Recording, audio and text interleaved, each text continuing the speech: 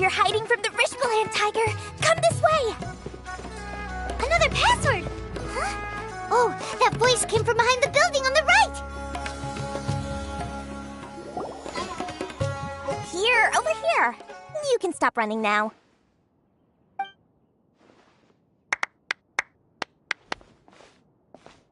So you were the one who was calling out to us just now. But, are we definitely gonna be safe here? These two good customers wish to buy some horror fruit, Miss Dory. And if there's nothing else, I'll just excuse myself. Oh, very good. Thank you.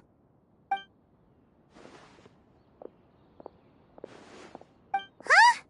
Wait, you're Dory? Paimon sure thought you'd look a whole lot scarier.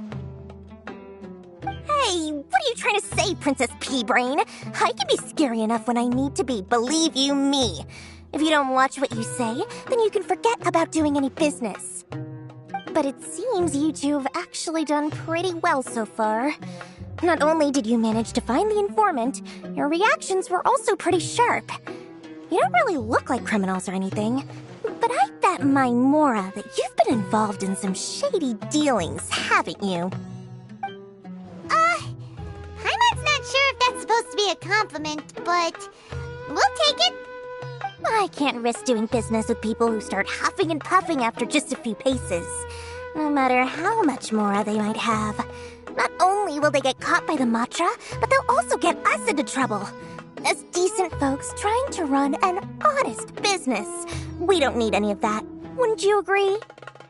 So that's why I prefer to have customers like you. It's your first time here, but don't worry, I won't ask too many questions. Even if you wish to buy enough knowledge capsules to decorate your house with, please, knock yourself out. As long as you have lots of round, shiny Mora, then we're all good.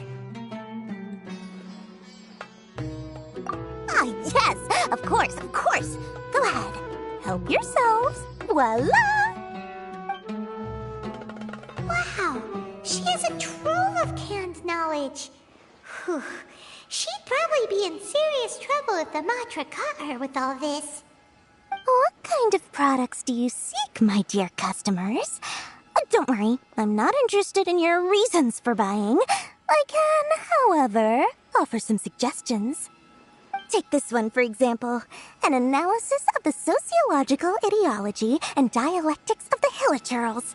Only 3 people in all of Teyvat have ever studied it, making it extremely rare. It's on sale now for 350,000 Mora. Yeesh, who would want to be an expert in that topic? Or how about the architectural styles and construction methods of Teyvat in the early Archon War period? With this one, you can become an expert in historic architecture preservation and find an excellent, well-paying job in nearly any nation. Ooh, now this sounds like it could be useful. 2 million Mora, and it's yours. No discounts. Whoa, that's a lot of Mora! Of course, you are free to pick whatever your heart's desire. The contents and price of each knowledge capsule are indicated in small text on the body of each one, down at the bottom. Alright, let's try the method that Al-Haytham mentioned.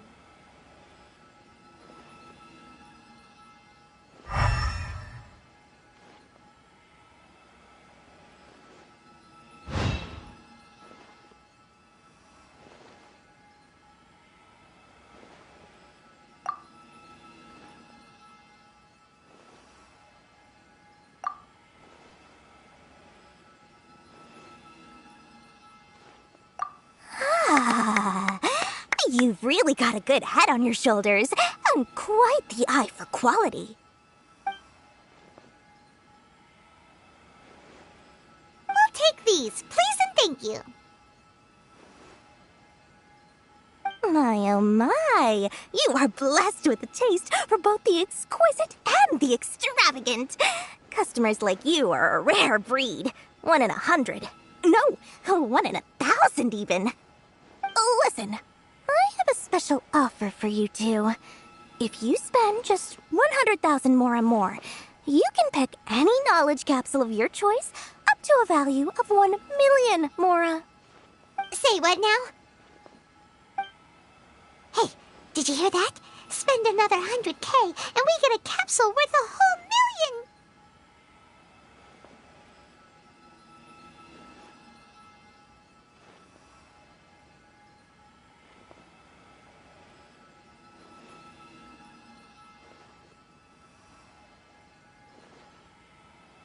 But all the canned knowledge we just bought is easily worth 500,000 mora. If we spend just a little more, we can get something worth 1,000,000 mora. Isn't that a fantastic deal? Think about it. We've gone to all this trouble to get this canned knowledge. And so far, everything we bought belongs to Alhaitham. Aren't you even the least bit curious about how this whole canned knowledge thing works? We're talking instant knowledge here. Don't you want to try it yourself?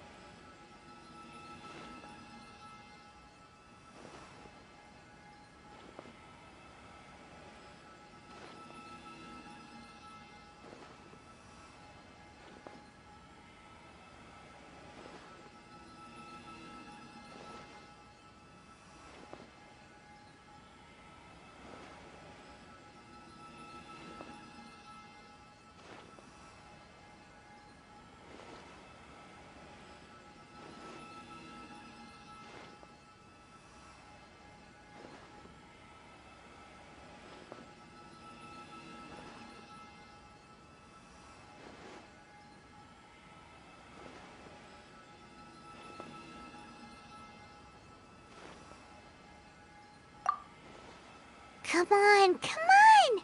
We still have around 100,000 of Alhaitham's moral left, so let's put it to good use by finding something useful for you. Ahem! You've got a deal, Dory! We'd like to spend an extra 100,000 mora. Excellent! Then please, select from this fine collection of canned knowledge over here.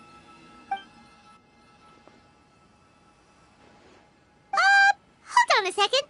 Paimon thought we could choose whatever we wanted. Why can't we choose the ones from over there? Oh, but my dear customer, the knowledge capsules over here are worth 1,000,000 mora each. I'm sure discerning customers like yourselves will be able to find something to your liking. Please, take your time. Uh-oh, Paimon has a bad feeling about this. Let's use Elemental Sight again to check these.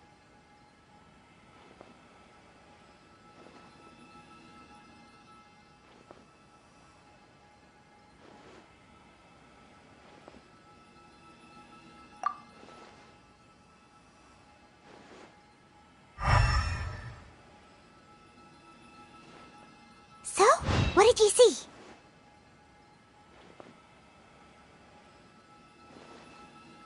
So, they're all worth about the same amount? Well, anyway, the mora's already been spent, so let's at least try to find something useful. Let Paimon take a look here. An introduction to traditional Sumeru brewing techniques, the art of growing spices, an overview of ancient runes. Oh, how about this one? Sword Fighting Techniques 8. Not sure we'd ever find volumes 1 through 7, but at least this knowledge should be useful, right? Let's go with this one.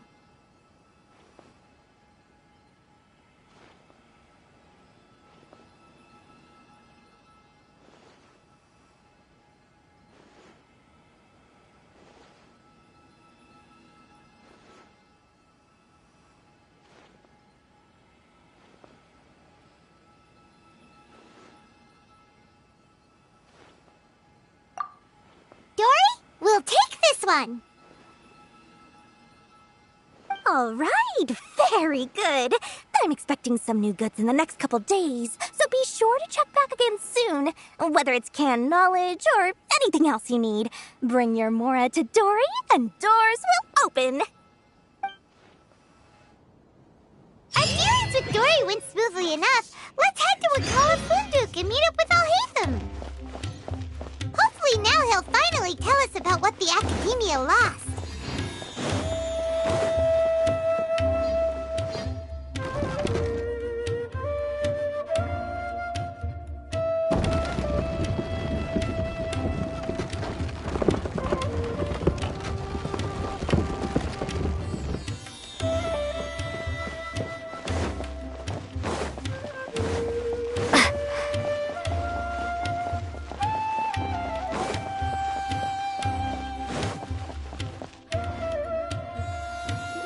Ha, you two made it. And from the looks on your faces, you were successful. Whoa, there's so many people from the academia here. Why would you pick this place as our meetup spot? Well, Wikela Funduk is under the academia's control, so naturally the academia has people working here. I came to Port Ormos under the pretense of conducting official business. You're a pretty daring guy. Relax. No one here is interested in anything we say, and the Matcha won't come here. Okay now, tell me how your encounter with Dory went. Okay, we did what you asked. So, can you tell us about the knowledge capsule that the academia lost now? Before that, I have to ask, why are you two so intent on tracking it down? You don't have to answer, of course.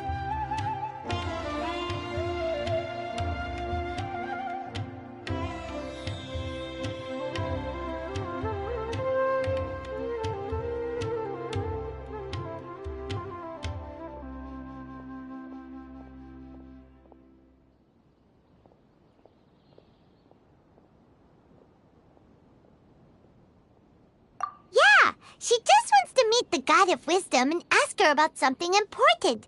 We've been in Sumeru for a while now, but we still haven't found a way. When we heard that the academia had lost something that might be related to the gods, we came here in case it turned out to be our lucky break. In that case, you're on the right track. A short while ago, the academia lost a knowledge capsule in the desert. It's supposedly a divine knowledge capsule. Use it, and you'll gain the wisdom of the gods. Wow! There's really such a thing as that? Hey, if we find it, do you think we could learn how to meet the Dendro Archon? Ooh, or even how to find your brother?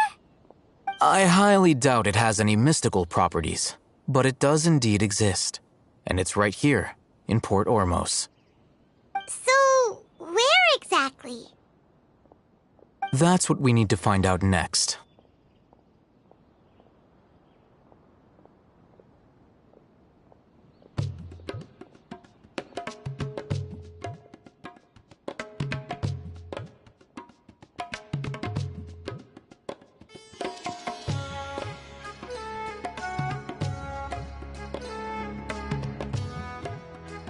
I won't deny that.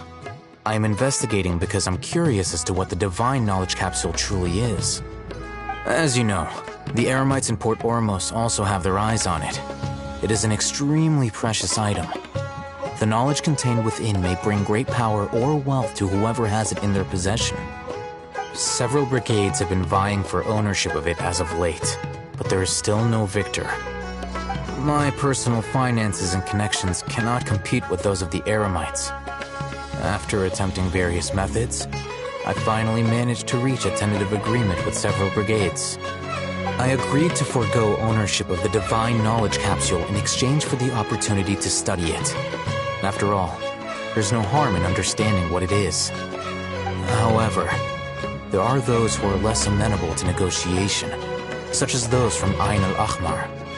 They adamantly believe that the divine knowledge capsule contains the Scarlet King's power, and that he will return to this world when they obtain it.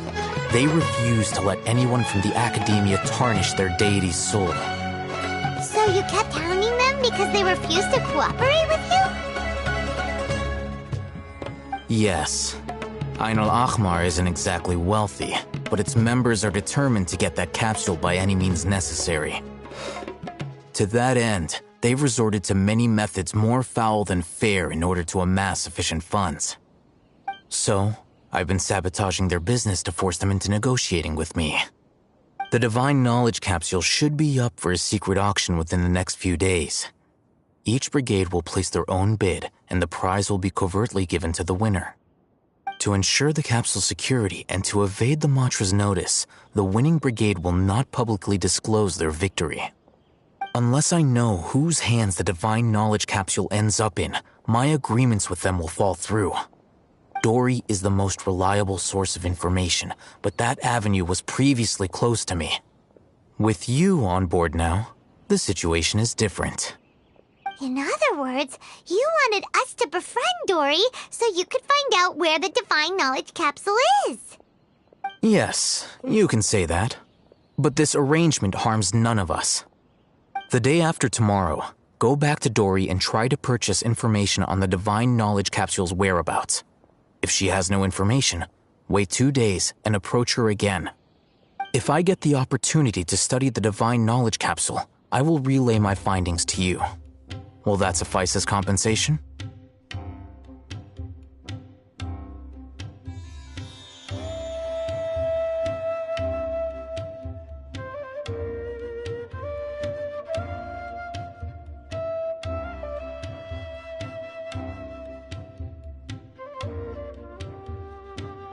Okay, then we'll meet up in 2 days. Haytham, before you go, we actually bought a knowledge capsule for ourselves, but we're not sure how to use it. You two want to try using a knowledge capsule? Sure, I can teach you.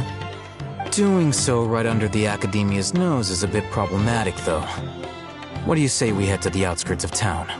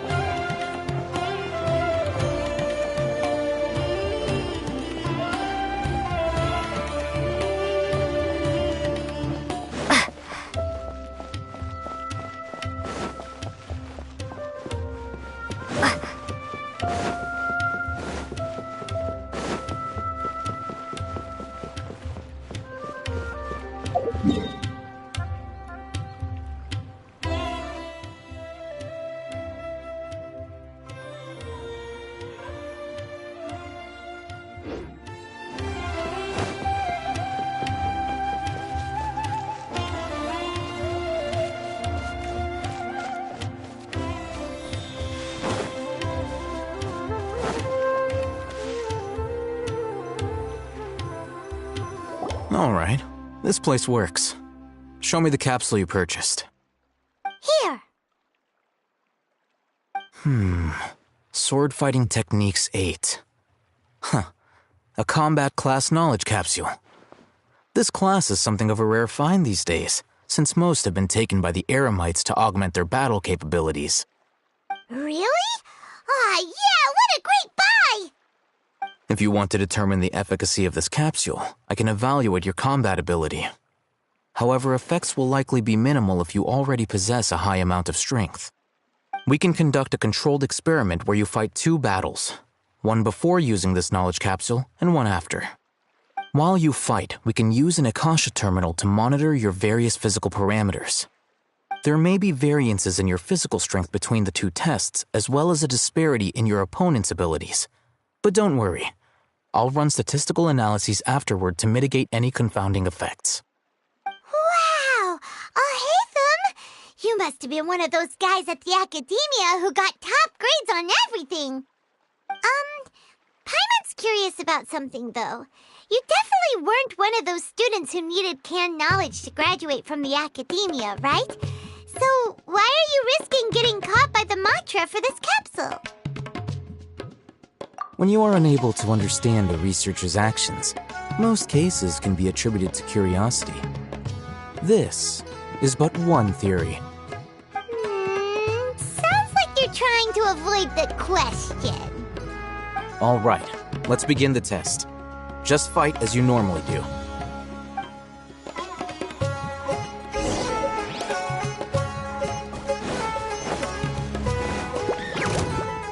Propagate! Solidify! Germinate!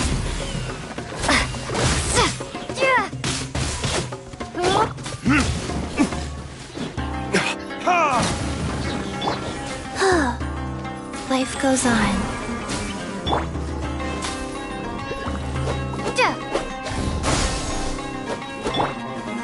Stabilize!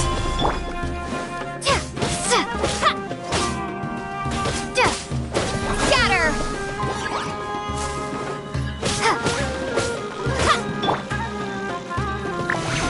Solidify!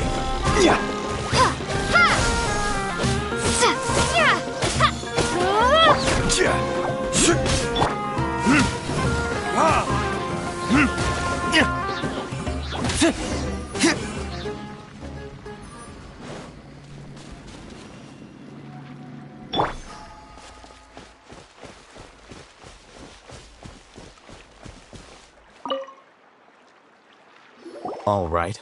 I'll link your Akasha terminal to record data. The next step is to use this knowledge capsule. Hold it in your hand. I'll help you establish a connection with it so you can activate its power.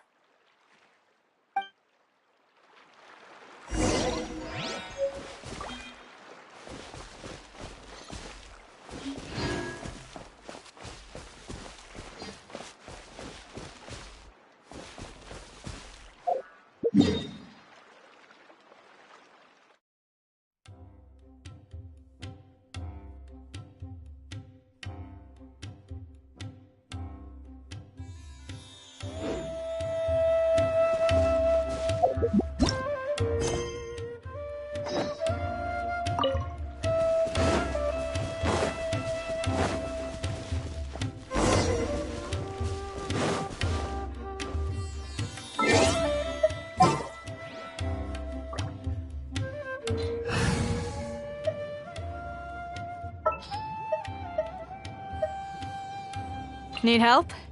I'm here.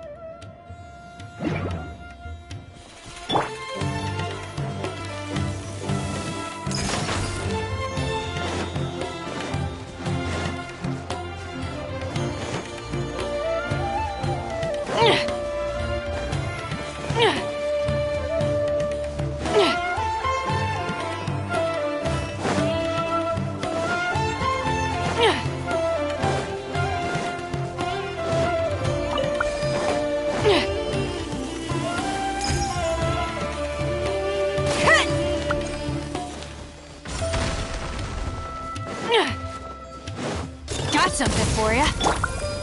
Gather! Scatter! Duh. Yeah. Huh. Huh. Suh. Huh. Yeah. Duh. Suh.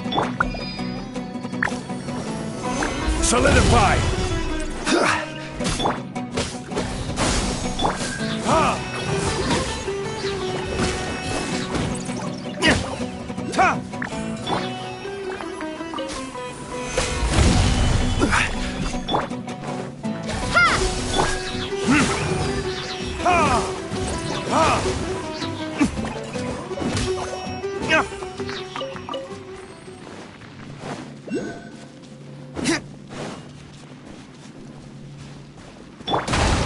Stabilize!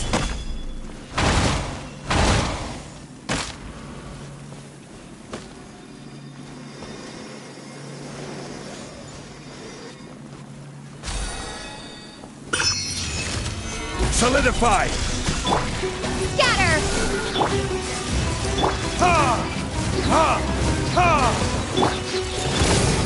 This is a new one.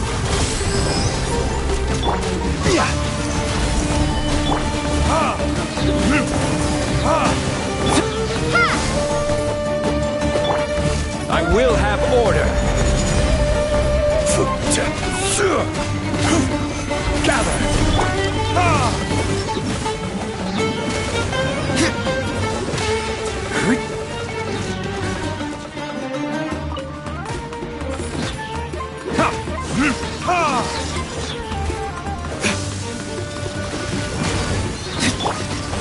Stabilize! Propagate!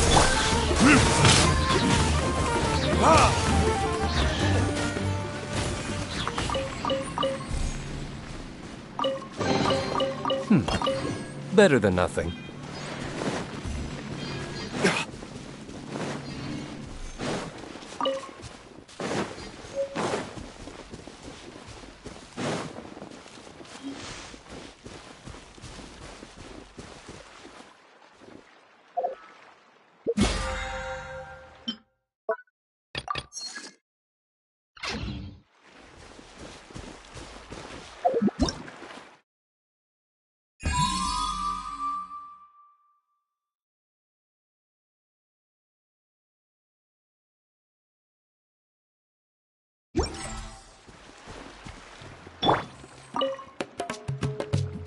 Alright.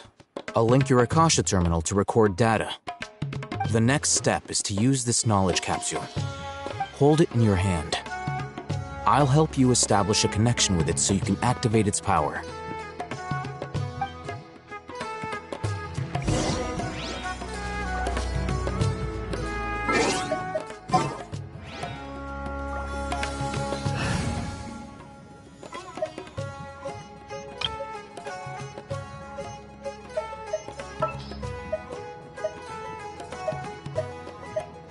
Want me to come along?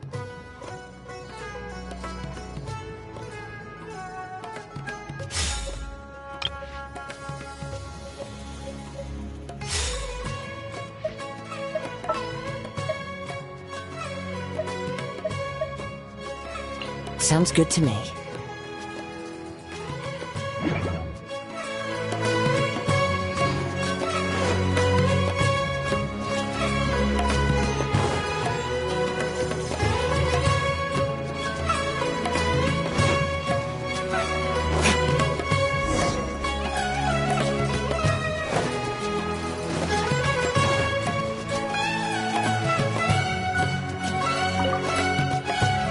Alright. The next step is to use this knowledge capsule. Hold it in your hand. I'll help you establish a connection with it so you can activate its power.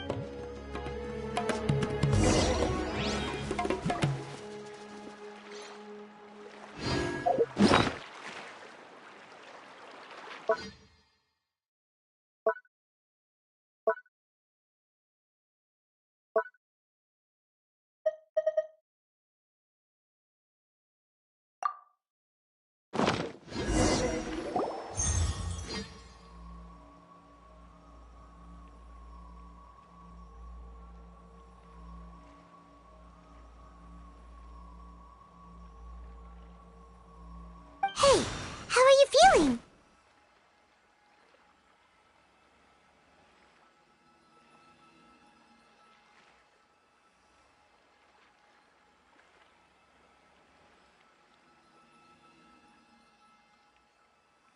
You mean that it worked? Alright. Time for round 2. Fight with the same composure as before.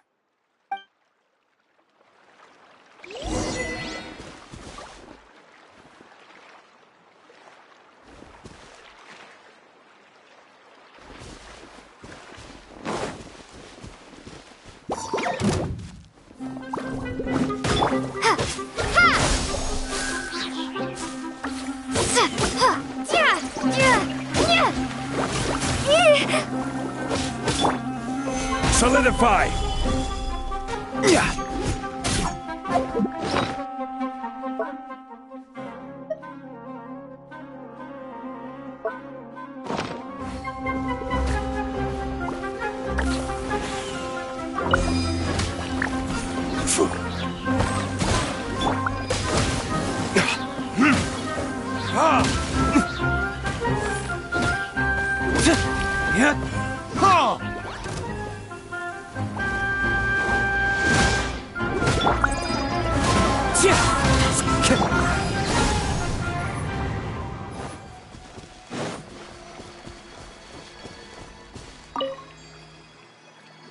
Now, I'll start recording data again.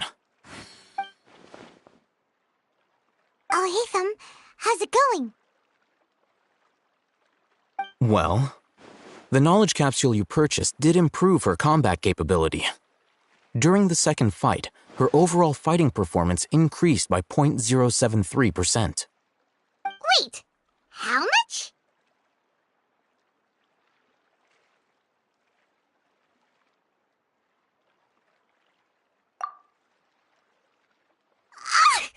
Dory's such a jerk! She totally scammed us! 1 million mora?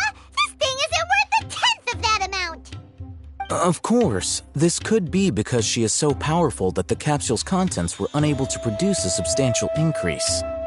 At the very least, this test allowed me to gain more insight into you two. Our deal seems increasingly worth my investment. I'm heading back to Ikela Funduk. I await your response in 2 days' time. This is Mora for when you ask Dory for information. pay her as much as she requests.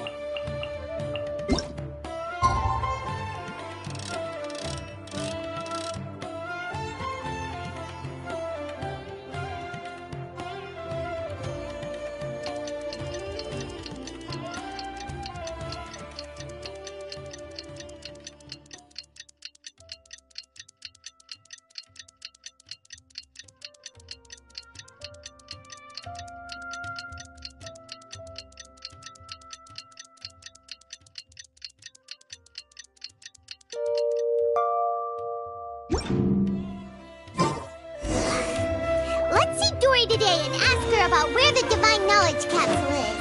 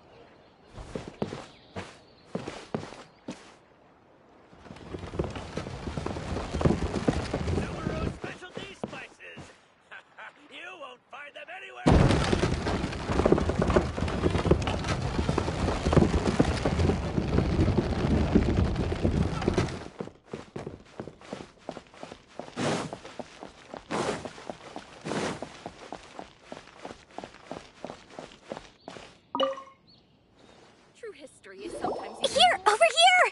Oh, welcome back, my loyal patrons. What can I do for you this time? You name it. Canned knowledge, supplies, or anything else you need. I'll find a way to get it. Where there's a waterfall of Mora, there's a way. Can you really get us anything we want? Anything at all? Aha! So it appears that canned knowledge alone is no longer sufficient for your opulent appetite. Then please oblige me. Tell me what you have in mind.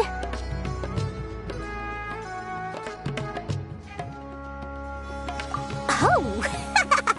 I knew customers with pockets as deep as yours would undoubtedly crave something more profound than ordinary canned knowledge. But you know, that kind of information isn't going to be cheap. After all, I had to work really hard to weasel my way into the auction site.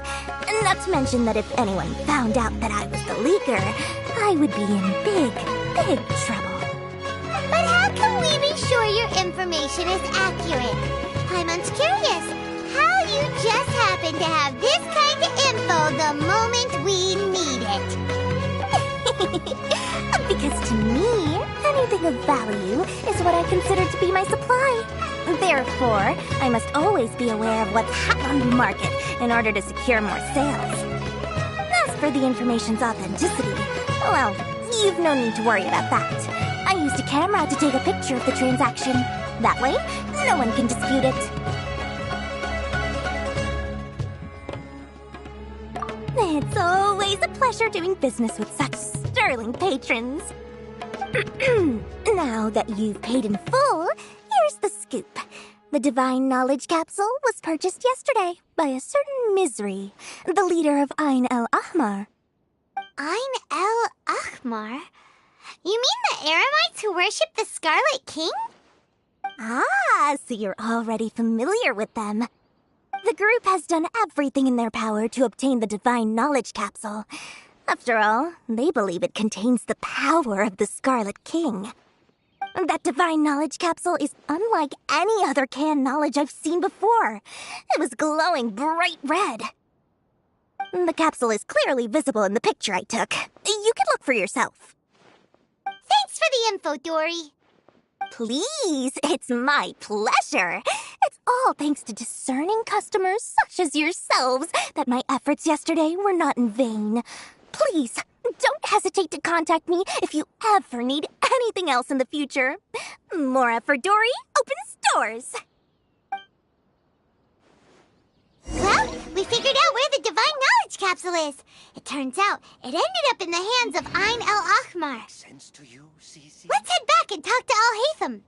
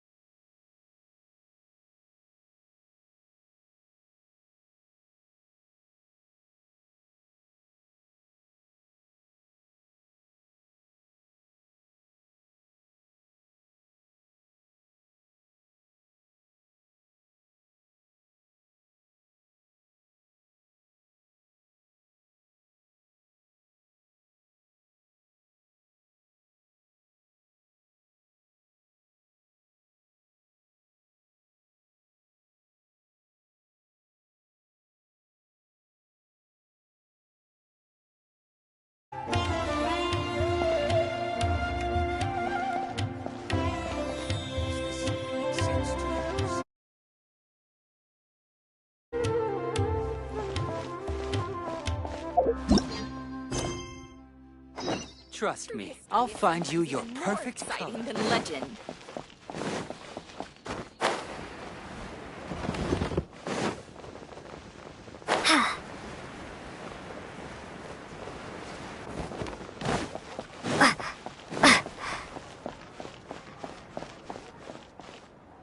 Al-Haytham, we got the info you wanted. Really? All right. Let's hear it.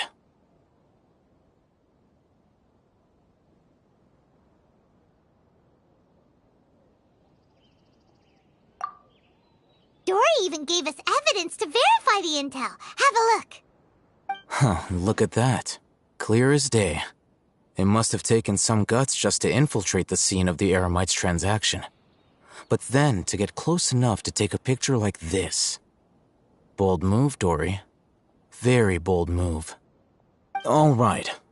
The person in this picture is indeed Misery, the leader of Ain al-Ahmar. And the glowing red capsule he's holding appears to be the Divine Knowledge Capsule. In which case, if we play our cards right, when we confront them next week, we should be able to force them to show their hand. At first, Paimon didn't get why you were provoking these Ain el-Ahmar guys. But now, it sort of makes sense. Everything's playing right into your hands. After we defeat them, we can finally have a serious talk with their boss and get them to lend us the Divine Knowledge Capsule. Thank you for your time and efforts. Take a few days off while I make some preparations. Let's meet up again on the afternoon of the arranged date, 3 o'clock sharp.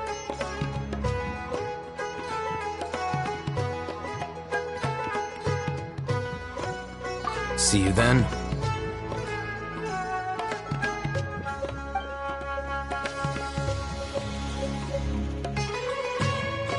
Al-Haytham sure is taking his time.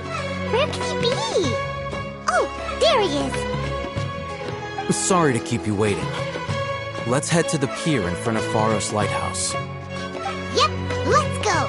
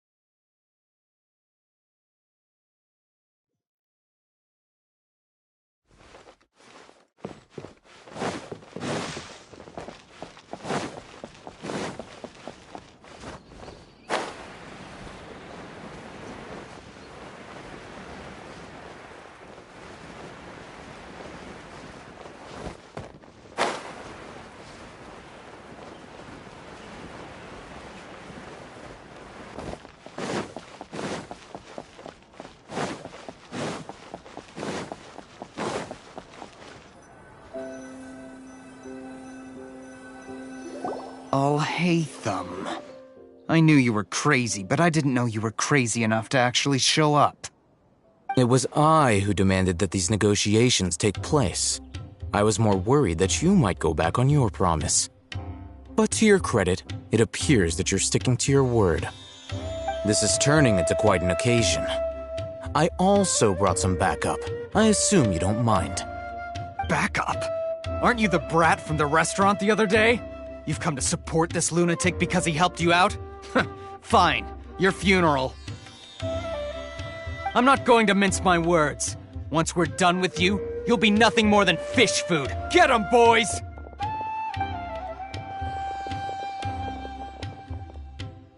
Uh-oh, here they come. Good luck, you two.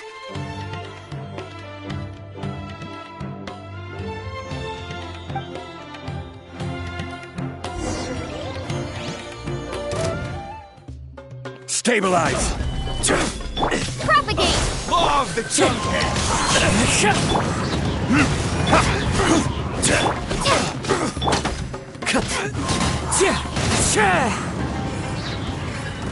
Following orders. Clouds high. The birds come!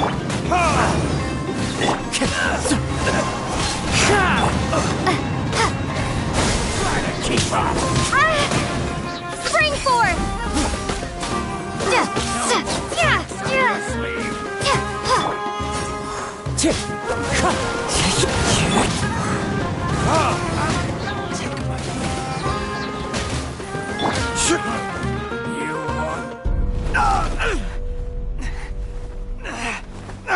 Academia scum!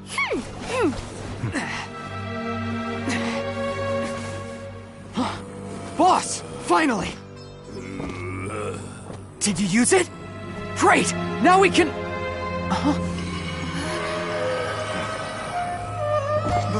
Boss? Boss!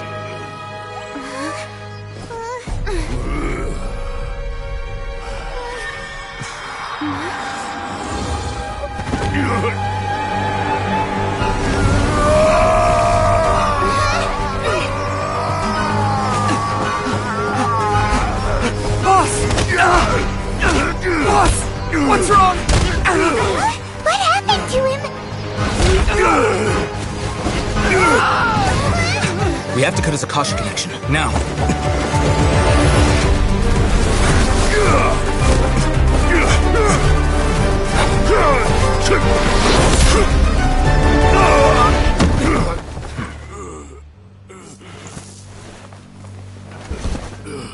Target acquired! Arrest him!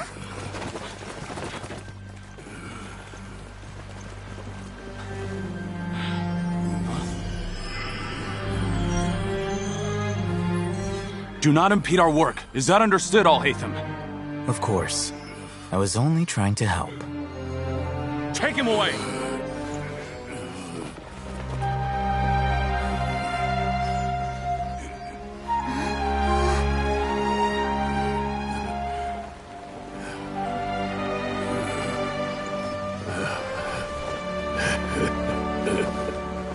World, forget me.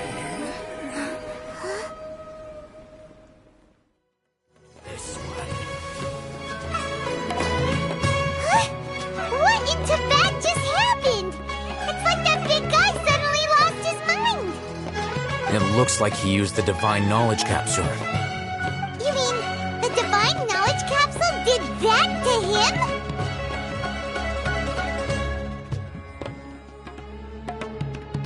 Oh, yeah. You mean how some researchers go insane after getting knowledge from Irminsul? I've heard of numerous incidents of researchers in Satyavada life going insane. The state that man is now in suggests that this is a similar situation. This Divine Knowledge Capsule does appear to be linked to the gods, but beyond that, it doesn't seem anything like the rumors suggest. Possessing it doesn't grant you divine wisdom or power. Did you hear what he said? World, forget me. What could that possibly mean?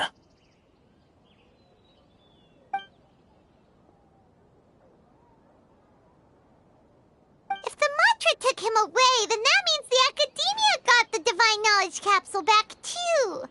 What a shame. We were so close. Still, Paimon didn't expect the Divine Knowledge Capsule would be so dangerous. Imagine if we tried to open it. Oh, who knows what would have happened to us? As things stand, there is no reason for me to remain in Port Ormos. I believe our collaboration has also reached its end.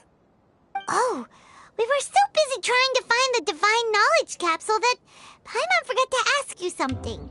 Since you're a member of the Academia, do you have any idea how we can go about meeting Lesser Lord Kusanali?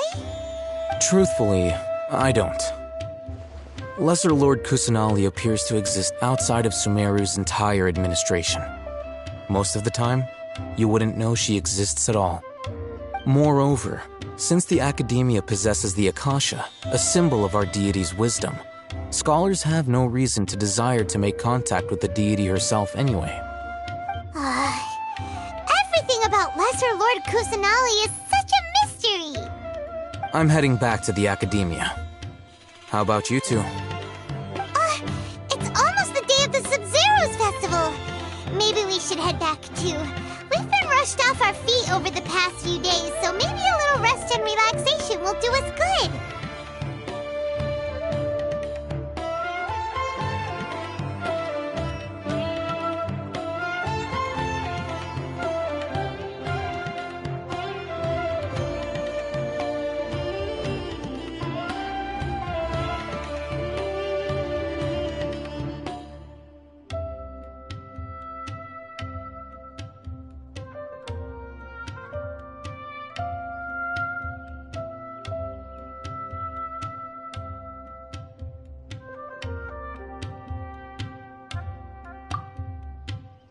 Then we'll part ways here, Alhaitham, until we meet again.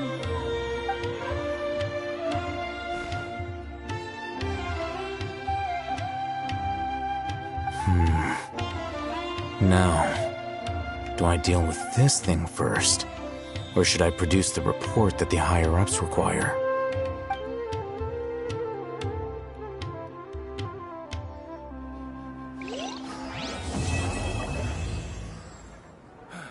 That's enough work for today.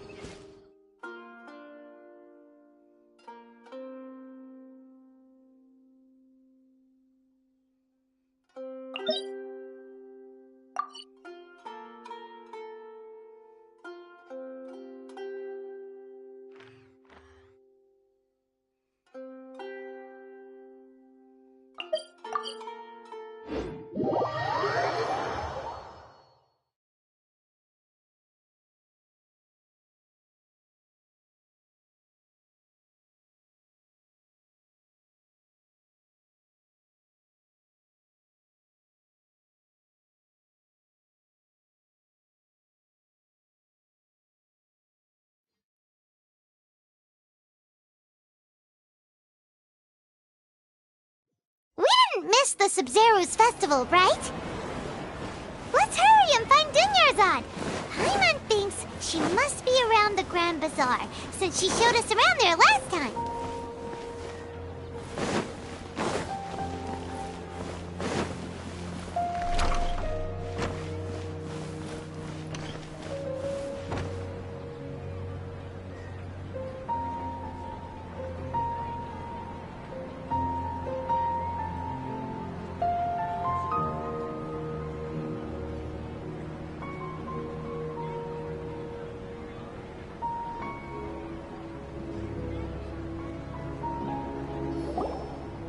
There she is!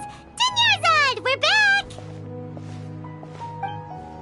Just as promised, Traveler and Paimon. I'm so glad that you two came back to celebrate Lesser Lord Kusanali's birthday. Indeed. The festival's tomorrow.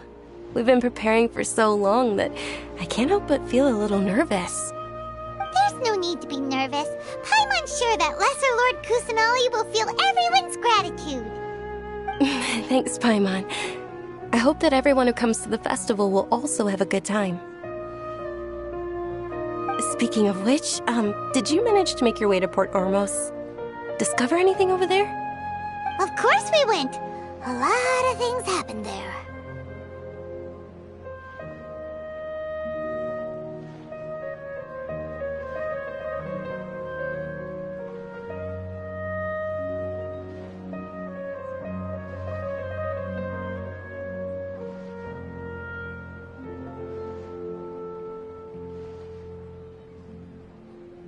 I see.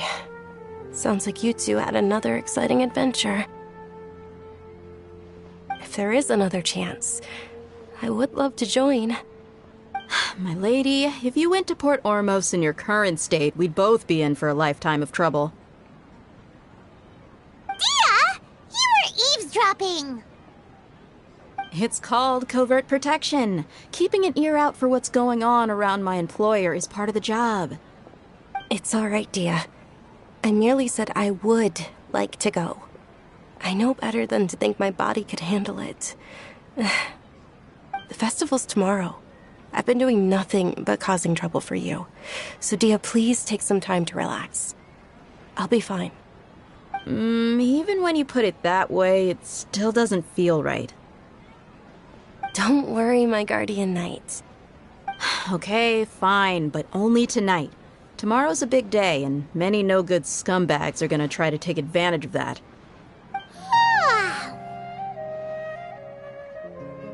Oh, you two must be exhausted from your long journey back to the city. My apologies for not realizing this sooner. I've already prepared a room for you to rest. Please follow me. Whoa, you're so thoughtful. Paimon's so ready.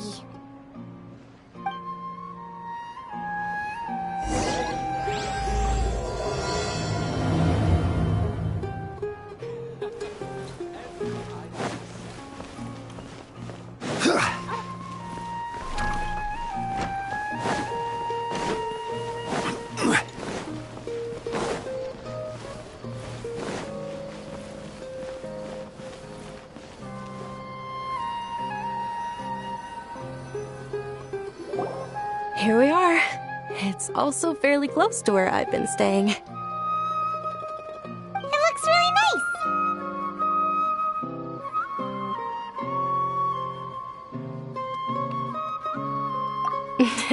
Not at all. Just tell me more about your adventures when you next get the chance. That's Paimon's specialty. Paimon can tell you stories next time. Oh, if you don't mind, how about we all walk around together tomorrow? All of my friends will be working the festival, and Dia is still insisting on her covert protection. Yeah. It'll be pretty hard to relax and enjoy the festival if Dia's constantly hovering over you, right?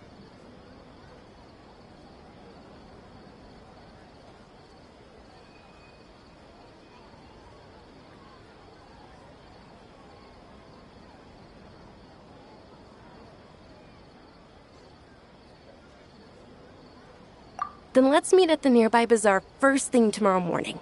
Have a great night. It's a deal. Good night, Dunyarzad. I may be too excited to fall asleep tonight. See you tomorrow. Paimon's starting to really look forward to the Sub-Zero festival too. Will there be lots of yummy food? Oh no. Thinking about food is just gonna keep Paimon up all night. The earlier we sleep, the better. Let's go inside, traveler.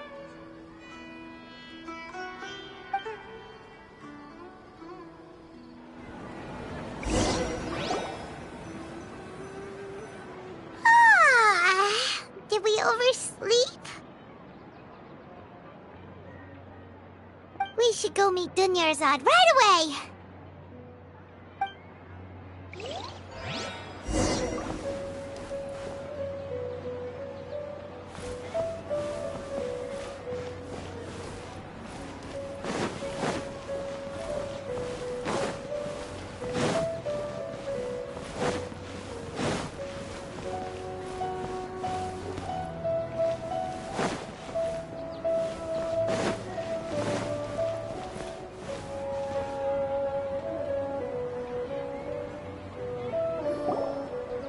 Traveler, Paimon, I've been waiting for you two. Good morning, Dunyarzad.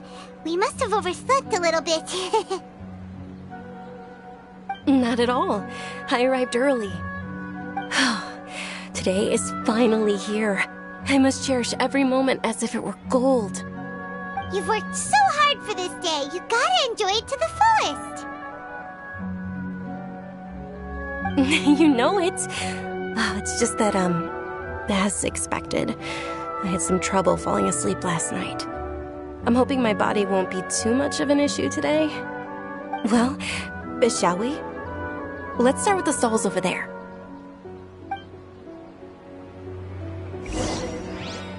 Many vendors came out of the blue to support the event, and they insisted on covering costs themselves. Let's go give them some business. They paid for everything out of pocket?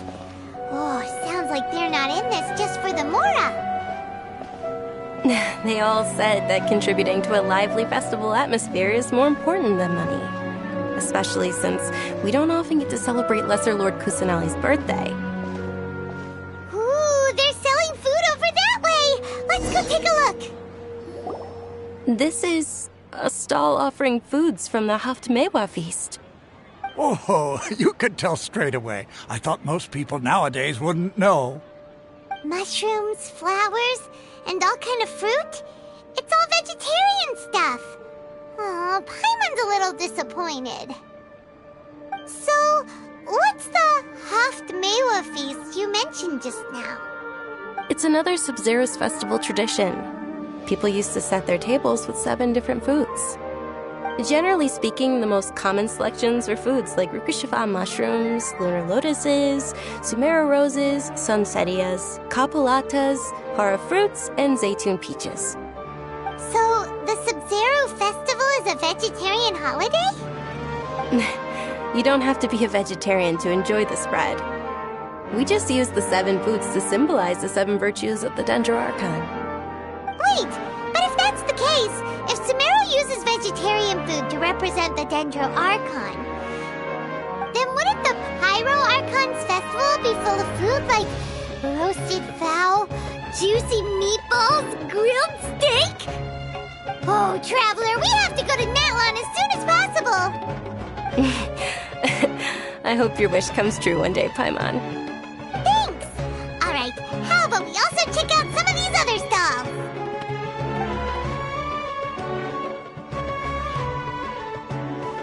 Dear customers, would you like to try your hand at alchemical divination? What's alchemical divination? Those two things sound like they'd be fun to try together. Right? I thought the same when I first heard about it. It is said to be a mysterious craft invented by none other than Lesser Lord Kusanali herself. So, how does it work? It's quite simple. After you give me any 2 alchemical reagents, I'll use them to perform a random transmutation. Sure sounds random. So random that it will probably fail. That is precisely what we need. After the transmutation fails, your one and only diviner here will interpret the remnants.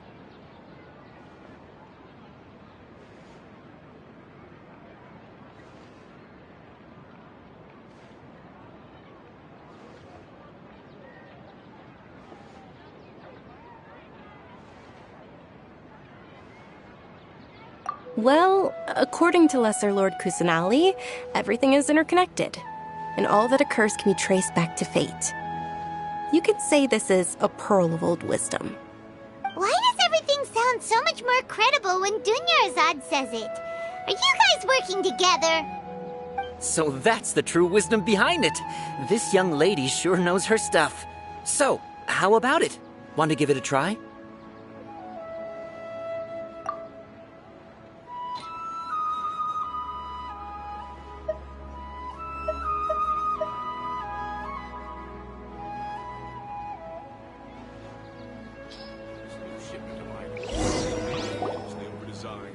Okay, one moment. It's the moon. Paimon wants to take a look too!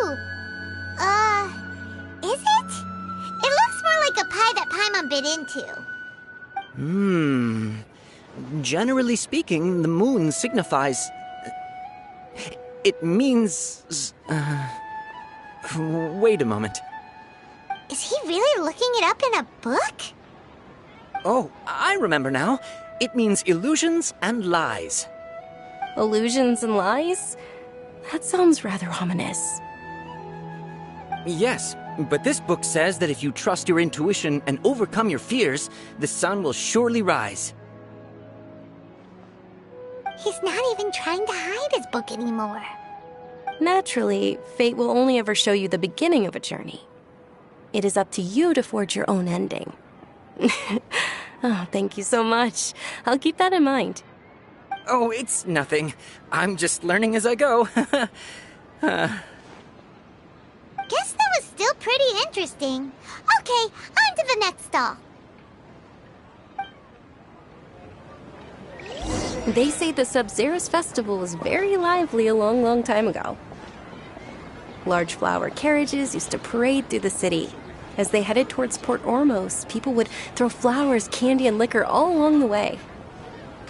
Dunyarzad's eyes are sparkling right now. I wish I could have seen that spectacle. But if you ask me, I'm sure Nilu's Dance of Sub-Zerus will be just as impressive.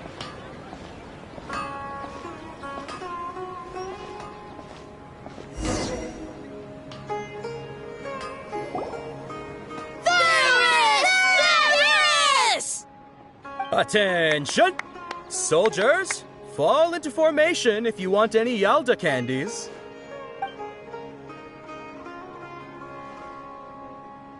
It's a weird guy with a weird hat. Hey, it's Dunyarzad! Wow! Miss Dunyarzad, the children love you even more than the Yalda candies. In the few short days it took to prepare for the Sub-Zerus festival, the children have all grown very fond of you. The Hallowed Knight of Flowers. It's an honor that you know my name. Attention! In the name of Ferris, the Knight of Flowers, I commend you on your contributions to the glorious Sub-Zerus Festival. All right, little soldiers, take your Yalda candies and don't forget your loyalty to Lesser Lord Kusanali. Dismissed! Yes, Knight Ferris! Just what is going on here? Ferris, the Knight of Flowers, is another Sub-Zerus Festival icon, and one immensely popular with children. In the past, the actor portraying Ferris would also sit on a flower carriage. It's all thanks to Miss Dunyarzad's sponsorship that the children can make such wonderful memories today. As are we to you, Vihar. Oh, not at all. Oh, speaking of tradition, do you want some Yalda candies? They're a festival staple, and I happen to have some boxes readied here. Take a look and pick whichever one you want. Whichever one? Don't these boxes all look the same? That is the fun part. Each box contains a random flavor. It's up to the luck of the draw. Flavors include lavender melon, hara fruit, sunsetia. Ooh, those all sound pretty good. And there's also lizard tail and oni kabuto. Huh? What's up with those two flavors? Oni kabuto is a little spicier than lizard tail. Dunyarzad, you tried them before? Traveler, help Paimon pick one. Paimon wants the Sunsetia flavor. It's all right. Paimon believes in you. I also believe in your intuition. Great! These boxes of candy are numbered 1 to 5 from left to right. Which one do you want?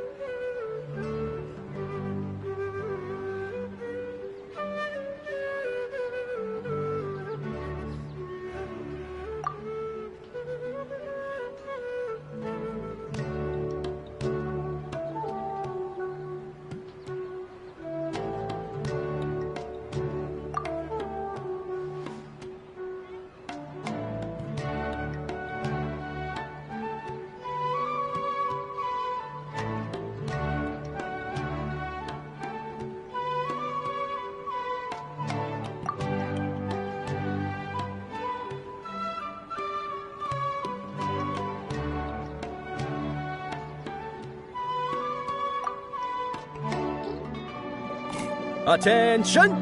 That's unfortunately lavender melon. Oh, Paimon thought you survived so many epic battles because you had incredible luck. But looks like Paimon was wrong. The Sunsetia flavored candy was in box number 4. How about this? The most important thing is that everyone has a good time at the festival. So please, take both boxes. Really? Thanks a lot, Knight of Candies. It's Knight of Flowers, not Knight of Candies. Paimon really wilted the carriageless Knight of Flowers. They all basically sound the same. We got our candy, so let's keep going. Oh, actually, I just remembered that I left something behind. Since you're here, can you come with me to get it?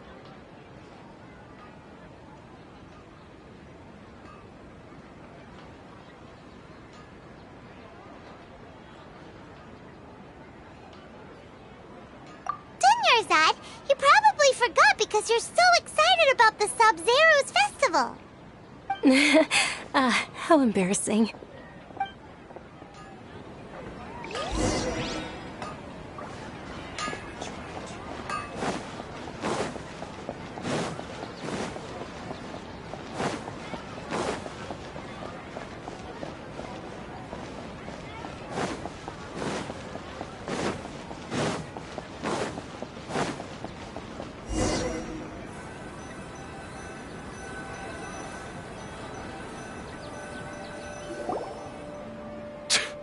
We're too late. Who knew the little lady was such an early riser? I know, right? Hey, wait a minute. Boss, isn't that her?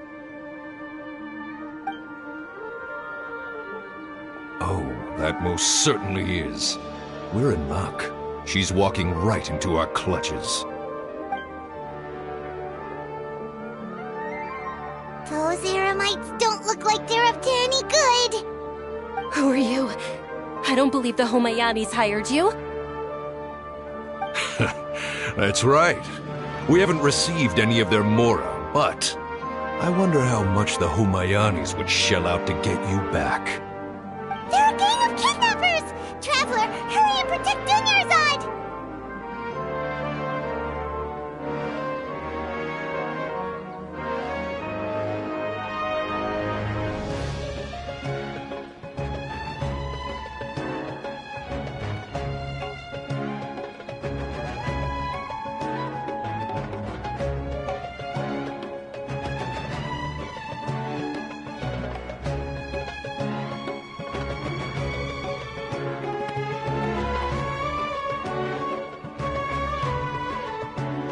Hey, did you scumbags even consider that the Homayanis might have hired a merc that outclasses you?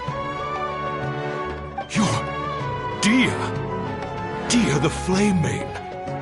No wonder we mercs haven't heard anything about you for so long. You sold your unruly mane to the highest bidder. Don't speak so disrespectfully. My family started working with her as gratitude for her past kindness to us. Don't worry about it, my lady.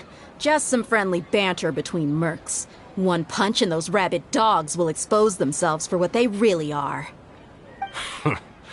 Aren't your claws all dull by now? Don't get too cocky!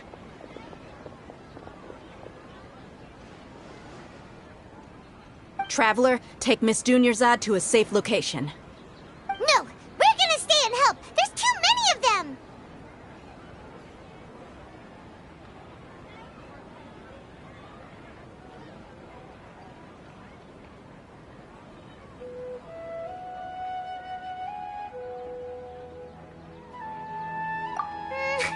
You're right.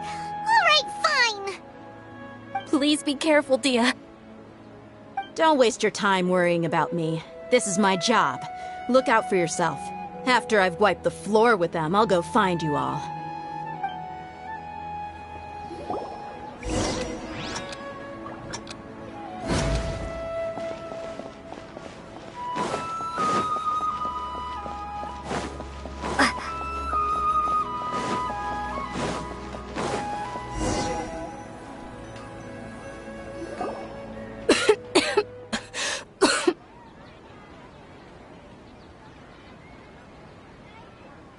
Dunyarzad, are you okay? You look a little pale. Are you in shock? I'm fine. My body always reacts like this whenever I exert myself too much. You sure you're okay? I'll be fine after some rest. I'm more worried about Dia. After all, none of this would have happened if I hadn't insisted on coming out today.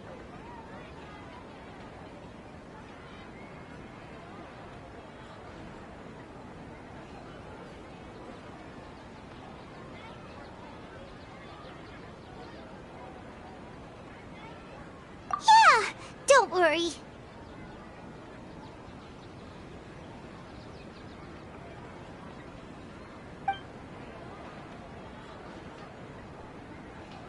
My lady, Traveler, found ya. Dia! You took care of them so fast! Any more of them? Or rather, did anyone follow you? Dia, your arm! Oh, this? I'm fine. It's just a scratch. Normally, they wouldn't have been able to land a hit on me at all, but I'm still getting used to this new greatsword. Please, let me take a closer look. Come on, it's nothing. Us mercs aren't as fragile as you think. Hold on, you said something about a new greatsword. What happened to the one you were using before? About that. Well, I sold it, because I was low on mora. Stuff like this happens every now and then. It can't be. The anonymous donation that was used for the venue's final round of preparations?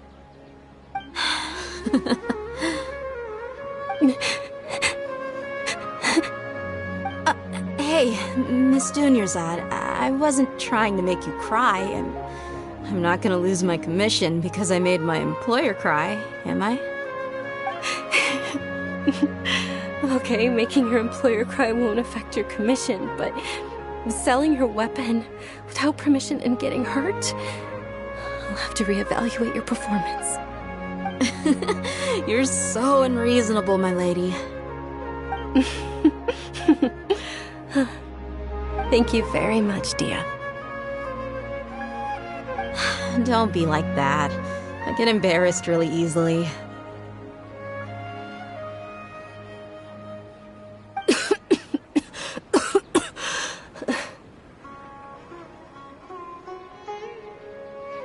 Are you feeling unwell again, Dunyarzad? My lady, your condition. Traveler, can you take her somewhere to rest? I'll look around the area to make sure we're safe from an ambush. Truly, I'm sorry for the trouble, everyone.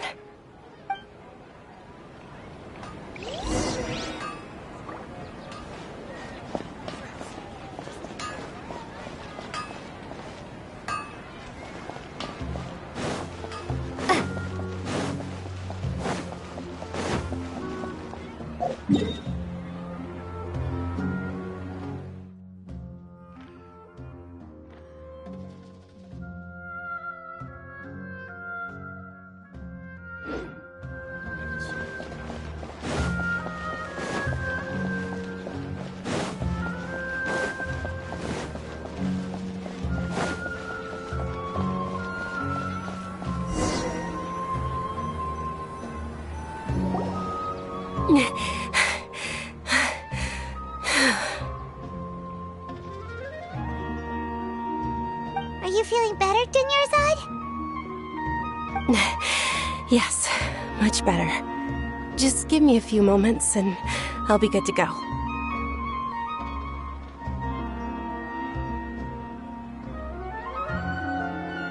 I didn't realize you were concerned about it. I guess I shouldn't continue to keep it a secret. I was actually born with Elazar. Can't believe it's Elazar! Oh, you've already heard of Elazar. In that case, you probably know about its severity. Sumeru's current medical advancements still haven't been able to find a cure. The disease's progression can only be delayed through environmental therapy. Dunyarzad. There's no need to be sad. I've always lived with Elazar and I came to terms with it a long time ago. Compared to the simple fact that I'm afflicted with this, its effects on my life have been much more painful. I know that my family loves me dearly. They've done all they can to provide the best environment for me so that I can live for that much longer. However, I know I will one day succumb to this. Did you know? Before I ran away from home this time, the world outside of my home didn't even know that I existed. Since I was a child, all I could do was sit on my bed and stare at everything outside of my window. I'm sure my family's worried and disappointed in me for running away, but I just didn't want to have any regrets. I wanted to meet other people. To me, there's nothing more beautiful than being able to meet and speak with others.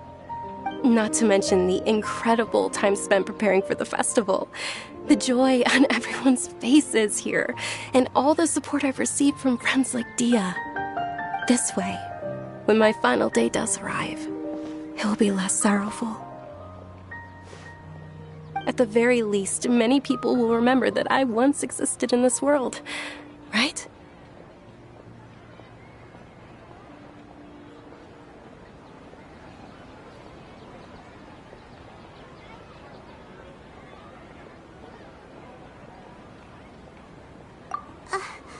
As long as you don't forget Paimon, Paimon also won't forget about you. No, even if you forget Paimon, Paimon will still remember you. Thank you two so much. I apologize for the depressing conversation. This is out of character for me. To be honest, Lesser Lord Kusanali gave me the courage to do all of this. If it weren't for her encouragement, I wouldn't have taken that first step.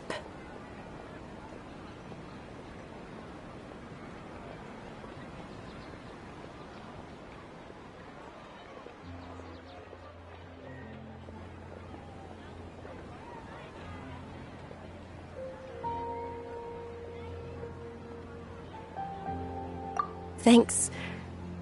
There will always be frustrations in life, but I know that the point of living is not to leave behind any regrets.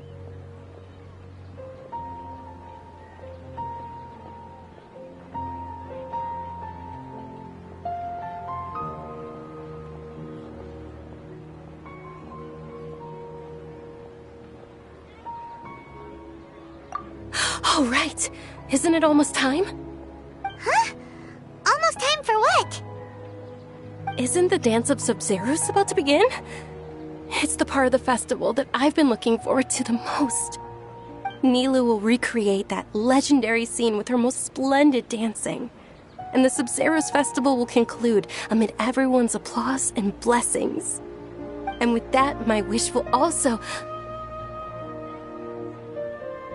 Then what are we waiting for? Let's go to the stage! Yeah, we should still make it in time.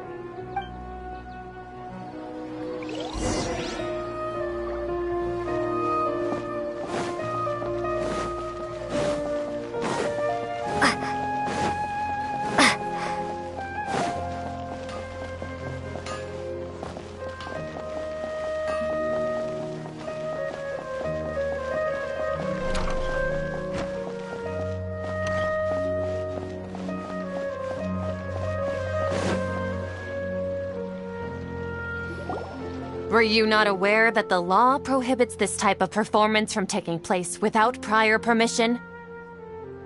Over there! Someone's yelling at Nilu! I think I just saw the Academia's Grand Sage. Why is he here in person? But the Dance of Sub-Zeros is one of the key parts of the Sub-Zeros festival. If we can't perform it... The Sub-Zeros festival. The law also prohibits the private hosting of large-scale religious festivals. Only the Academia can host such an event. If you continue to resist, we will have to order an investigation into every single event organizer. The Grand Sage has already granted you much leniency. I advise that you exercise tact. How did things turn out like this? The Academia was originally responsible for the Sub-Zeros festival, but they failed this responsibility for many years. I need to speak with them.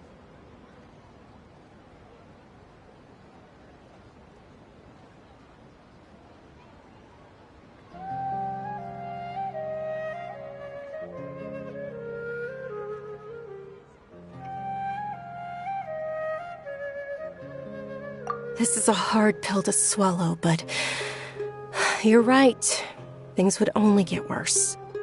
Art, dance.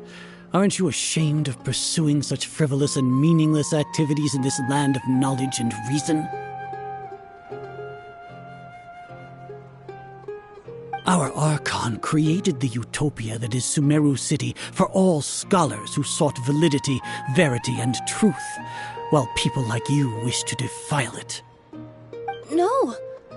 I believe that our Archon never rejected the arts. Even the goddess of flowers dedicated a dance to her. With your lack of intellectual credentials, I do not believe you are qualified to debate with me. What you should be doing is finding workers to tear down this ridiculous eyesore.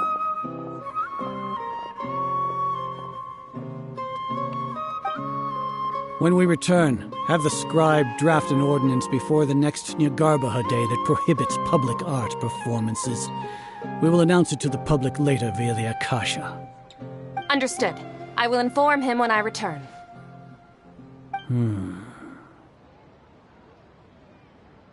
The Sub-Zeros Festival. Go celebrate the birth of that god to your heart's content. Nilu, are you okay? Oh, Dunyarzad. You all saw that just now? The Grand Sage ordered us to stop the performance. Yeah. Let's go somewhere the Academia can't find us and perform there. But how do we let everyone know? And what about the atmosphere on the stage? Or we could get people to block them off so they can't interrupt the performance. No. They just threatened to investigate the organizers. If we were caught... Nilou, it's all right. Don't worry about it. But you've been looking forward to the Dance of Sub-Zero so much. And I know how important this festival is to you. I don't want you to have any regrets. It's okay. Seeing you care this much about my feelings is more than enough. It would be too risky to continue the Sub-Zero's festival at this point. I don't want to get everyone in trouble. If you say so. But you can sneak out for the next Sub-Zero's festival, right? We'll make sure the next one is a smashing success. The next one. Yes. Okay. It's a promise. It will be a smashing success. I can't believe this is how things turned out. Those heartless geezers. It really is okay. There's nothing we can do about it. Still, I'd be lying if I said I had no regrets. I would have loved to see Nilou's dance.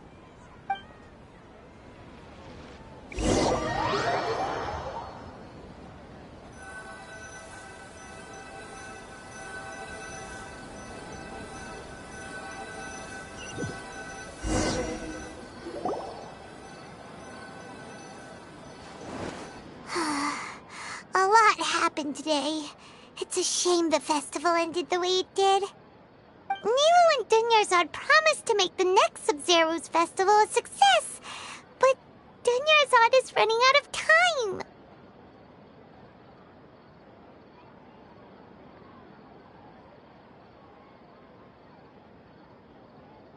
Yeah.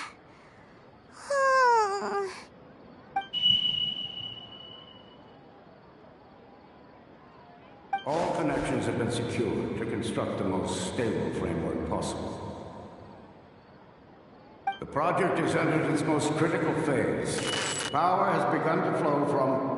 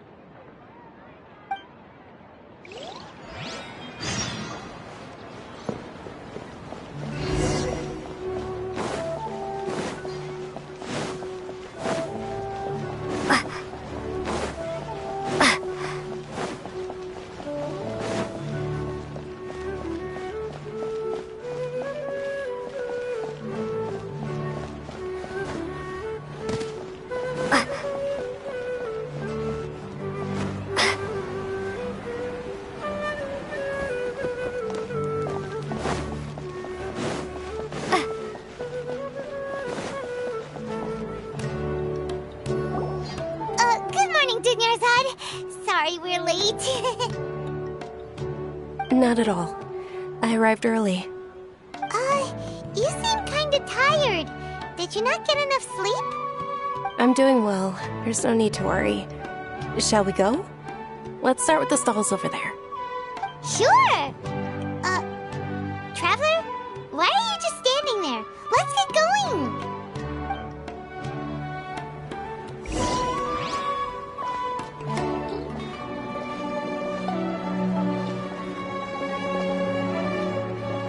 Ooh, they're selling food over that way! Let's go take a look!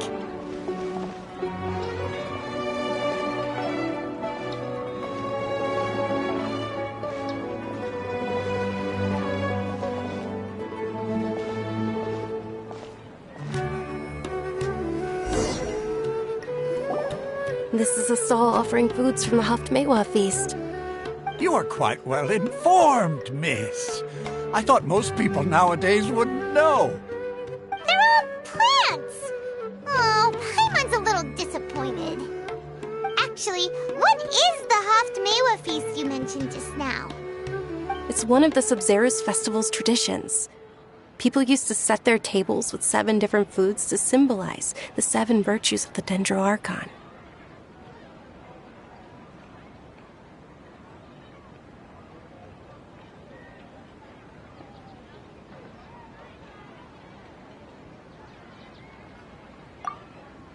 Remnants appear to be in the form of the moon. Really? Paimon thought it looked like some kind of food. The moon signifies... It's escaping me for now. Wait a moment. Is he really looking it up in a book? Oh, right. It means illusions and lies. But if you trust your intuition and overcome your fears, the sun will surely rise. Understood. I'll keep that in mind. Oh, it's nothing. I'm just learning as I go. Guess that was still pretty interesting. Okay, on to the next stall.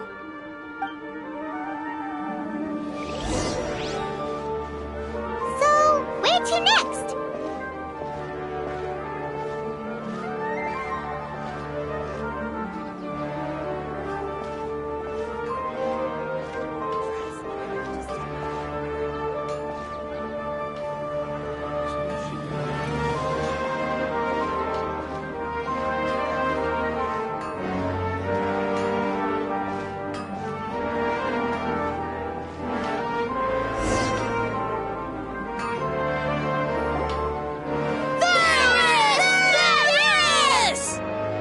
Alright, soldiers. Now that you have your Yalda candies, don't forget your loyalty to Lesser Lord Kusanali. Dismissed! Yes, Knight Varys! What's going on? Is this a play? Ferris, the Knight of Flowers, is another Sub-Zerus Festival icon and one immensely popular with children. It's all thanks to Miss Dunyarzad's sponsorship that the children can meet the Knight of Flowers. Oh, do you want some Yalda candies? I happen to have some boxes readied here.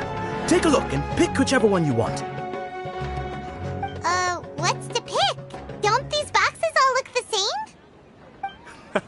same? It's not that simple. Each box contains a random flavor. It's up to the luck of the draw. Flavors include lavender melon, hara fruit, sunsetia. Ooh, how interesting. And there's also lizard tail and oni kabuto. Ugh, why do those flavors even exist? Traveler, help Paimon pick one. Paimon wants to eat the sunsetia flavor. Great! These boxes of candy are numbered 1 to 5 from left to right. Which one do you want?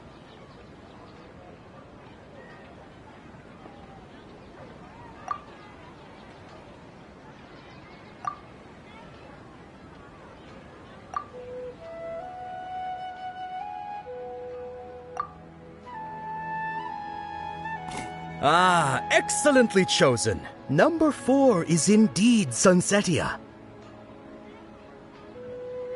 Paimon bet you had incredible luck, and Paimon was right.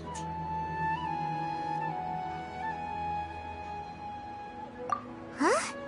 Are you saying that you instinctively chose the right box?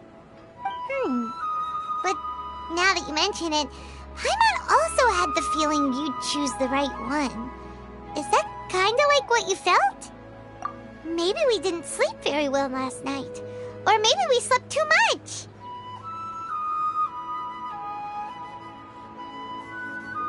Oh, sure. Huh? Where are you going? You're just gonna walk off like that?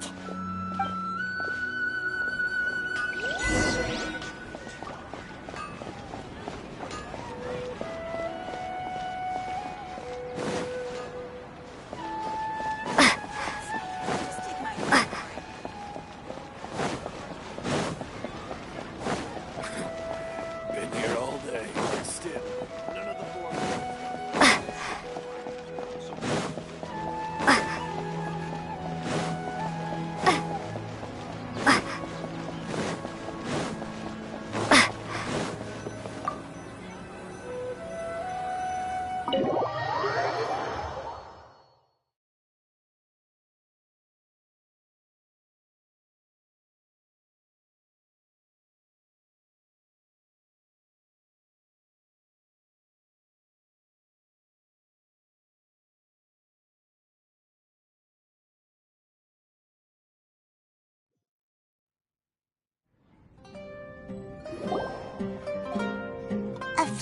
of deja vu? Oh, Paimon knows what that is. It's when you feel like you've already experienced whatever is going on. In that case, Paimon also felt something like that today.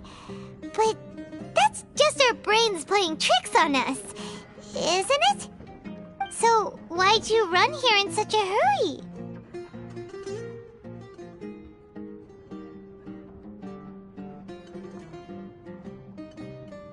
So that's it!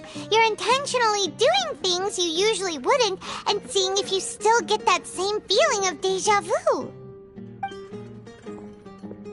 Welcome, you two! Are you here for lunch? What would you like to eat? Got it!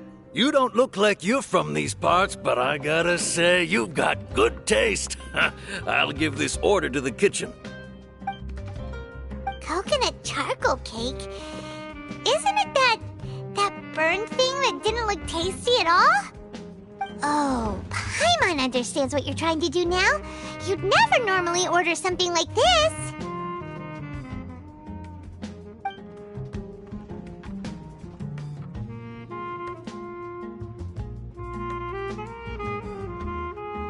That thing? Are you really gonna eat it? Isn't this going a bit too far?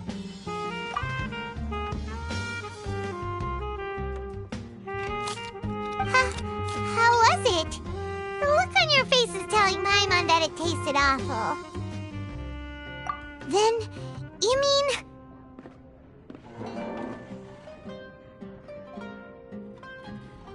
That's impossible! We were just talking about how gross it looked! So, would this be a case of taste bud deja vu?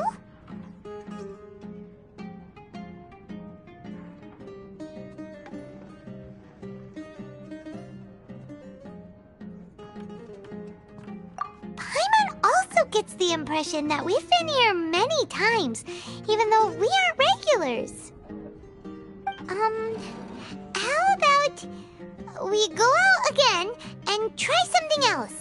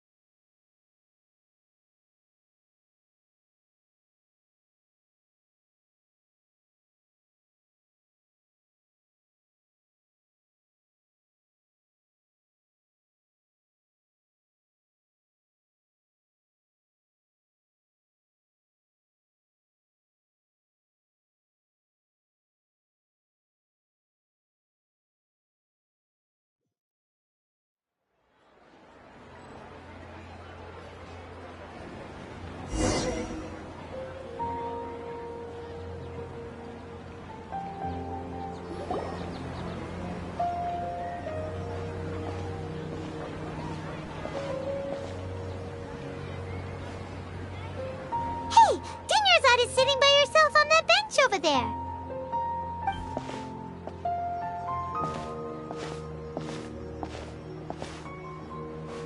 What a coincidence, Dunyarzad. We meet again. Why are you sitting here all by yourself? Oh, I ran into some kidnappers just now, but thankfully Dia came to my rescue. I started to feel unwell after that, so I sat down here. Kidnappers? Oh my goodness, are you hurt? I'm okay. Dia's arm got scratched, but it isn't serious. Whew. That's a big relief. But, Dunyarzad, you seem a little down today. It's the Sub-Zero's festival, and you've been looking forward to it so much! Not at all. I've always been like this. Excessive physical exertion or strong emotions tend to aggravate my illness. Besides, no matter how amazing today may be, it is but a single day. After however many more days, my time will come to an end. Paimon doesn't quite follow you, and Paimon feels like something's really got you down right now.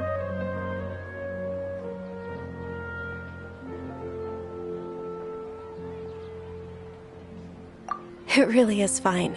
I don't mind.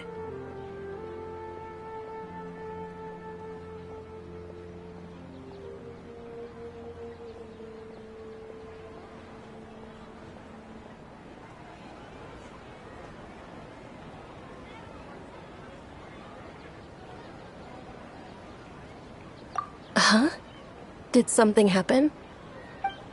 Dunyarzad, have you ever felt deja vu? You know, like when you've already experienced something that's happening right now? Deja vu? No. But my days have been the same for years now. Even if I were feeling deja vu, I suppose I would already be used to it. Oh, Paimon sees. Then, is it only the two of us?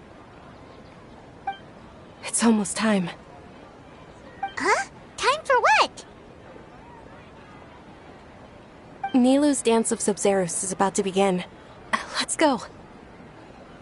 I hope you'll have a...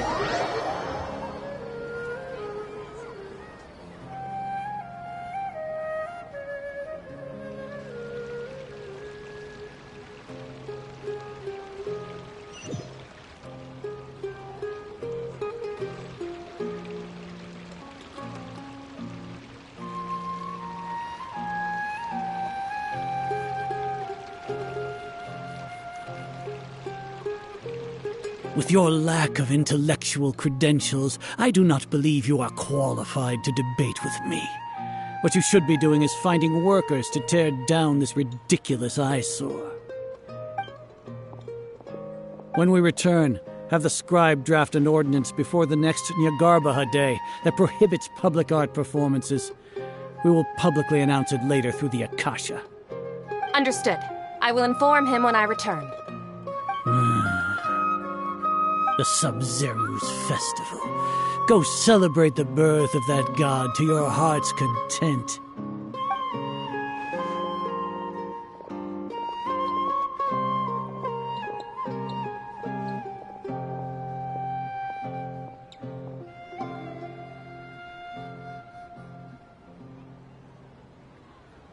Nilou, are you okay? Oh, Dunyarzad. The Grand Sage ordered us to stop the performance. It's okay. There's nothing we can do about it. But you've been really looking forward to this. I don't want you to have any regrets. It truly is unfortunate, but I don't want to cause trouble for anyone. Didn't the Grand Sage say that he might investigate the organizers? True, but...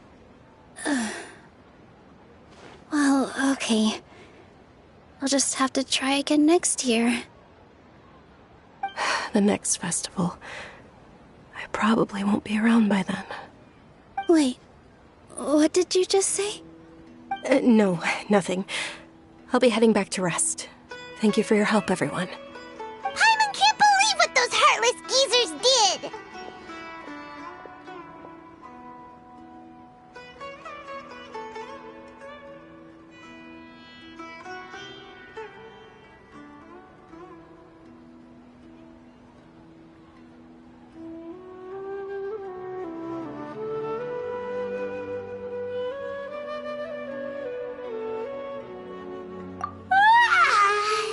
Did Dunyarzad already go back? We should also return and get some sleep.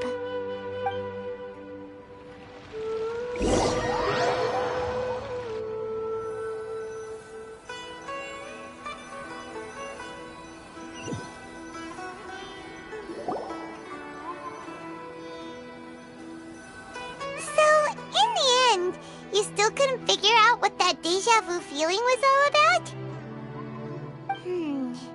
Maybe it really was because of exhaustion.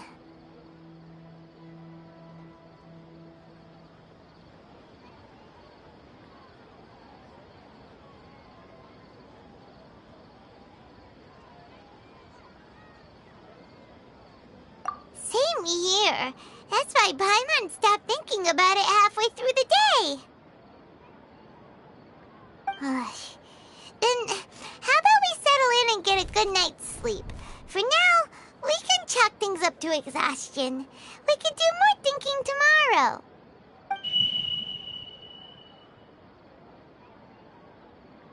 Observing a modest drop in the output of Jnana energy, but values still remain within normal parameters. Continue to monitor for variances in the data and find the cause as soon as possible.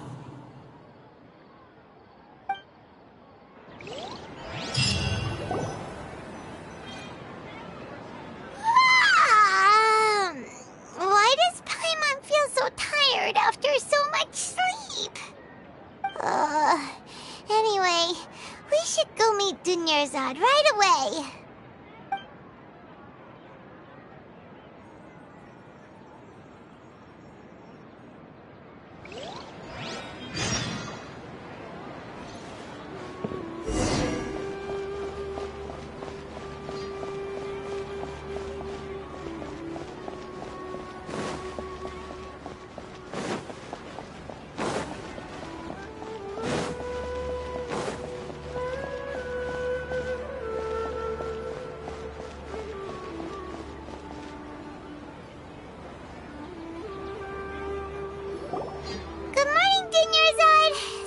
Keep you waiting. Not at all. I arrived early. Huh? Paimon thinks you sound kinda tired. Did you not get enough sleep? I'm doing well. There's no need to worry. Shall we go? Let's start with the stalls over there. Great idea! Let's get going! Traveler?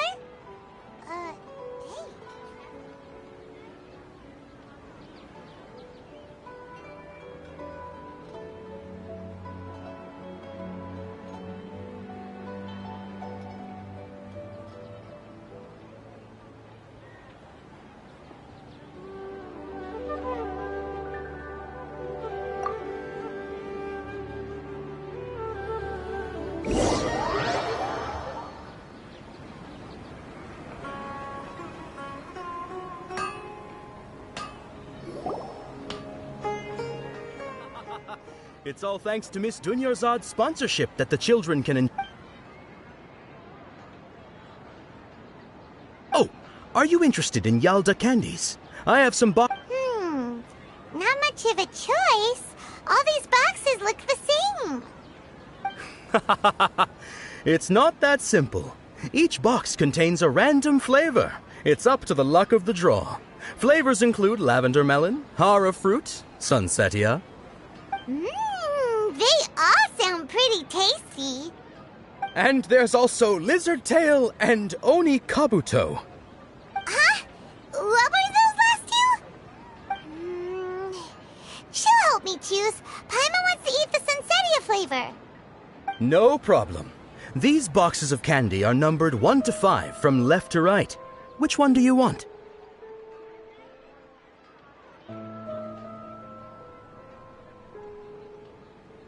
Oh, I like your confidence. No hesitation at all.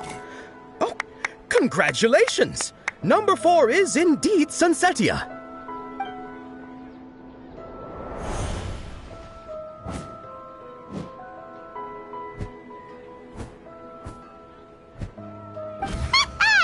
Paimon knew she always had incredible luck.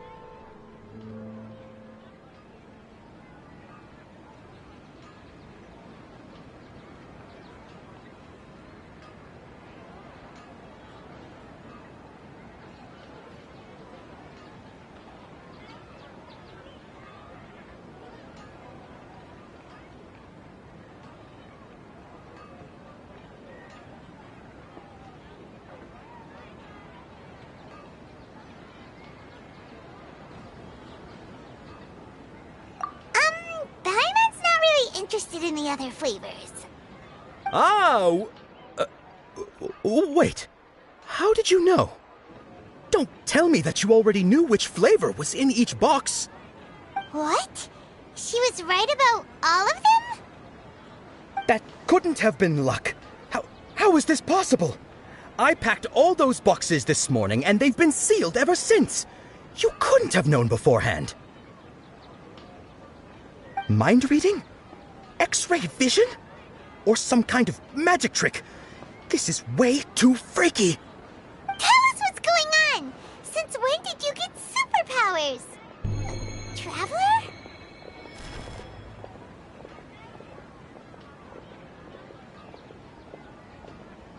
Hey, where are you going?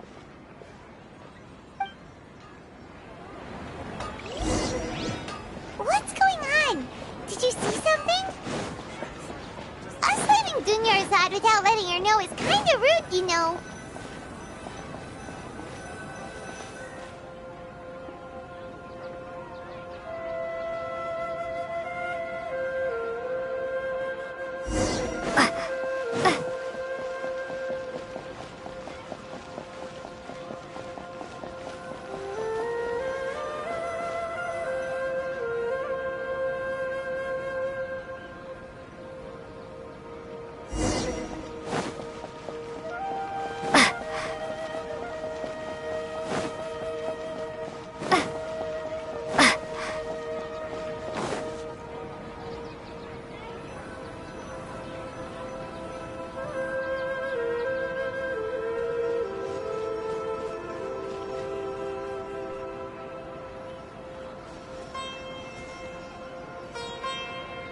What are you looking for?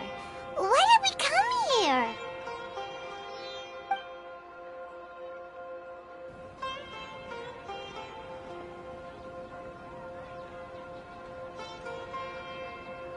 Traveler?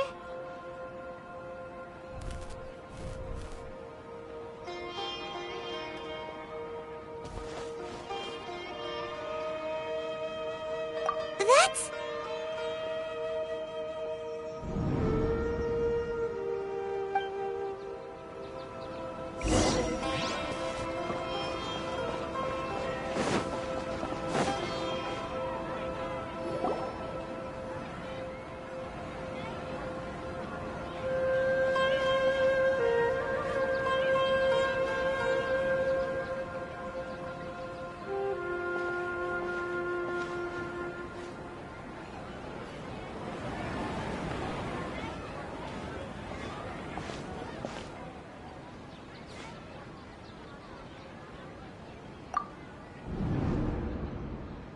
Look! That's... Isn't that Dunyarzad?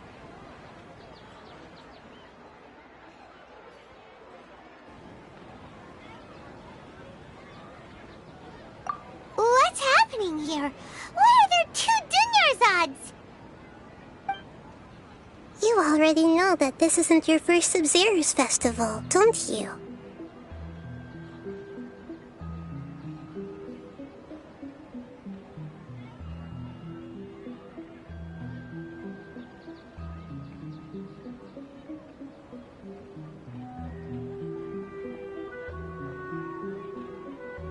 I'm sure you already know how to use this. A knowledge capsule? Where did you get it? What's inside?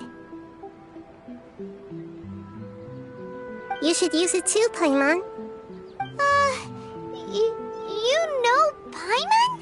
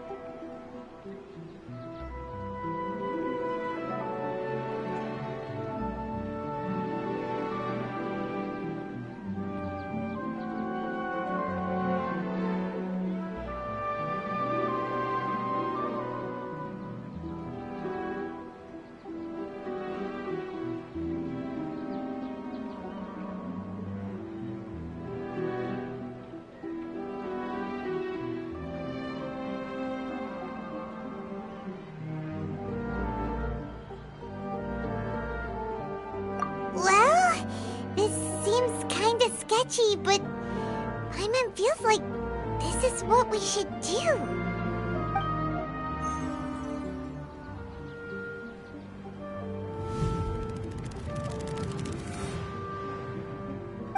What the?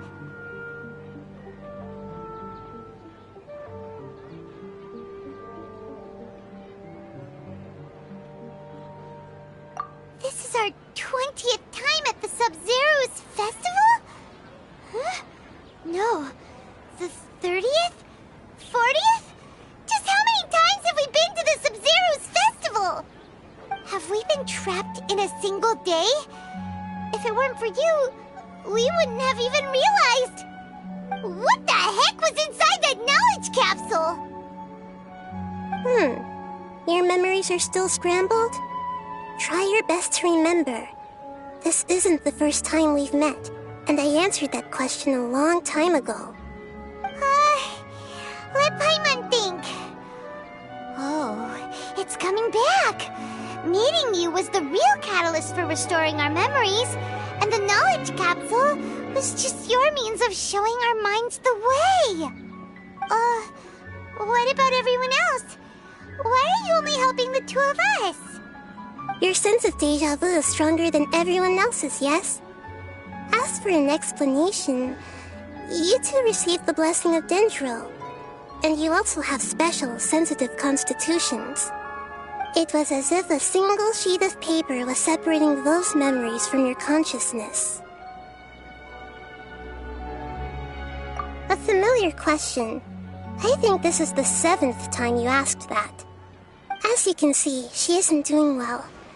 You probably sensed it too. The Dunyarzad you were just with is different from the first Dunyarzad you met. That first Dunyarzad is in front of you right now, and she doesn't have a lot of time left.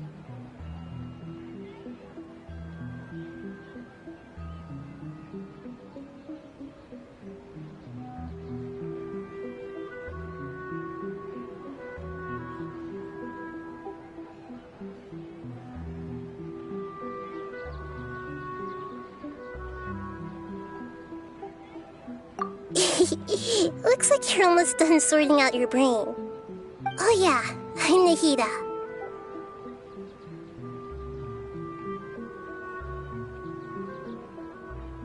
Good, you passed the test.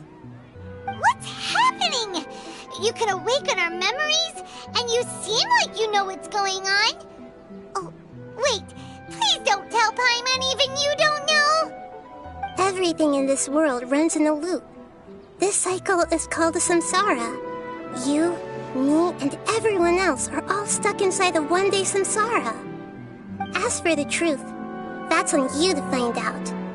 If you were told the truth instead of discovering it yourselves, it would literally blow your minds. I don't know how you'd be after that. I can only give you surface-level help, like bits of information and subtle hints. For the rest of the time, I'll be doing all I can to slow down Dunyarzad's illness. She looks like she isn't doing well at all. Her illness gets worse after each Sub-Zero's festival. If we can break out of the samsara, I might be able to save her. But as things are right now, she's just a small bird in the sky that's about to lose its last feathers. All I can do is raise a gale to delay her fall. You sure love to use weird analogies. Analogies are wonderful tools. They let you use existing knowledge to understand unfamiliar things. Okay, so, with what you know so far, what do you think the truth is?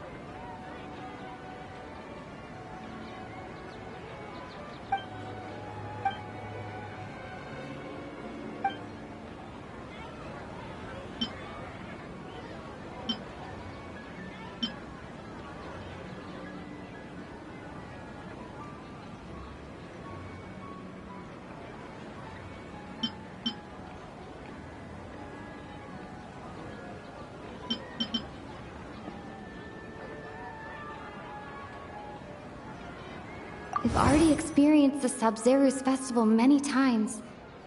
And the day of the festival seems to be in a perpetual samsara.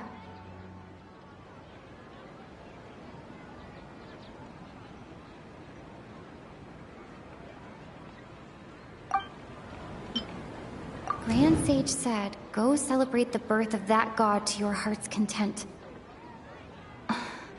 Did he mean something more?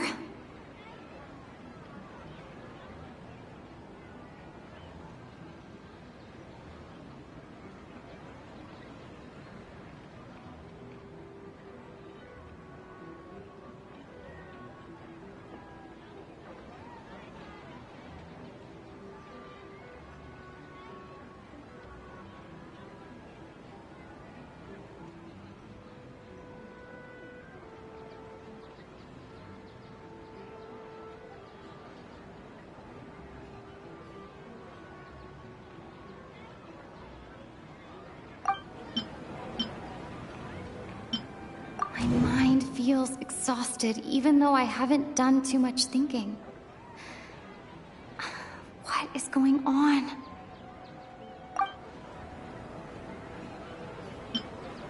What's happening right now seems to have happened before. This feeling has been getting stronger and stronger. The moon, illusions, and lies. What do they all mean?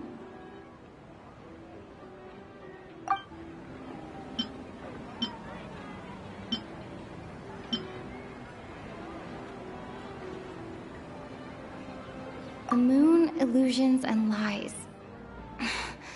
What?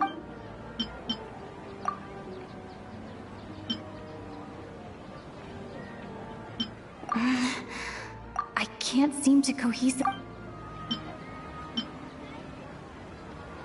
I can't seem to cohesively piece.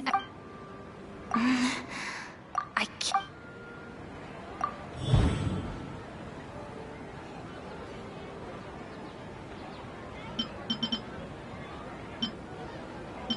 We've already experienced the Sub-Zeru's festival many times. And the day of the festival seems to be in a perpetual samsara.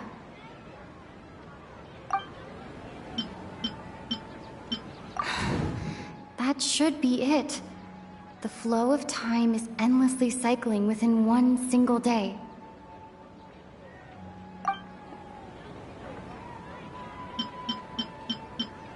My mind feels... What's happening right now seems to have happened before. This feeling has been getting stronger and stronger.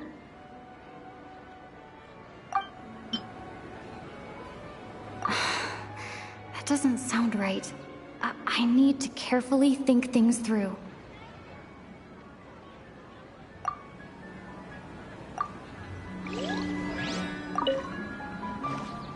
Okay, so, with what you know so far, what do you think the truth is?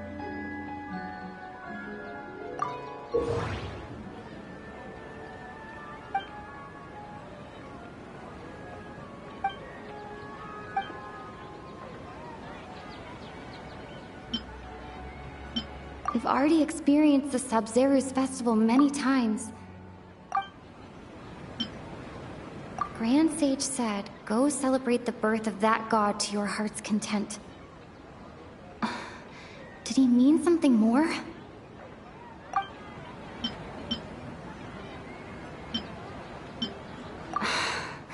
That doesn't sound right. I need to carefully think things through.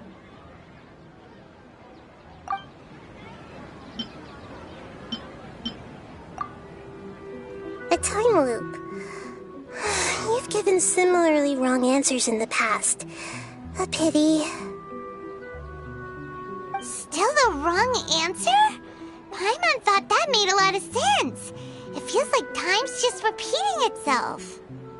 A simple time loop can't explain some of the phenomena. You two are still missing a lot of information. Unfortunately, I can't give you any more hints.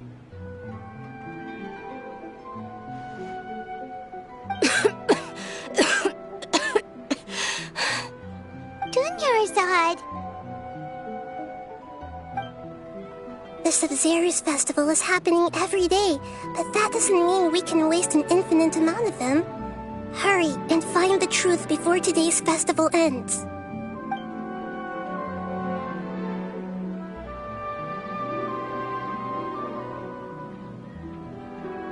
Let's think about our current situation. To save Dunyarzad, we have to escape the samsara of the Sub-Zero's festival. And to do that, we need to figure out what's happening. The truth. Nahida rejected the idea of a time loop, so we must have missed something, right? Paimon's memories say that we've already done this many times, but let's go talk to people again. It's more productive than sitting here and scratching our heads. Why don't we start with those stall owners?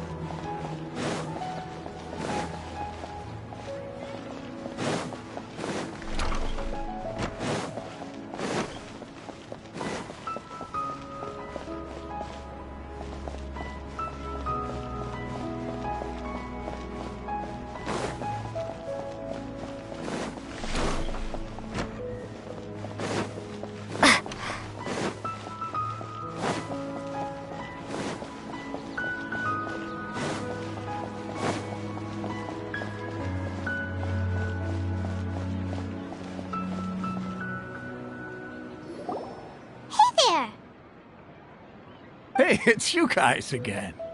Where's your cultured friend? She's feeling a little unwell. I see. Did you come back to buy something? I guarantee the freshness of my products. I harvested them from the forest just yesterday.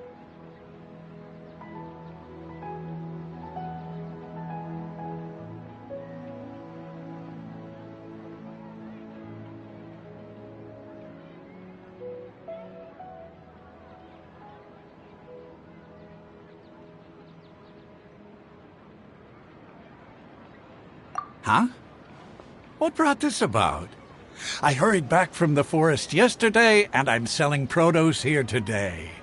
I haven't felt anything strange. To put it another way, if you really think about it, was yesterday truly yesterday? Did you actually come back from the forest yesterday? What kind of philosophical nonsense is this? Are you two daydreaming? Didn't you know that no one dreams in Sumeru? Go somewhere else if you want to find someone to daydream with.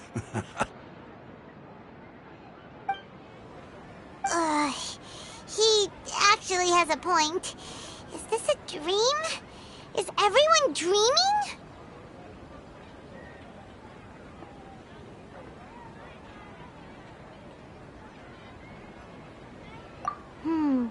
True. It's so weird that people here don't dream. Why is that? Anyway, if this all really were just a dream, we would have woken up a long time ago. Let's keep asking around.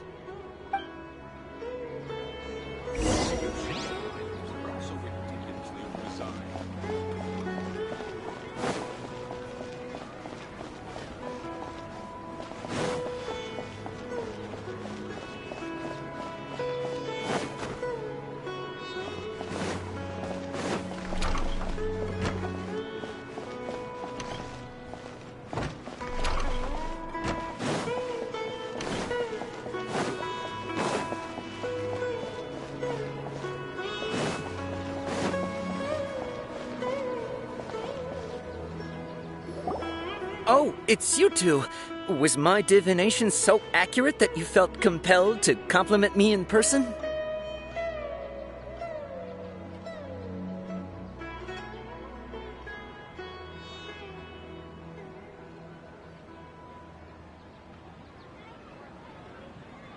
Ooh, I knew it! I told you, the god's divination is highly accurate. You just hadn't fully understood its significance yet. You're really excited about this, huh? That's exactly why we came back. Help us better understand it. Help you better understand it? Well, that isn't exactly what I excel at. So, you're admitting that you don't have a clue? Anyway, what kind of situation did you get into?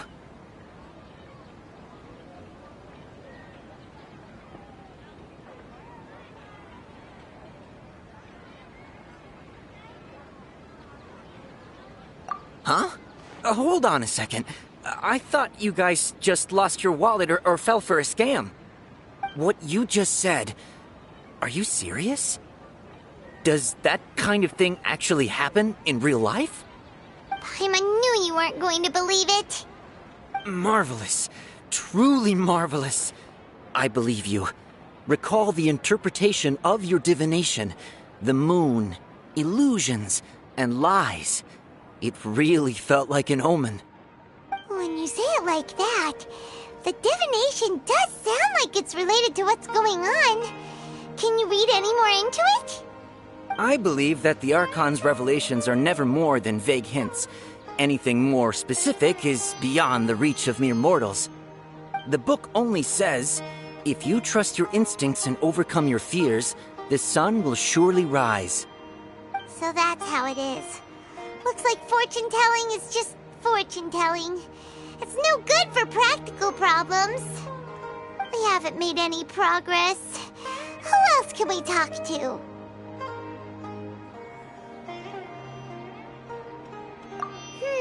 Paimon remembers that we tried talking to her a couple of times, but she always thinks we're playing pranks on her. You think she'll brush us off again? Yeah, if we tap into Dia's strong sense of responsibility as a mercenary, then she'll definitely take us seriously. At this time of day, Dia's probably just finished beating up those kidnappers. Let's go find her.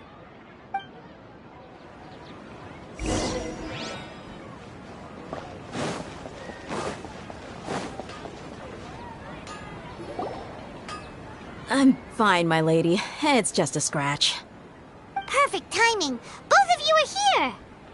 Paimon, Traveler, you came at just the right time. Listen, there was a dangerous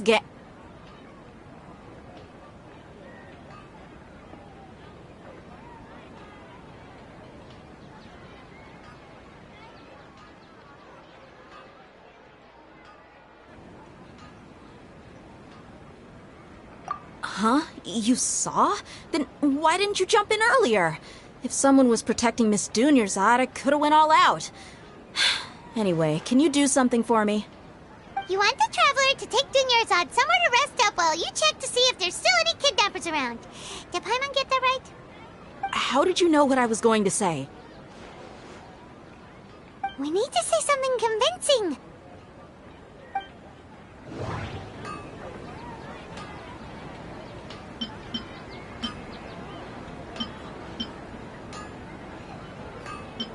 People in Sumeru don't dream. What a strange phenomenon.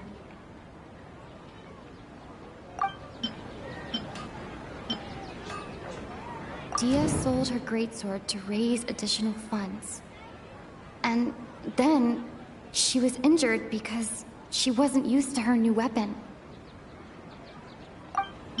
The moon, illusions, and lies. What do they all mean? My mind feels exhausted, even though I haven't done too much thinking. What is going on?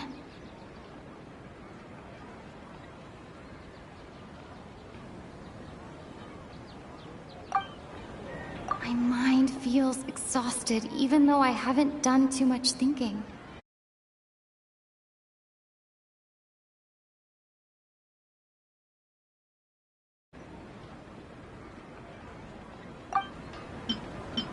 Dia sold her greatsword to raise additional funds. And then she was injured because she wasn't used to her new weapon.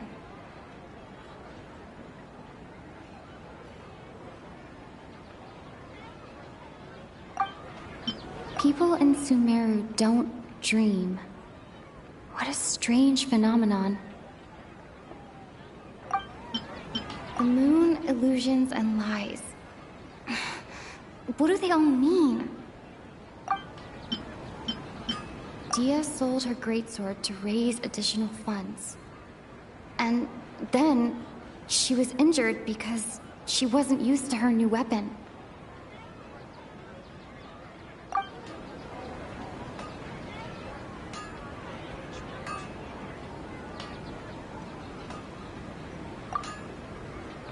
Tell her, Traveler!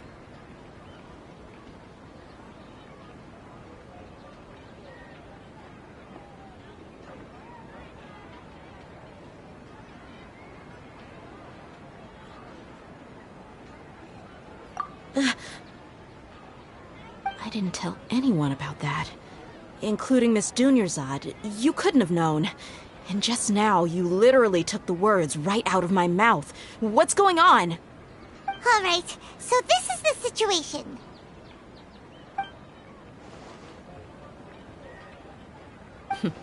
It's kinda hard to believe what you just told me. First, let me make something clear. Most of us desert dwellers might not be the scholarly type, but we do have basic common sense. She's quieter than usual. Uninterested in anything and really gloomy. Yeah, she isn't the same as before, but her parents said that this is how she was like at first. Huh? At first? I don't quite understand what you're all talking about. I'll go rest on the bench over there. My lady, are you angry? All right, I'll give you the benefit of the doubt since you knew about my greatsword. Let's make this a quick trip. Miss Dunyarzad isn't completely safe here.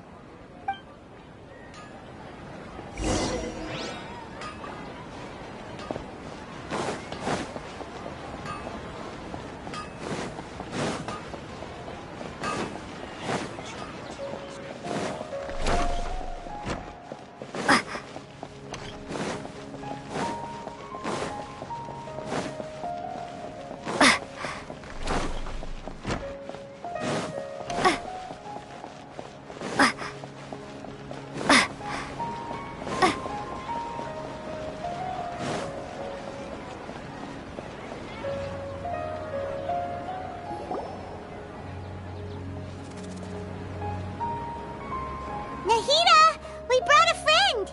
Are you busy? I thought I told you that it won't help to bring anyone here. We just wanted her to see the real Dunyarzad's condition. The real Dunyarzad? Where and who are you talking to? Huh? I told you that you two are special. Other people can't see me or Miss Dunyarzad here.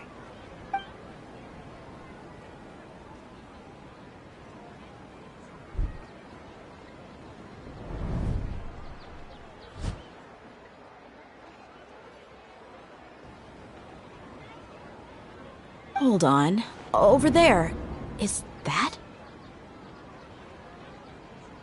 Wow. How perceptive. Does she have invisible antennae? Miss Dunyarzad, she's lying down here, isn't she? How's she doing? Her condition's really bad, and she's basically in a coma. How did you know she was here? I can sense her aura. There are also lingering feelings of something like regret or disappointment. What happened? Do you believe us now?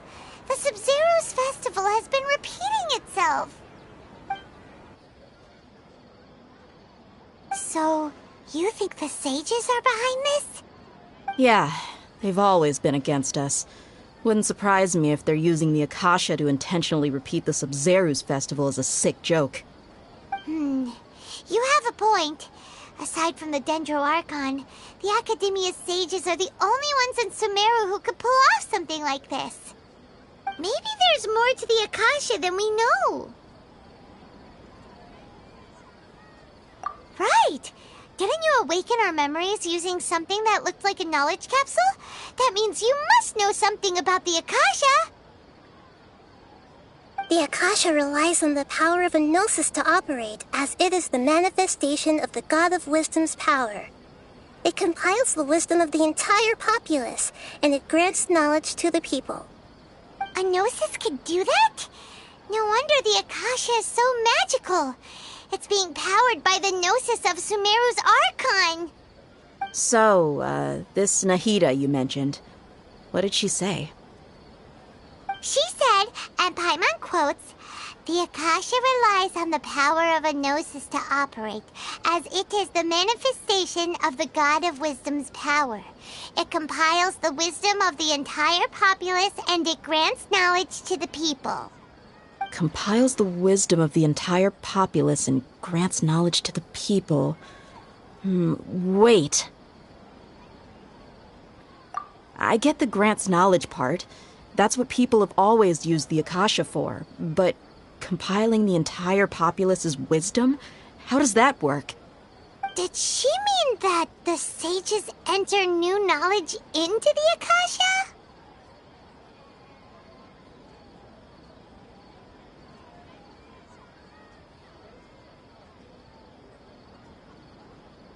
Oh, yeah. That sounds about right. What do you think?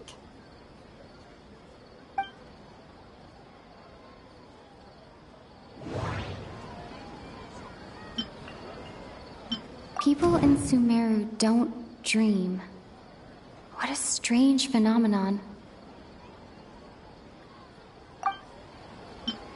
Okay, Nahida said, the Akasha relies on the power of a gnosis to operate, as it is the manifestation of the God of Wisdom's power.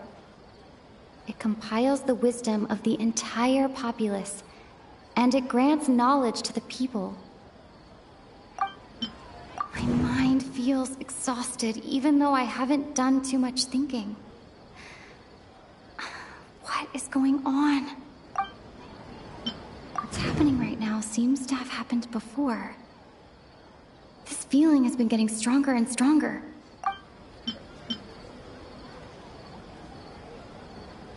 That doesn't sound right. I need to carefully think things through.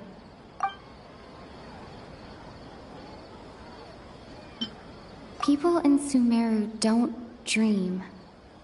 What a strange phenomenon.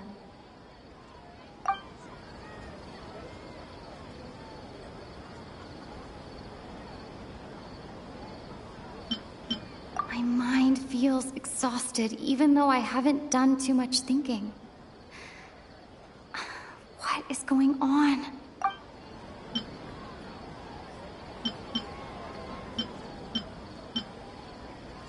That doesn't sound right. I need to carefully think things through.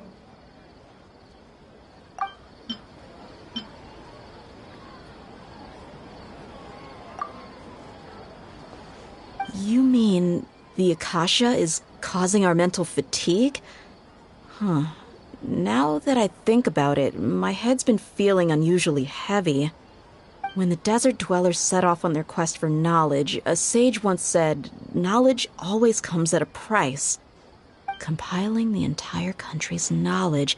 You think the Akasha pulled a 180 and is extracting information from us? Who knows? The Akasha can put knowledge into our heads, so who's to say that it can't also poke around in there? We don't know any specifics. What's the point of doing something like that? Just think about it. If you could combine the knowledge of every single person in Sumeru, then you can basically turn Sumeru City into a single massive brain. This hive mind could make breakthroughs in problems that even the smartest geniuses can't crack. An excellent deduction. And the analogy comparing Sumeru City to a massive brain? I love it.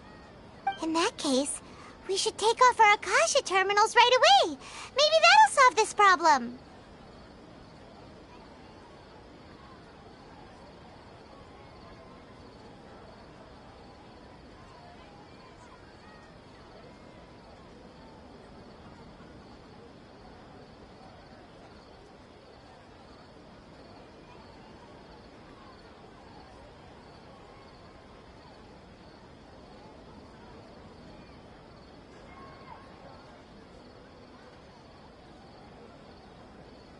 Yeah, I was only wearing this for show in the first place. Didn't expect the sages to cook up such a conspiracy. Mark my words, when this is over, I'm getting evidence and exposing this whole thing to the public. How does everyone feel?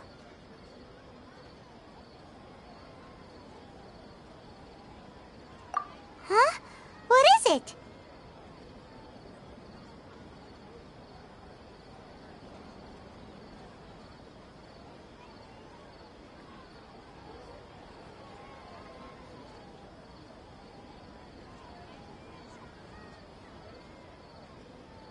Oh, that! Paimon knows what you're talking about. It's a single soft beep that sounds like it's coming from the Akasha terminal. The sound of a beep. Could it be a prompt tone for when the Akasha is operating? That's probably an important clue. We weren't using our terminals, but we heard a beep anyway.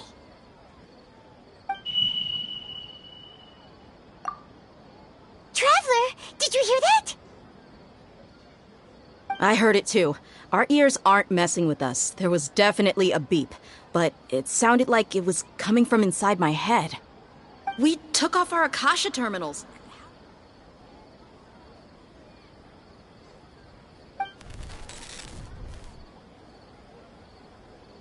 Phase runtime has exceeded its expected length. At this rate, there may be casualties. But we cannot lose all of our progress.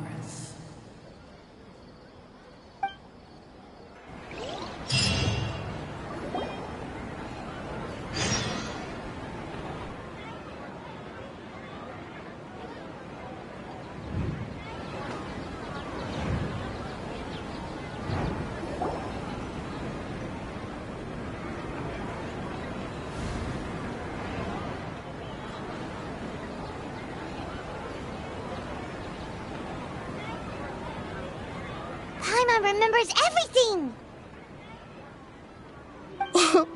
Good. You adapted quickly this time. We definitely took off our Akasha terminals last night, but we still heard that beep. Why is that?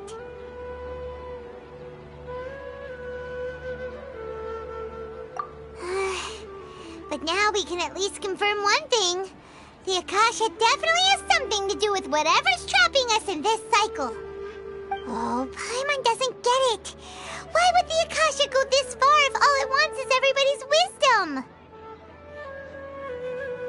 It's extremely difficult for lab rats in an experiment to understand why they're being treated the way they are. If we're lab rats, then what are you? Nahida, you've never told us anything about yourself. I guess I'm the moon.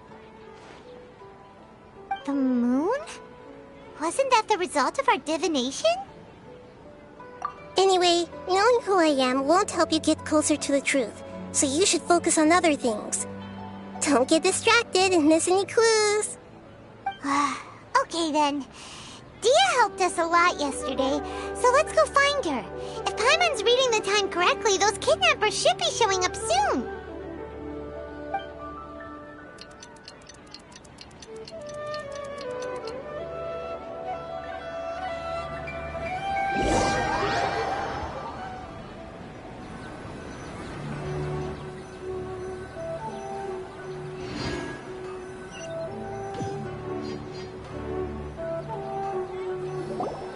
Ah, there you are. I've already taken care of those kidnappers. My lady, did you get hurt? Dia? What's wrong? Why are you both gawking at me like that? You didn't get hurt this time. Huh? What do you mean this time? Why are you so surprised that I managed to get out unscathed? Those kids were amateurs.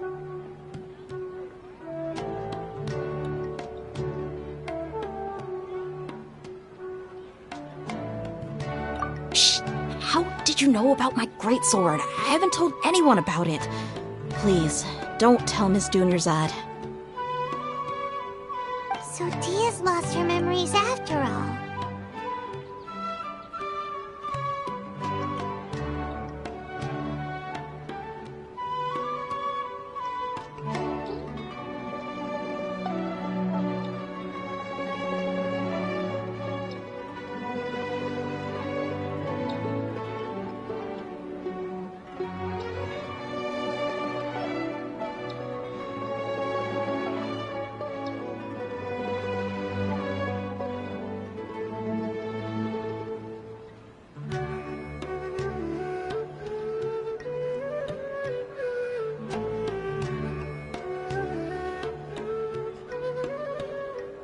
Anything strange? You already know that I got a new greatsword. If I had to say something, it's weird how such a new weapon could feel so familiar. It's as if I've already used it to fight a countless number of battles. You're saying that although you don't remember using it, your body feels like it does? That's right. Both mercenaries and warriors heavily rely on muscle memory. Only knowing the theory of battle won't get you anywhere. Traveler, what do you think?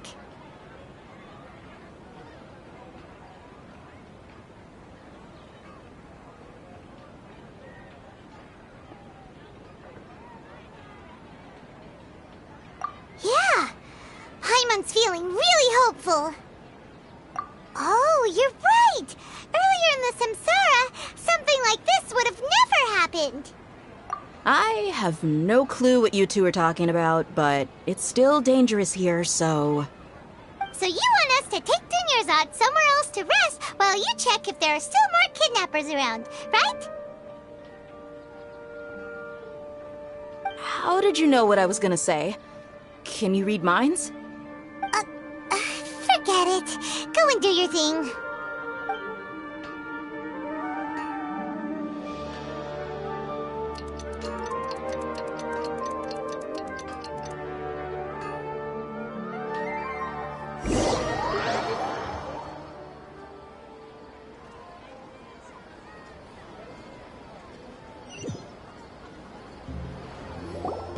Whew.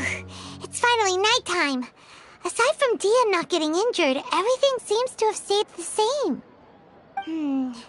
Listen, Nahida, we found out that Dia got out just fine today, even though she got injured every other time she fought the kidnappers. Do you think the Samsara has been broken? Have we saved Dunyarzad? Really? Good job on all that progress. Get some good sleep tonight. Hey, what kind of an answer is that? Tomorrow will come. Everyone assumes this is common knowledge, but the only way you can know that for sure is if you experience tomorrow. How many todays has it been? Is it possible that today will be followed by yesterday? Does tomorrow truly exist as anything beyond a made-up concept?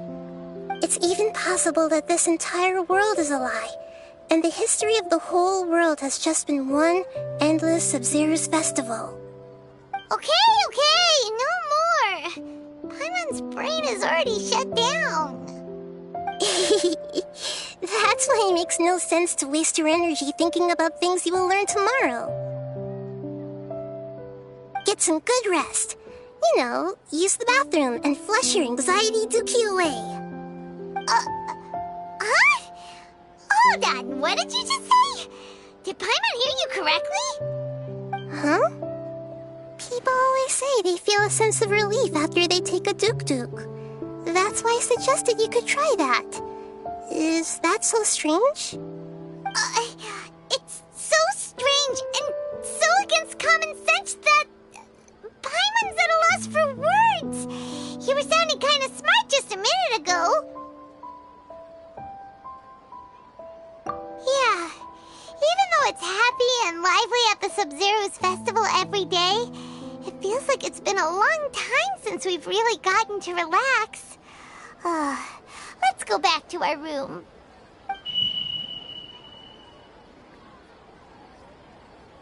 Continue the harvest. Compared to what we stand to achieve, these sacrifices are trivial.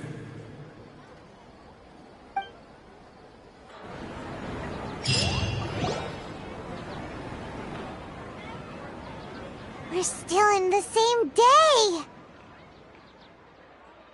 Nahida, you already knew last night that we didn't break out of the Samsara? Why did you tell us? Would there have been a point? You would have spent the night with new worries, with tomorrow still out of reach. In that case, you might as well rest within that brief moment of hope. An opportunity like that doesn't come by often, and I thought it might help you clear your minds. Paimon thought that Duke did that! Whatever. Guess you were looking out for us after all. Of course. In the time we've been together, you two have been everything to me. Paimon's flattered and everything, but maybe you're taking things a little fast. What I mean is, even though I had asked you to solve this puzzle, you two are still the only ones who can see me and sense my presence. In other words, if you weren't here, I may as well not exist. That's why you two have been everything to me. Get it? Nahida's talking about confusing stuff again. Anyway, that's enough chit-chat. So, Traveler, did the new clues yesterday help you gain a new understanding of the situation? Huh? Why are you scrapping your previous theory?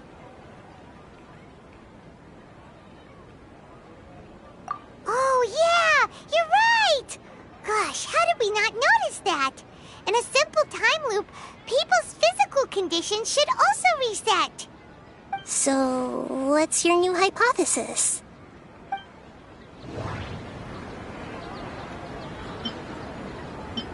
The moon, illusions, and lies. What do they all mean? Mercenaries rely heavily on muscle memory. And Dia...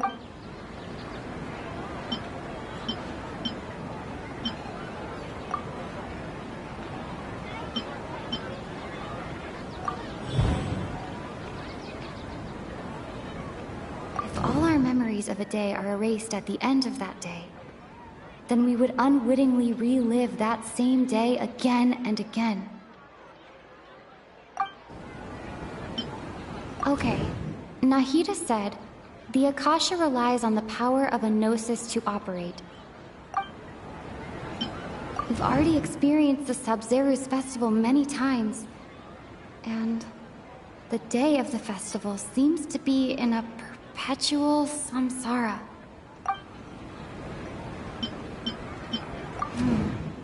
The beep is a prompt tone for Akasha operations.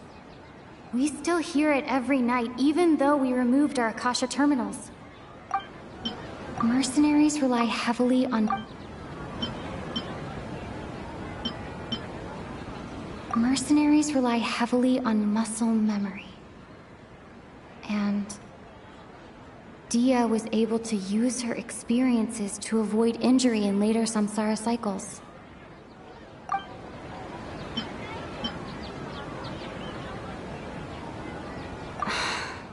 That doesn't sound right. Okay, Nahida said, the Akasha...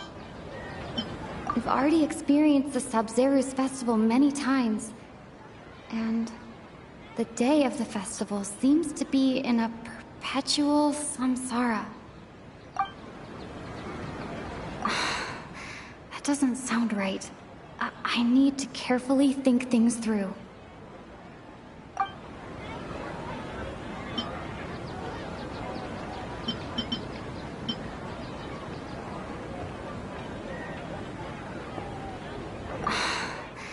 doesn't sound right.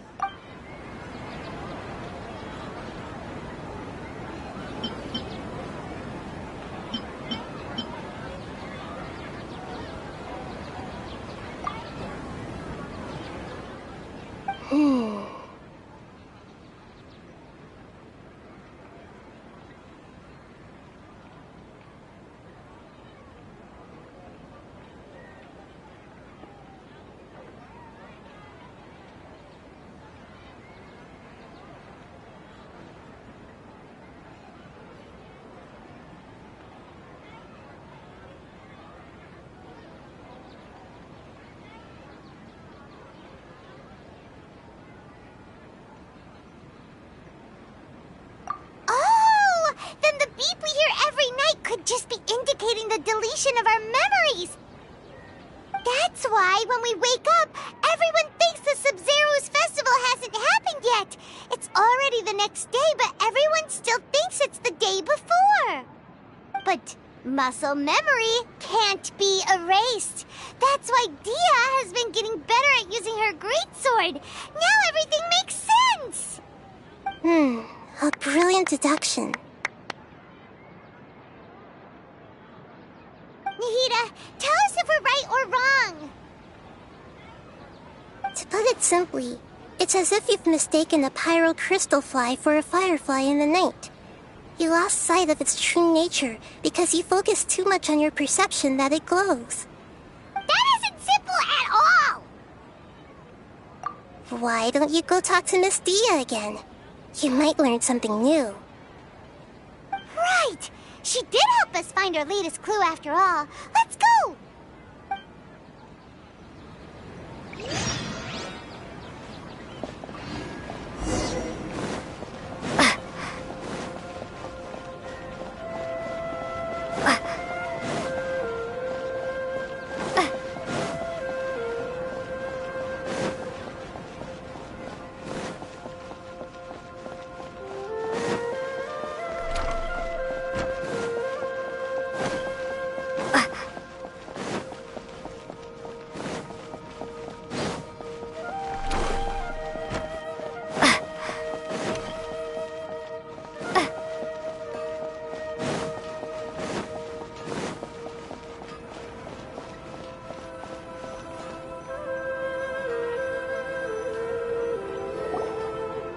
There you are.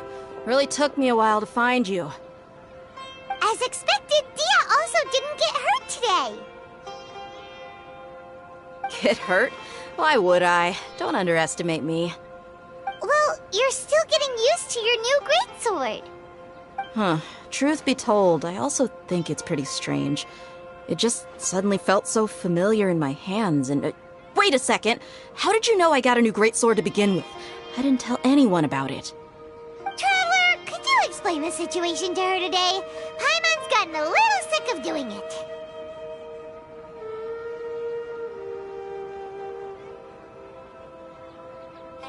Oh, that works!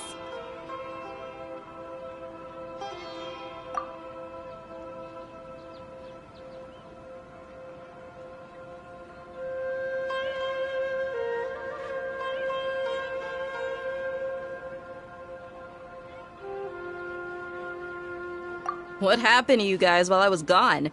Did you get brainwashed by some cult? Don't think too hard about it. Just take what we're saying at face value. Alright then, let me get this straight. You're telling me that my body's already gotten used to this greatsword, but my brain just doesn't remember it? Yes, your memory's being erased every day. Then I'd have to disagree. That's impossible. Oh? Why do you think that? If we've actually been reliving the Sub-Zeru's festival day after day, then what happened to the things we used, the money we spent, the food we ate? Common sense says my wallet should have emptied itself a long time ago. There's no way I wouldn't have noticed that.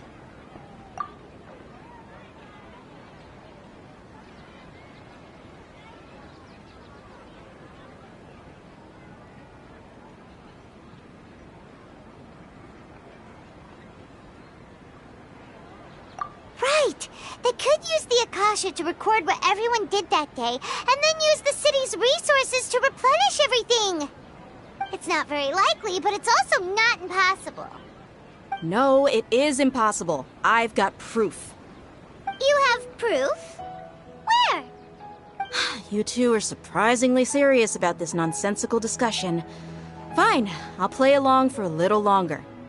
Come with me, Miss Dunyarzad. Please come along as well. I still can't guarantee that this area is safe.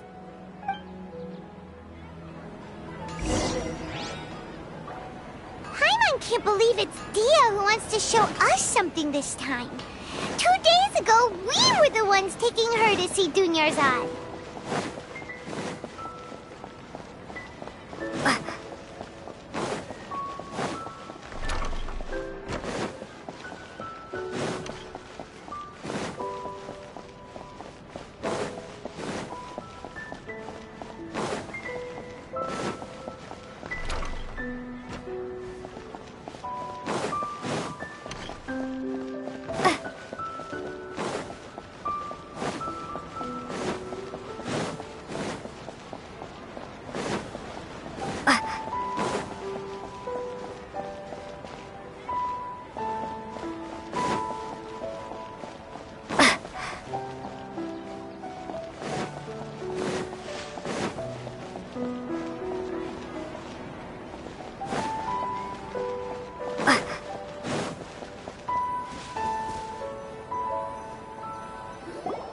This is it. Huh? This is a wooden training dummy. What about it? See those marks on the dummy? Those are the result of several days' worth of practice. Let's say the sages didn't replace it every day. Shouldn't it be hacked to pieces by now? That's true, but what if they did? Then the sages would have had to reproduce every mark I left during previous training sessions. I'm a professional fighter. My martial school has always emphasized the importance of refined control. The force, angle, and entry point of each strike is calculated and deliberate. That's why I remember every mark on the dummy, as well as my state of mind as I made each strike. It's just as they say, each swordsman has their own unique style, and even the same swordsman can't make the same cut twice. It would be impossible to copy these marks. Is it really impossible? What if they used some fancy machine to carve every single mark? People often say that a camera's photo can never replace an artist's painting because the former has no spirit to it. The same thing applies here. At a mere glance, I can differentiate carved marks from the results of combat training.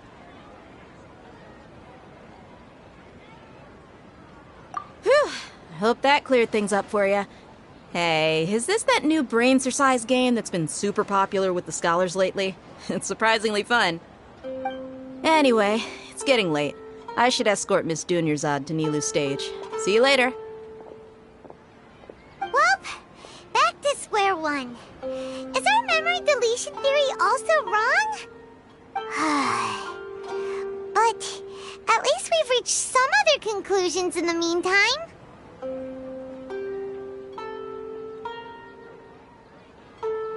Yep, that's true. So, can we think of any new ideas right now?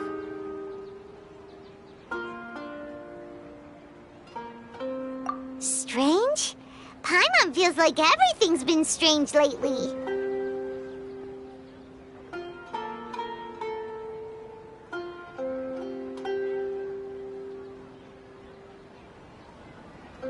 Huh? Leaving the city? You're right! It's really strange how we never thought of such a simple solution! Many things should become clear if we can confirm the flow of time outside of the city. Paimon can't believe it! Did we miss this because we're tunnel visioning too hard on our other theories? Or because we're just too tired?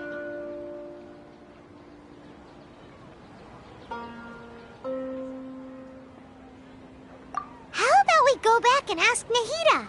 Maybe we've forgotten something about leaving the city.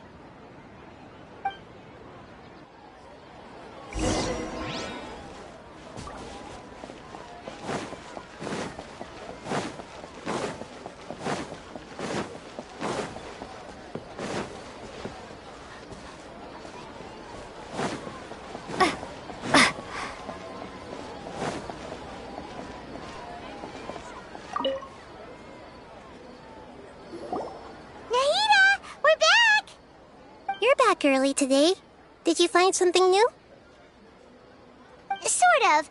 We're mostly sure now that we're not in a time loop. And we also aren't in the real world. But at the same time, we have a new question.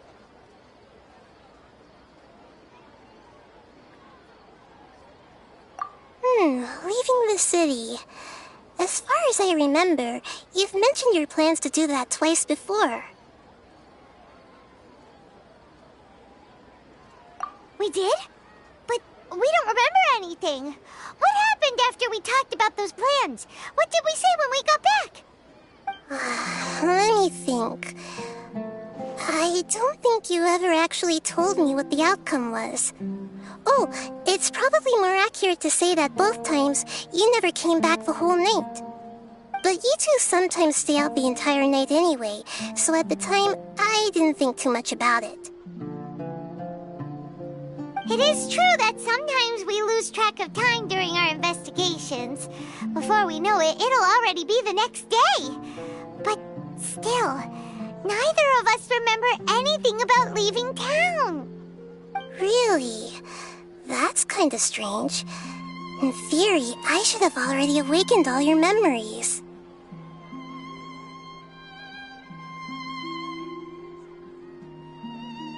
Yep, something here's definitely fishy.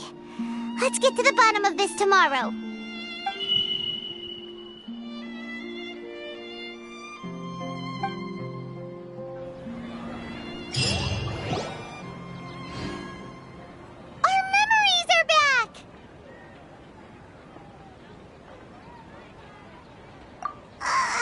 About that. Well, where should Paimon begin? Traveler, aside from your memories that were just restored, I have another message for you. Listen to it and you'll understand. Can't go back. There are countless spaces here. Our Sub-Zero's festival in Sumeru City is just one of them. Traveler, you should be missing 2 days' worth of memories. Paimon will fill you in. It's time to carry out our plan from yesterday. Okay, let's go!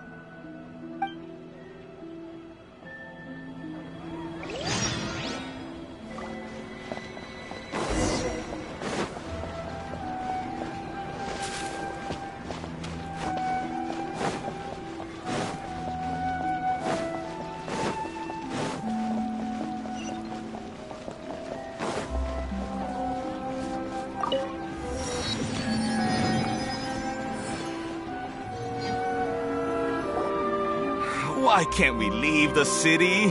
What is the Academia up to now? Don't ask me. It's not like I can tell you anything. This is a direct order from the Grand Sage. Just wait until tomorrow. I have a real emergency.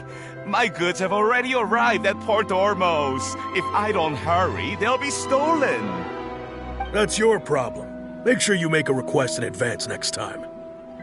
But it's not like you can just predict business matters in advance. It looks like the Academia already announced a lockdown for Sumeru City today. How completely unsurprising. Let's go and question them. Hello, sir. Why can't we leave the city today? Here we go again. Don't ask me. I don't know either. We just received an order that no one is allowed to enter or exit Sumeru today. They didn't tell us anything else.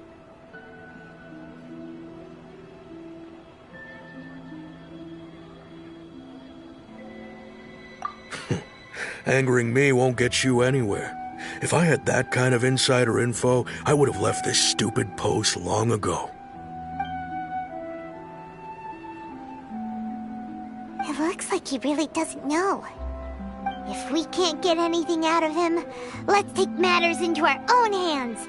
Why don't we climb over the walls? Those guards can't be everywhere at once. This is a good spot, and the guard hasn't noticed us at all. Let's hurry! Huh? Why? Are you going to leave Paimon behind?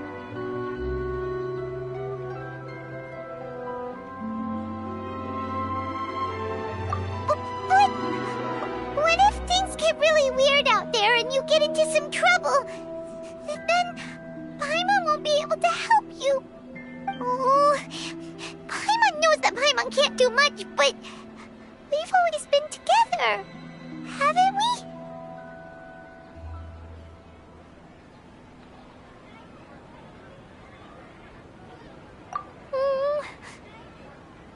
Okay. Paimon will wait for you. Promise Paimon that you'll come back as soon as possible. Just a quick look. And please, be careful.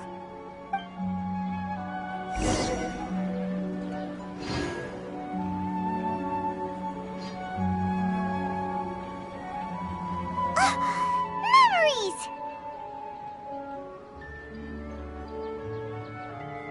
Traveler!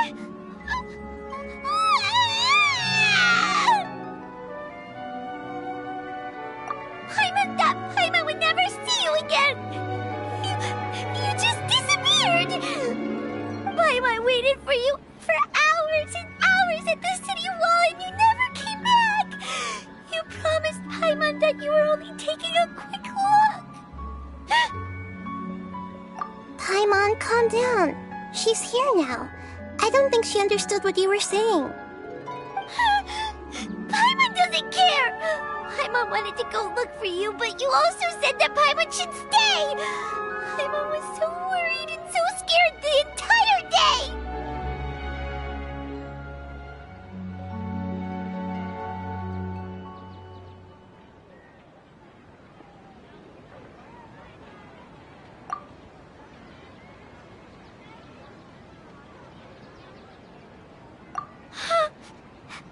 Okay.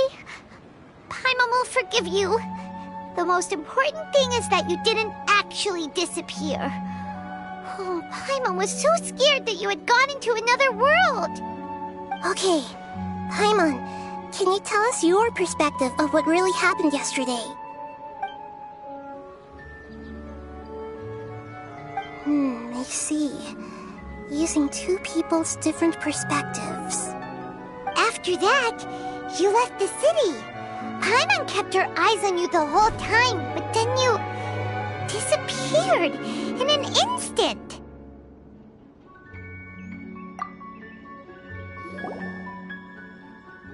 No way! Paimon was watching you with the fullest attention. What's your perspective, Traveler? You sure you don't have any memory of this?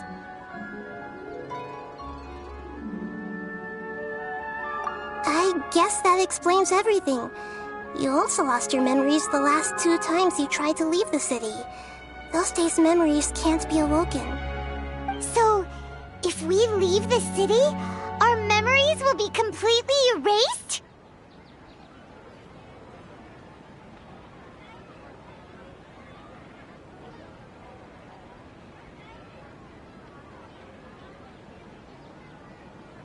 It really sounds like something big outside of the city is being hidden on purpose. But this way, we'll also never discover what's outside.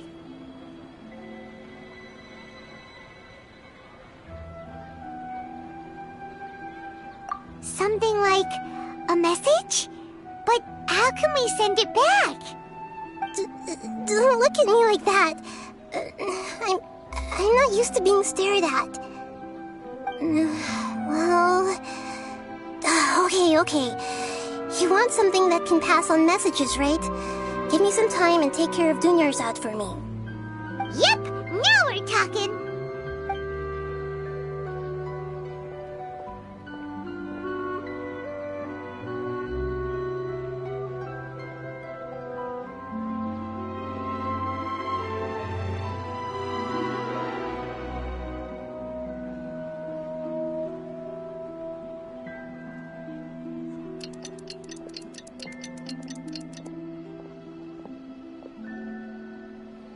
I'm done.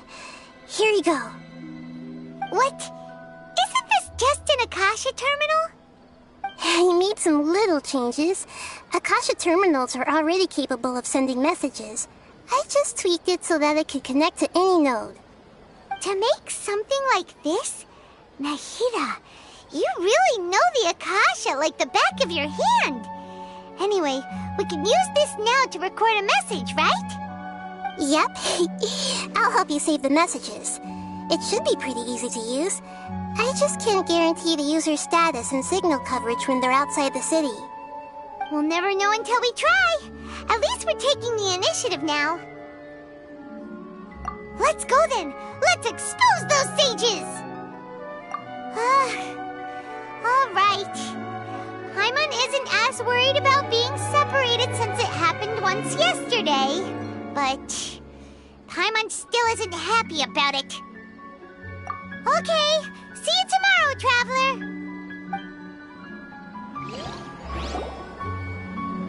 That covers everything that's happened so far. Yes. Although the signal was choppy and had some interference, we still managed to receive 2 messages from you when you were outside. Okay, now that you understand what's going on, let's hear the messages together.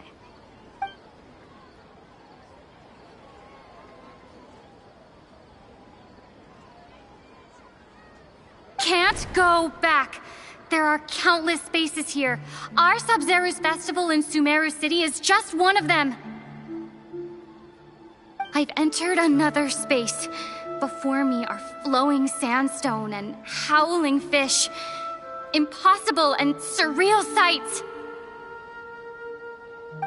All these spaces are empty, except for the occasional ones that contain mute puppets rather than people. I can't sense any human presence.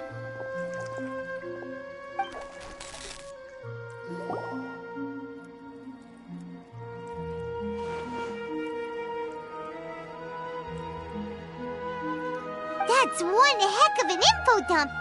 It sounds like you left the Sumeru City space when you set foot outside of the walls. But everything looked completely normal when Paimon was looking out from the inside. That's unbelievable.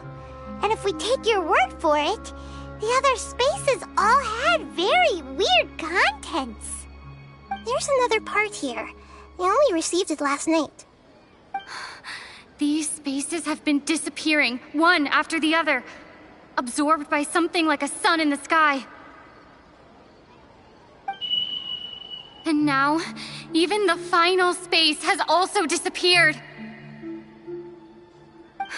Behind me, a lot of spaces just appeared again from thin air. I get it now. Those spaces are actually...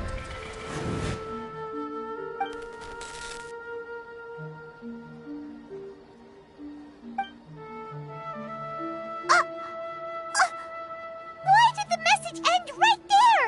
What did the Traveler want to say? What are those spaces? Probably because yesterday just happened to end at that moment. Oh, right. Paimon did hear a beep from the Akasha. Did it come from here or from the message? The message. It should have come from the Traveler's Akasha terminal.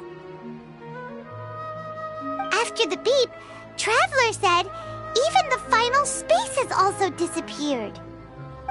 Traveler, what do you think that final space could have been? All the bizarre spaces I saw outside the city had one thing in common. A lack of human presence. Was that space actually the real world? But wouldn't a real space just randomly disappearing like that be catastrophic?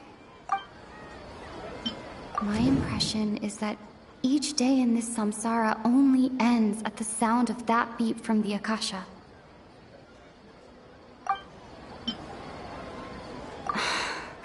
That doesn't sound right.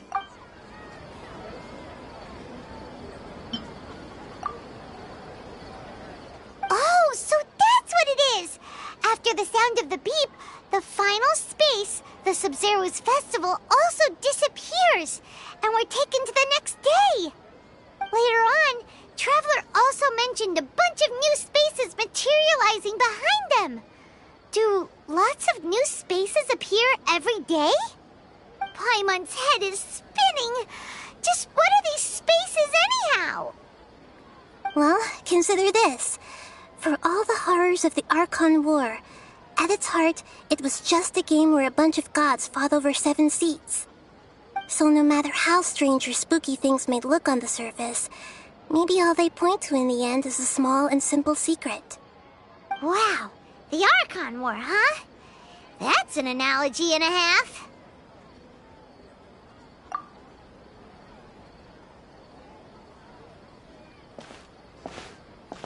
Hey, where are you going?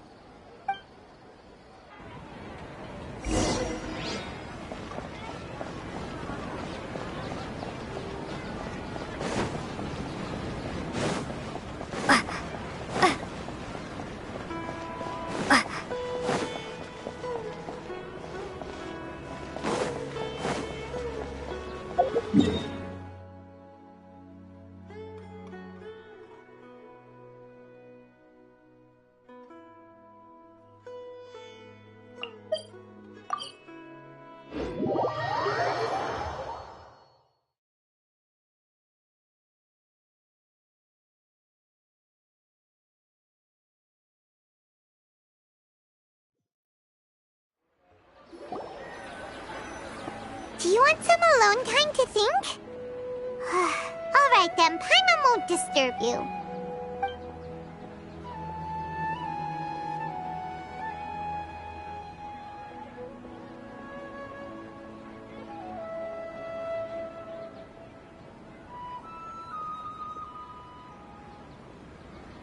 The dance of Sub-Zeros is about to begin.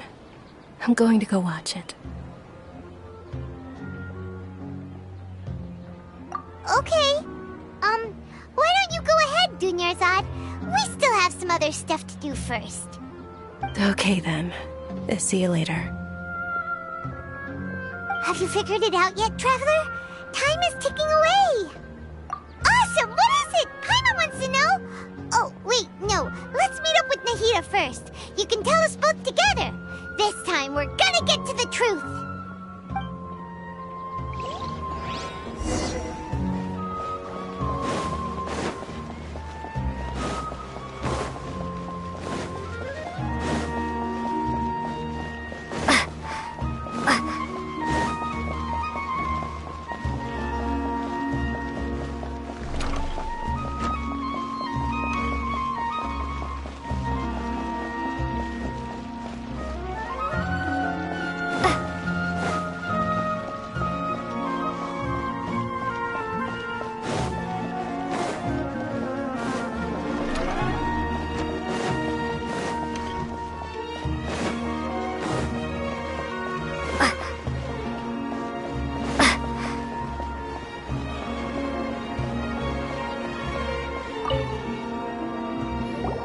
You're back! I've been waiting forever for you two. Judging by the looks on your faces, are you ready to take your Sub-Zero's exam and graduate from the festival? Okay, first off, have you discovered the hidden truth? Okay, Nahida said, the Akasha relies on the power of a gnosis to operate, as it is the manifestation of the God of Wisdom's power. It compiled... We've already experienced the Sub-Zero's festival many times, and the day of the festival seems to be in a perpetual samsara.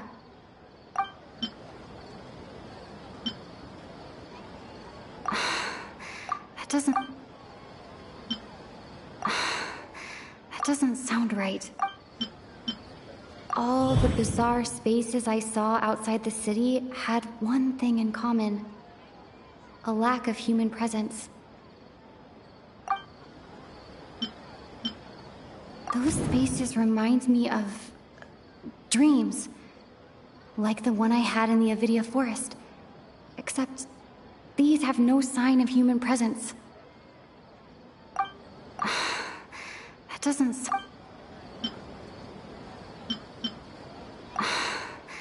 doesn't sound... People in Sumeru don't dream. What is... The moon, illusions, and lies.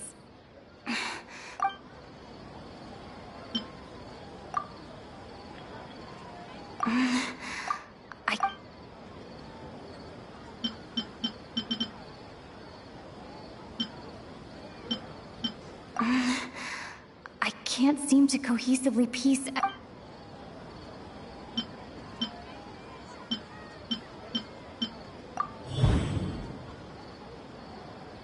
We are all in a dream. It isn't that the people of Sumeru don't dream. Rather, the Akasha is taking their dreams from them. People in Sumeru think they don't dream, but the truth is the Akasha steals their dreams without them knowing it. And those spaces with no human presence are stolen dreams without their host. That would explain why they sounded so weird when she was trying to describe them. Huh. So people in Sumeru do dream after all. In fact, we're all in one big dream together right now. Correct answer.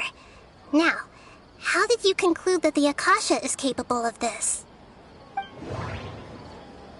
The Akasha relies on the power of a gnosis to operate. It is the manifestation of the God of Wisdom's power. It compiles the wisdom of the entire populace,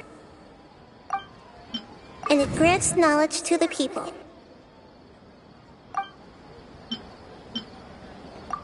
Oh, okay. Those dream-controlling creatures in the forest also get their power from the Dendro Archon, right? That would explain why the Akasha has the ability to control people's dreams, too. But is stealing everyone's dreams really how the Akasha compiles their wisdom? Isn't there anything more to it than that? Dreams are fantastical, complex, and full of imagination.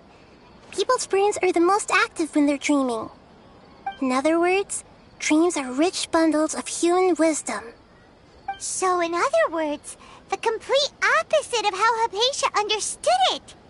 Paimon remembers her saying that the sages think dreams are foolish delusions, and the fact that no one dreams is a blessing from Greater Lord Rukkhadevata. So it was all a dirty trick? The real story is that the sages from the Academia are using the Akasha to steal people's dreams for their own use, huh? Oh? By the sounds of it, you understand the current situation pretty well. So then, what about the samsara?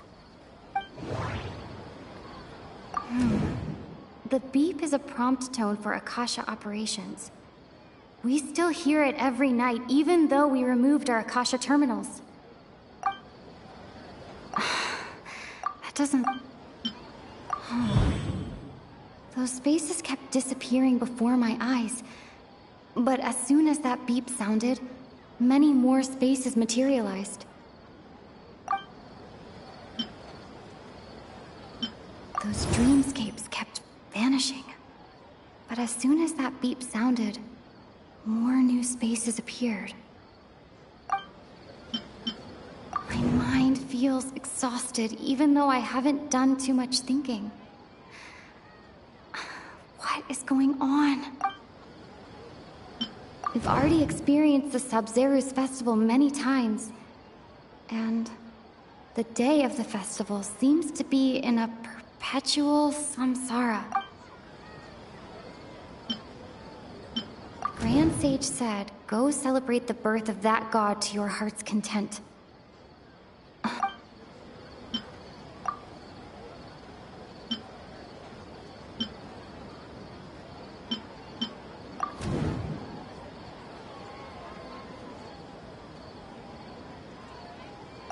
Correct.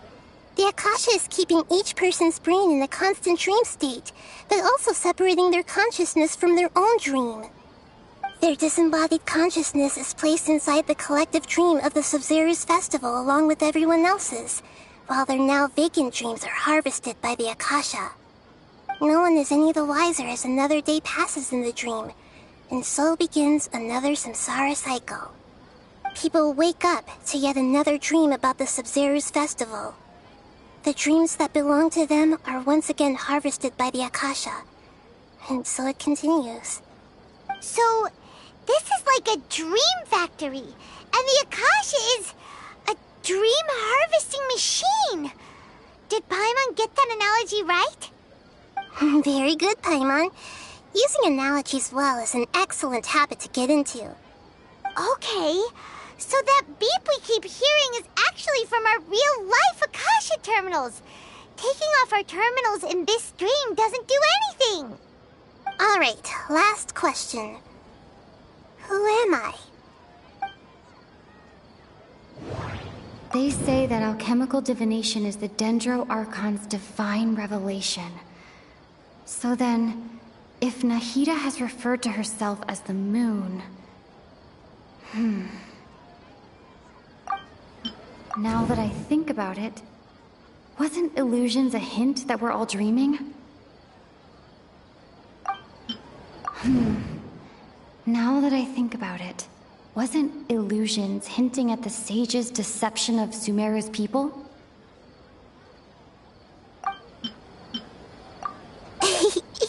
So you noticed. I thought that one would be the hardest question. That's why I put it last. That wasn't hard at all. Even Paimon guessed that. Everything about you is different.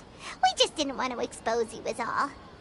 Now that you mention it, Nahida, you've been hinting to us since the very beginning.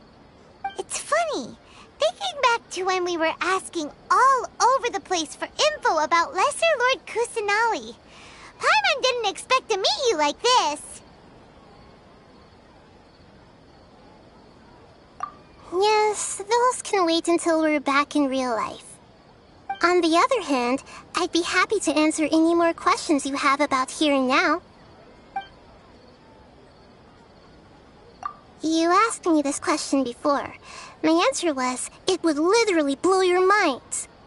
Now that you know this is all a dream, this answer should hopefully make more sense. Have you heard the saying, don't wake a sleepwalker? Likewise, if someone suddenly had told you all this instead of you learning it on your own, your notion of reality and dream would be thrown into irreversible confusion. I couldn't expose you to that kind of risk. That's why I could only give you very subtle hints and some suggestions. Long story short, I'm really sorry I had to keep you guessing. Firstly, this dream we're in is completely based on reality. People have already experienced this Sub-Zero's festival, so it would be very difficult for them to find anything that strikes them as surreal. Secondly, you're probably wondering why people don't have any memories from earlier samsara, right? That's because people don't remember their dreams most of the time anyway. And in any case, their actual dreams are being taken away from them by the Akasha. So whenever they wake up in this dream of the Sub-Zero's festival, they don't remember anything from their previous identical dream. That reminds Paimon. Traveler had a dream when we were in the Avidia Forest, but couldn't see what it was about after waking up. Is that an example of what you mean? Yes. Only after receiving the blessing of Dendro can a person gain the Dendro element's dream-enhancing power. That explains the feelings of déjà vu. Meanwhile, everyone else has no idea that they are in the Sub-Zero's festival samsara, while their dreams are stolen from them over and over again.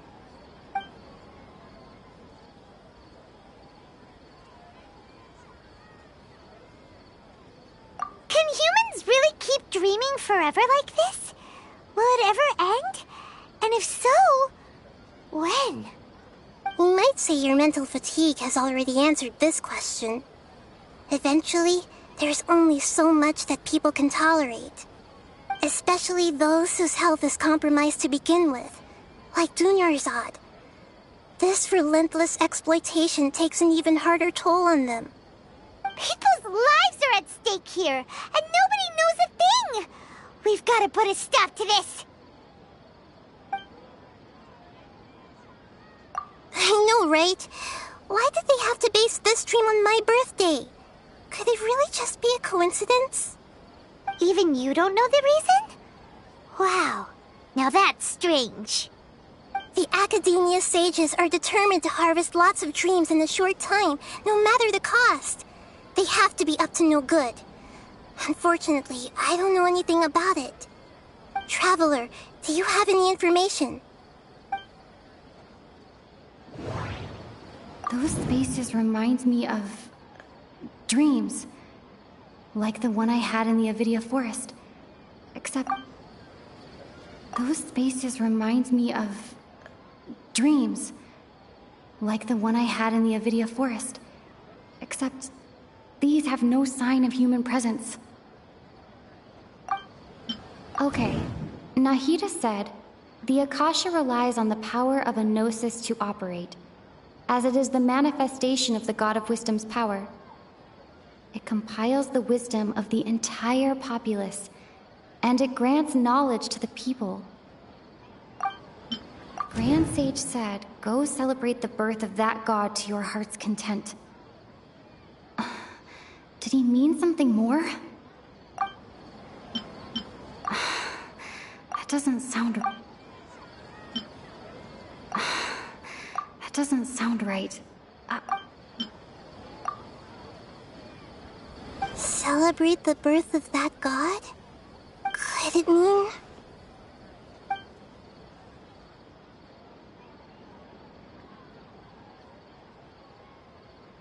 deceiving the people of Sumeru with no regard for their safety? No matter what they're trying to do, this is unforgivable. After we end the Sub-Zero's festival, Samsara, we have to look into them. How can the sages of the Academia do this behind their Archon's back? This is ridiculous! In the end, I'm just the moon.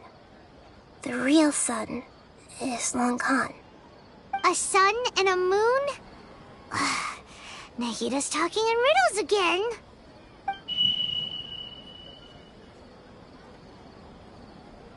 Oh, we're out of time today! I'll tell you how to break free of the Samsara tomorrow.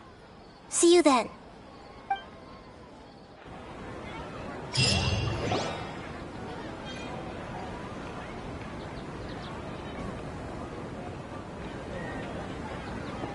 Good morning, Nahida. Wait. Now that Paimon remembers everything, should we instead say good morning, Lesser Lord Kusanali? Hey! What's wrong, Nahida? You don't look too good.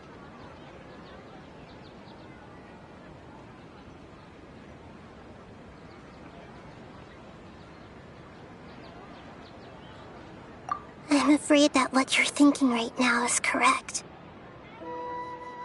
Did Dunyarzad already disappear? No way! Are we too late? The real Dunyarzad's consciousness has indeed disappeared. It can no longer endure the constant dream harvesting.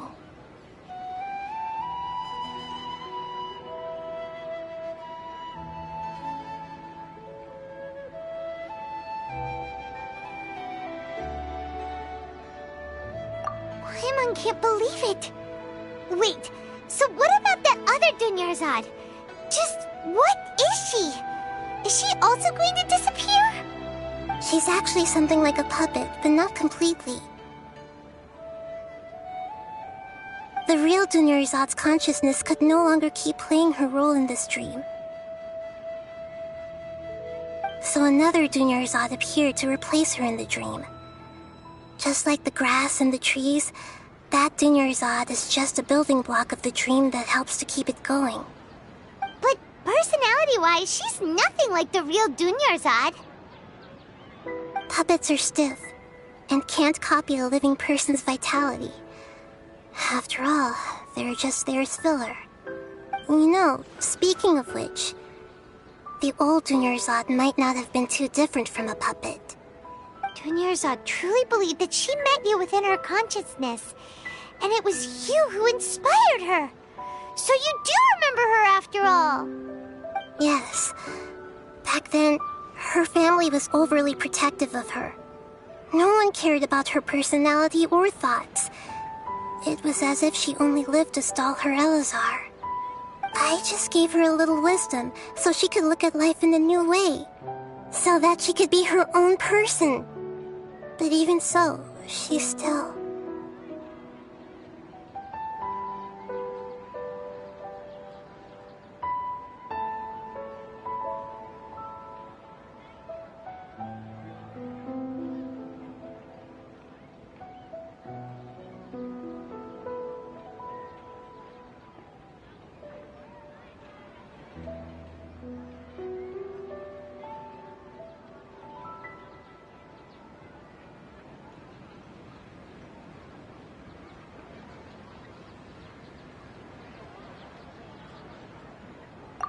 Far from it.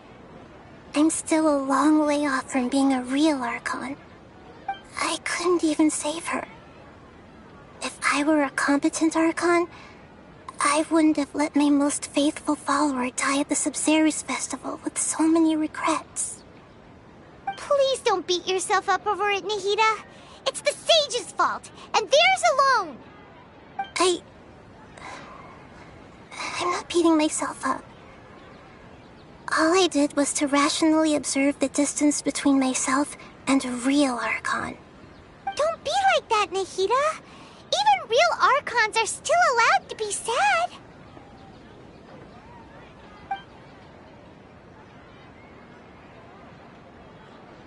To prevent more tragedies like this, we must end the samsara as soon as possible. Great, but how do we do that? Although the Sub-Zerus Festival dream is under the Akasha's control, only humans can dream. Even the Akasha is unable to create them. That means this dream belongs to a host who created it.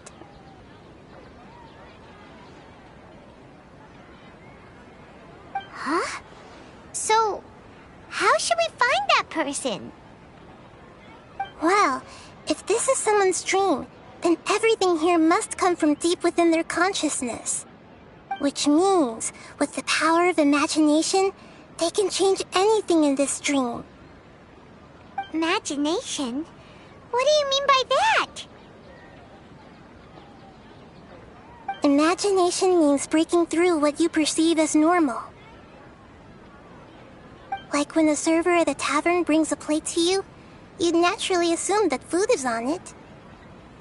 However, if you're the dream's host and you become aware that you're dreaming, when you imagine gold and more on the plate, the dream will respond in kind, and the server really will bring you gold and mora.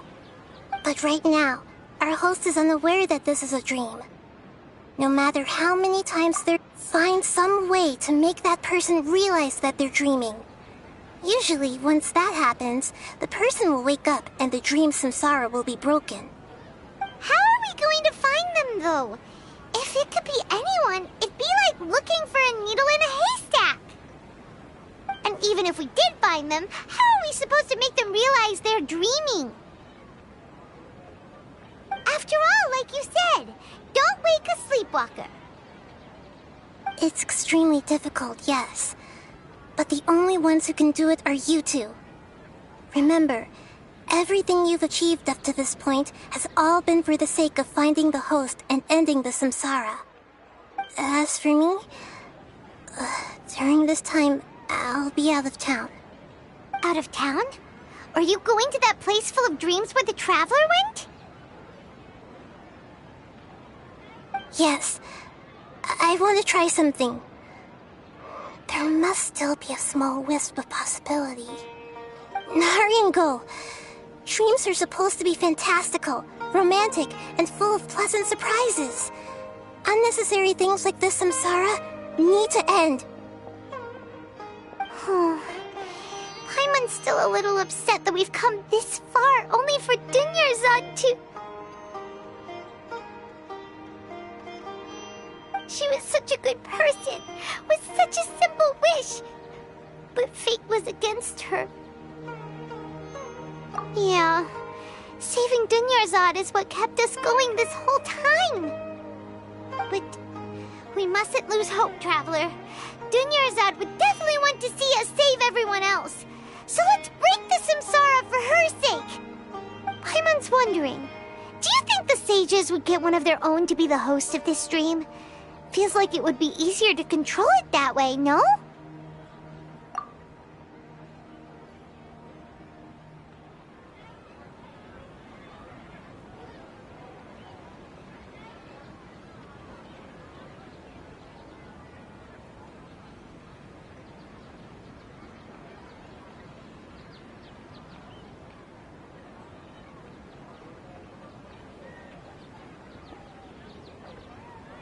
Huh. That's true. Plus, the sages probably weren't counting on there being other factors beyond their control, like Nahida and us. So, who do you think the host of the dream is?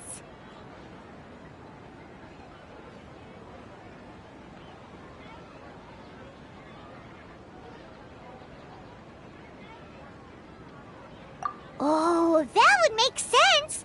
Ferris, the Knight of Flowers, is a symbol of the whole Sub-Zero's festival, right? Pretty core character. Let's go ask him some questions, shall we?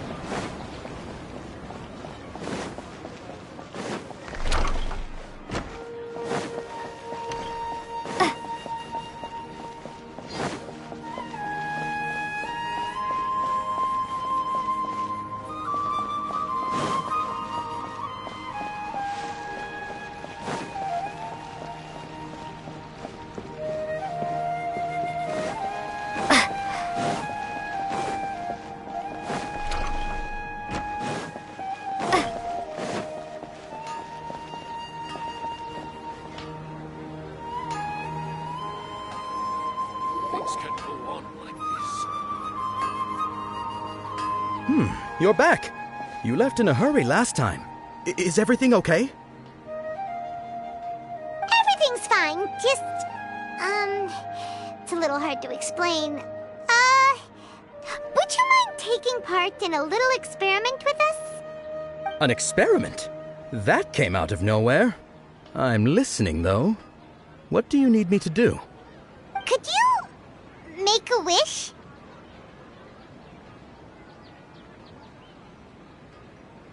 You want me to make a wish? Is that a new Sub-Zero's festival tradition or something? Less questions, more wishing! Okay. My wish. Okay. I'm a little nervous saying this out loud, but I want Miss Dunyarzad to be happy. Oh. I noticed earlier that she looked a bit down, and she wasn't really talking to anyone. She just doesn't seem like herself. She's always so gentle and kind, and all the kids love her. I've also wondered if the reason she asked me to be Ferris Knight of Flowers is because I'm special to her, or something. So, you have a crush on Dunyarzad? Oh, is it that obvious? After what I just said, I guess it is. When she placed the hat of the Knight of Flowers onto my head, she said to me, I want everyone to have a happy Sub-Zero's festival. What she didn't realize was that I'm not that interested in how everyone else feels. In that moment, I just wanted to be her Knight of Flowers for the rest of my life. 50 years, 100 years, I'll serve her till the end of time. Okay, yeah, that was a bit much. Felt like the right moment to get it off my chest, but that was pretty embarrassing. Okay, I'm ready to make my wish. I would like Miss Dunyarzad to appear in front of me right now with a smile on her face. Here goes. Please come true. I'm gonna open my eyes. Oh, you're... What? Faki? Sorry, but only one portion of Yalda candies per person. Back home you go. Nice try, you two. Anyway, never mind. I don't need to see her appear right in front of me. As long as she's happy. Guess he isn't the host of this dream after all. Should have expected it wouldn't be this easy.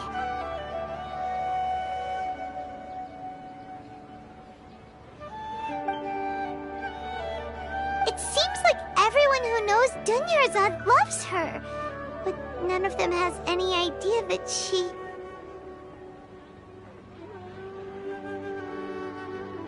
My lady, step back.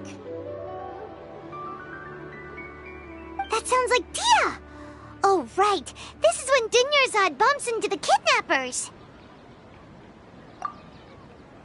Huh?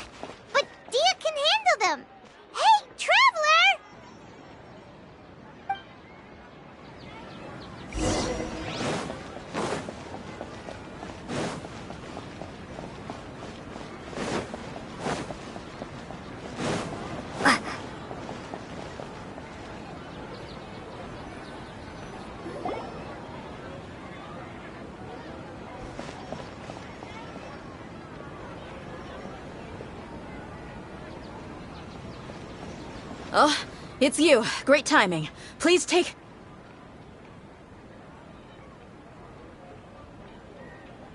Hey, this is my job. The homie Yannis pay me, not you.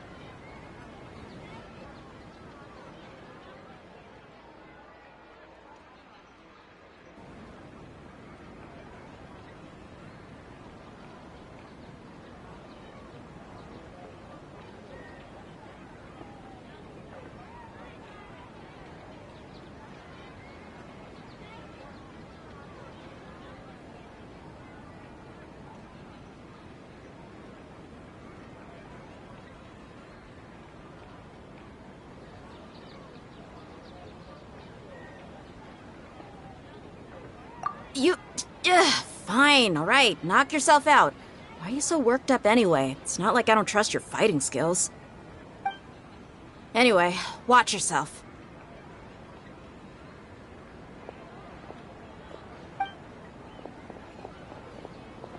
So you got yourself some backup. Suit yourself. You're going down!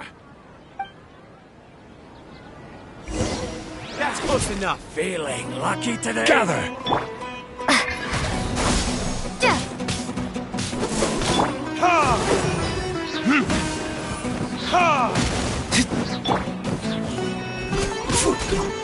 No, this is order.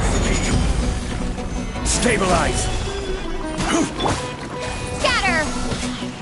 Yeah!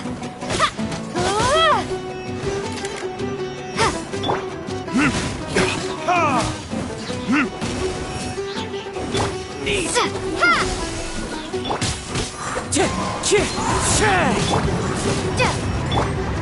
Rise. Wind strike.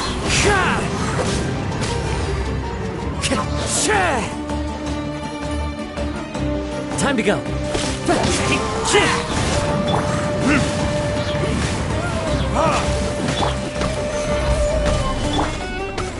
Scatter!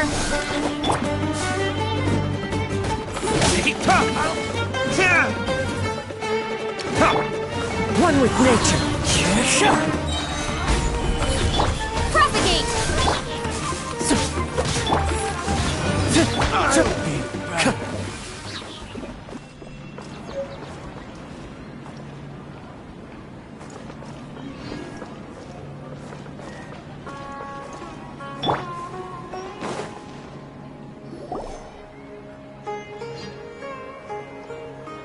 Traveler, were you just taking your anger out on those guys?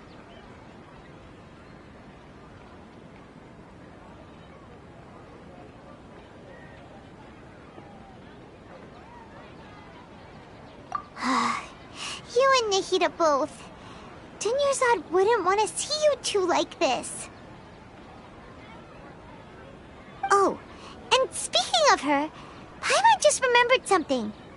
Remember how during the first Sub-Zero's festival, before the Samsara started, we came here with Dunyarzad because she wanted to pick something up? She said it was because she had forgotten something. Okay, so Paimon's memory is working so far.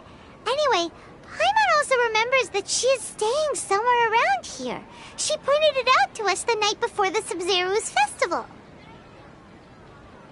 Yeah, even if it's only a tiny clue, it'll probably still help us more than this needle in a haystack search.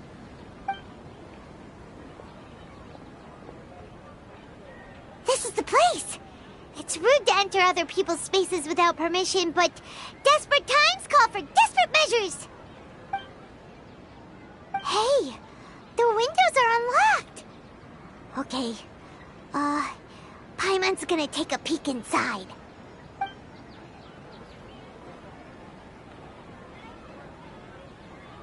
This was only a temporary residence, so there was pretty much nothing inside except this book on the table. Should we open it?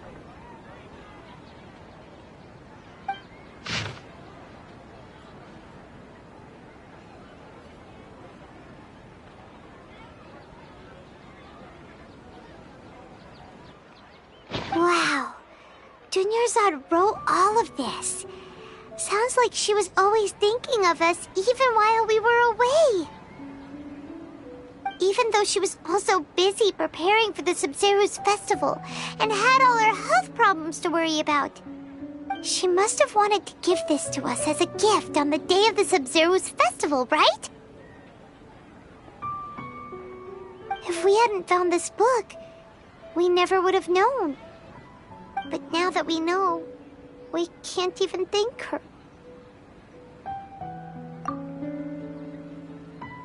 Hey! Where are you off to now?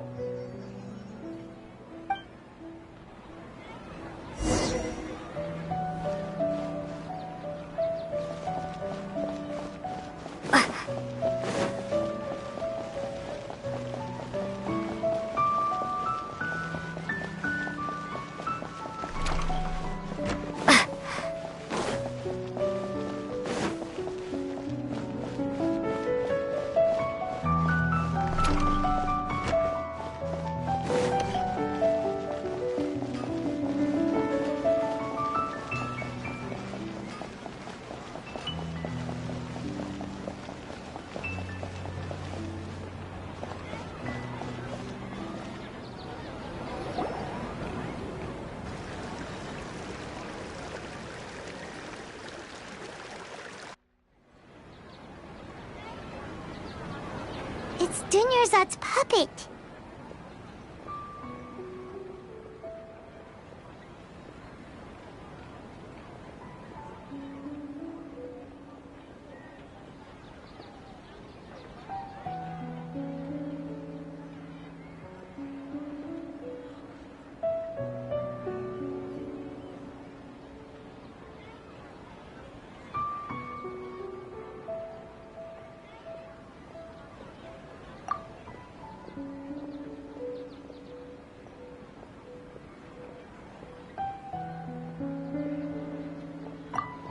Traveler? You must be exhausted. Come to think of it, we've been stuck in this place for a really, really long time. Heck, even the last time we were chatting happily with Dunyarzad feels like an eternity ago.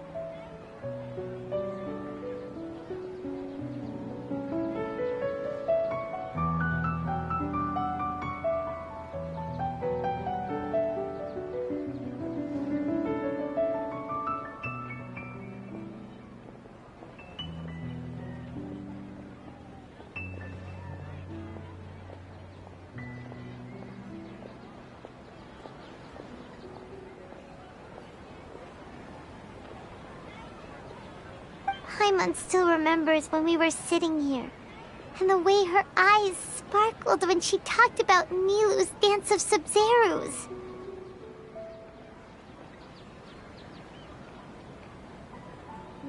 There will always be frustrations in life, but I know that the point of living is not to leave behind any regrets.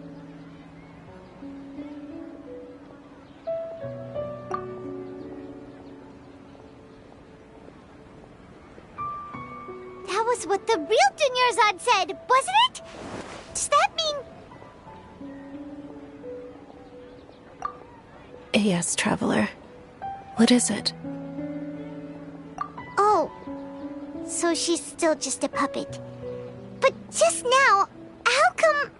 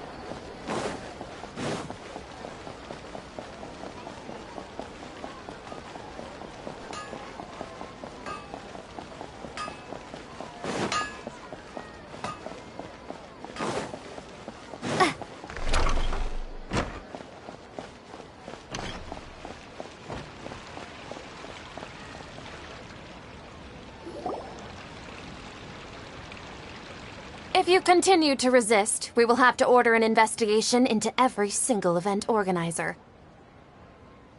The Grand Sage has already granted you much leniency. I advise that you exercise tact. How did things turn out like this?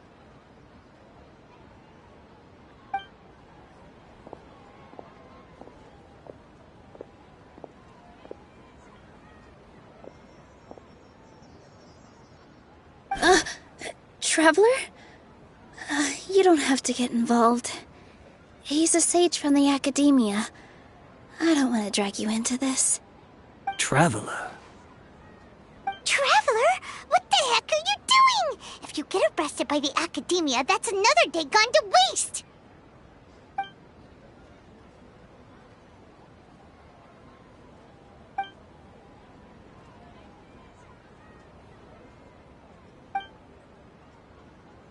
Wait, they're not reacting.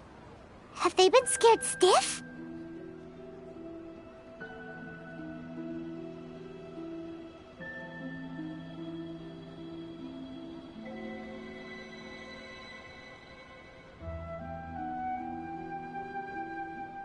Oh, of course! If this is the Sage's plan, they wouldn't put themselves through this. So they're just substitutes. What is this? What happened to the Grand Sage and his entourage?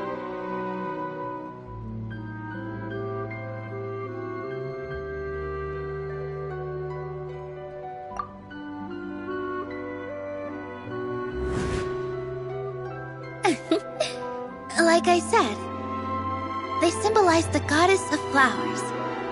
It's just a shame that all the real Padisaras went extinct after her death. Yes. The Greater Lord brought forth new Padisaras in memory of the goddess of flowers. But she ultimately could never truly replicate that beautiful shade of purple.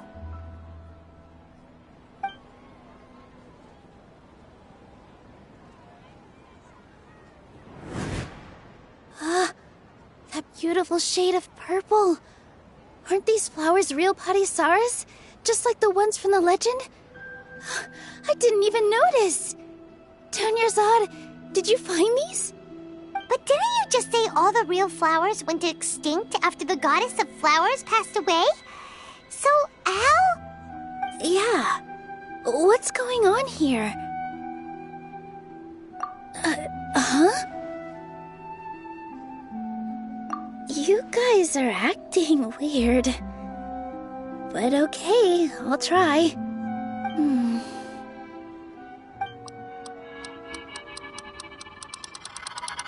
Hey!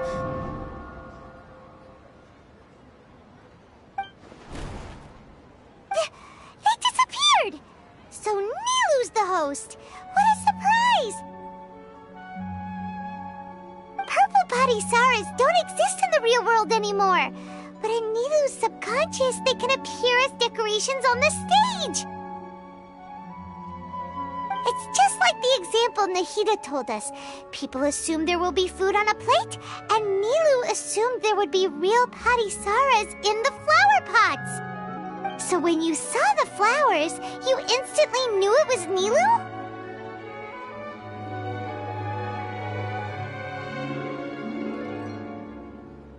But if we want to end the samsara, we need the host to become aware that they're dreaming. How should we make Nilu realize that? Am I dreaming? Huh? So I'm right. Is this Lesser Lord Kusanali responding to our celebration of the Sabzeruz festival? Wrong guess, but you aren't completely wrong either. The point is, what made you think this is a dream? As far as you know, people in Sumeru don't dream, right? Yeah, but have you heard the tale of the first sage? To prevent a calamity, he went on a journey to find the Dendro Archon. Ooh, sounds familiar. Dunyarzad told us a story like that when we first arrived in Sumeru City. So it was about the first sage, huh? Yep. But in the part you heard, he hadn't become the first sage yet. There's more to the story. His piety and wisdom were acknowledged by the Dendro Archon, and she finally gave her blessing to him. All kinds of spectacular scenes appeared in front of the first sage, as if all the knowledge in the world was being painted onto a canvas right before him. He was captivated. After who knows how long, he mastered all the knowledge he could comprehend. Afterward, he said to the Dendro Archon, "I miss my parents, my wife, and my children. I've been away from home for far too long. They must be worried." The Dendro Archon smiled.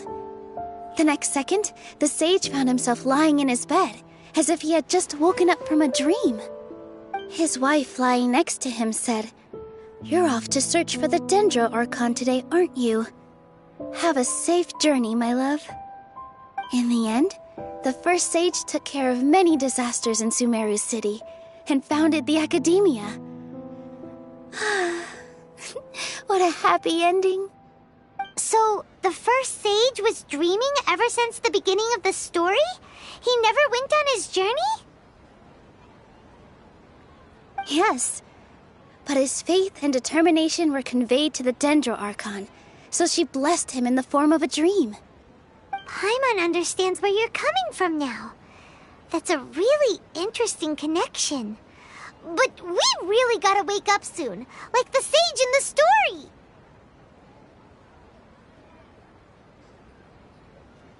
I see. Well, it just so happens that today's Sub-Zero's festival is almost over too.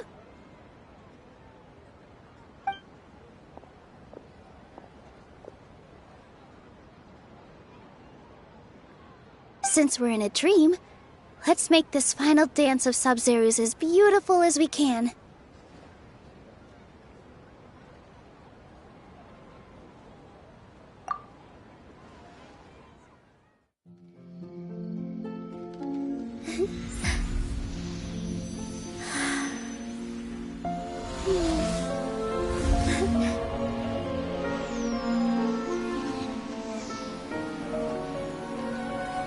The wait is over, everyone. I dedicate this to our god, the Dance of Sub-Zero's.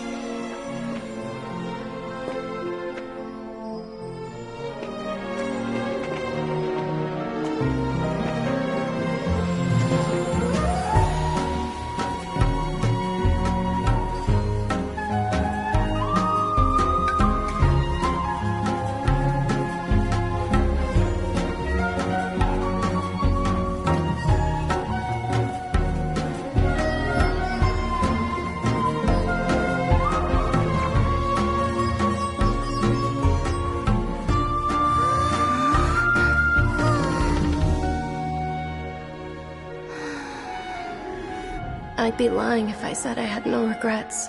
I would have loved to see Nilou's dance.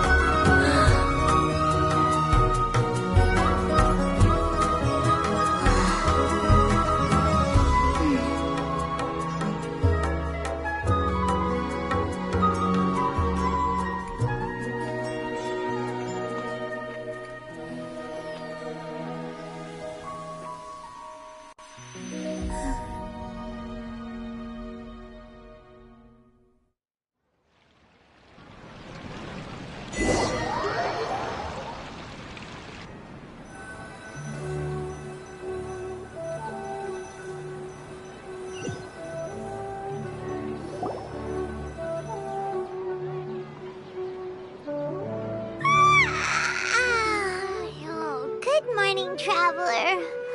Oh, Paimon feels like she's been asleep for the longest time. Paimon's head feels super heavy. Did we oversleep? Do you even remember going to sleep last night? Paimon thinks it was After the Sub-Zero's festival. The Sub-Zero's festival! Have we finally escaped from the Sub-Zero Samsara? Quick! Take off your Akasha terminal!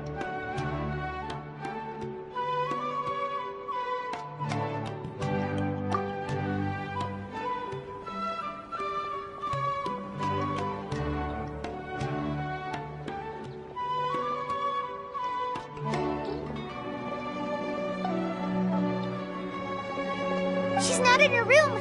What happened? Huh? What usual spot?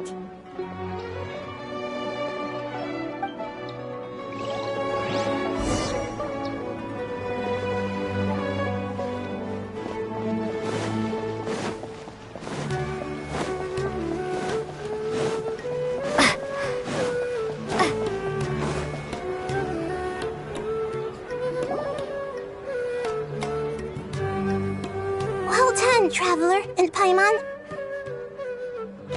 And thank you, Dunyarzad, for organizing the Sub-Zero's festival for me. I'm sorry, who are... Dunyarzad! You're okay! Oh, don't scare us like that! Oh, Traveler Paimon. I have something amazing to tell you. I just had a dream, and I saw Nilou performing the dance of Sub-Zeros.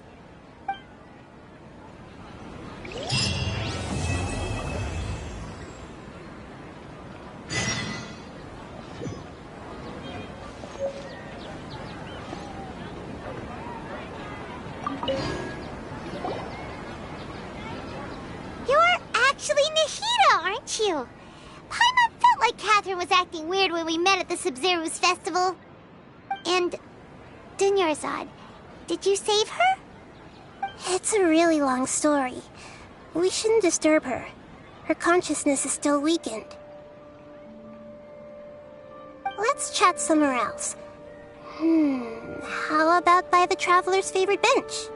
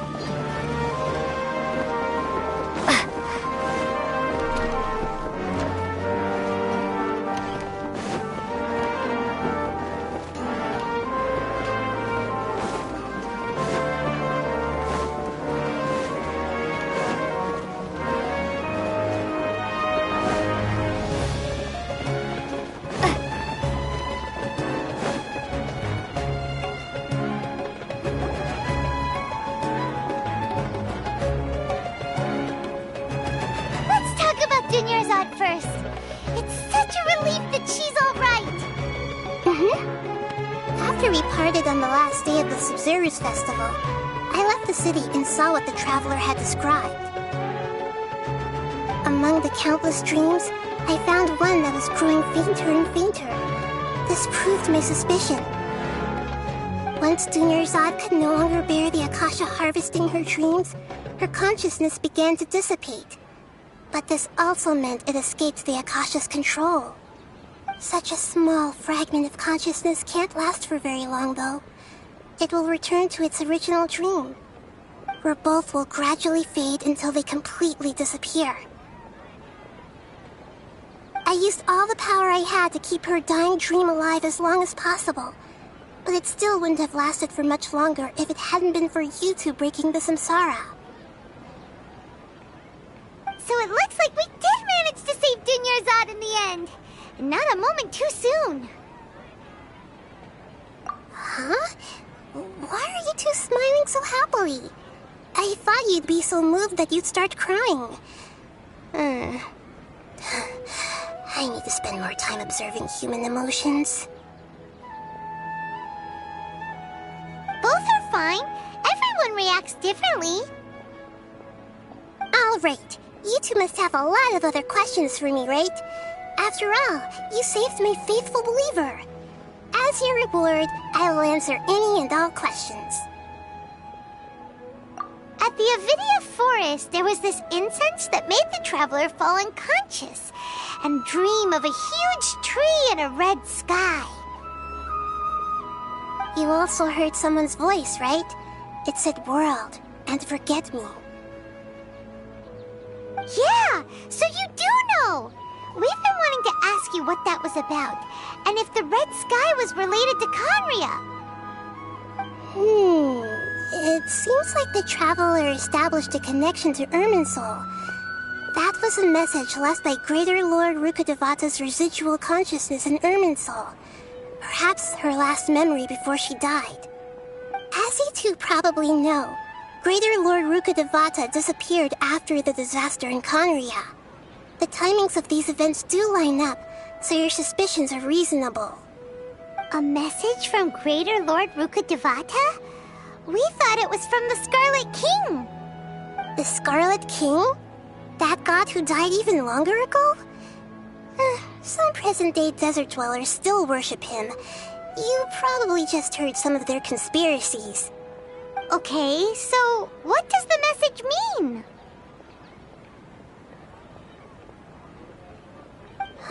I still haven't managed to decipher it. Even the Akasha isn't currently capable of doing that. Greater Lord Rukkhadevata's residual consciousness in Irminsul seems to be contaminated with something that has a very dangerous aura to it. Many devoted scholars go mad as soon as they connect their consciousness. I've warned the Academia about this many times, but people still keep falling victim to it. But I believe this is the key to saving Irminsul. That's why I've kept trying to decipher it. So the tree in the vision was Irminsul? Oh, Tainari also said that Irminsul is sick! Is it because of the contaminated consciousness?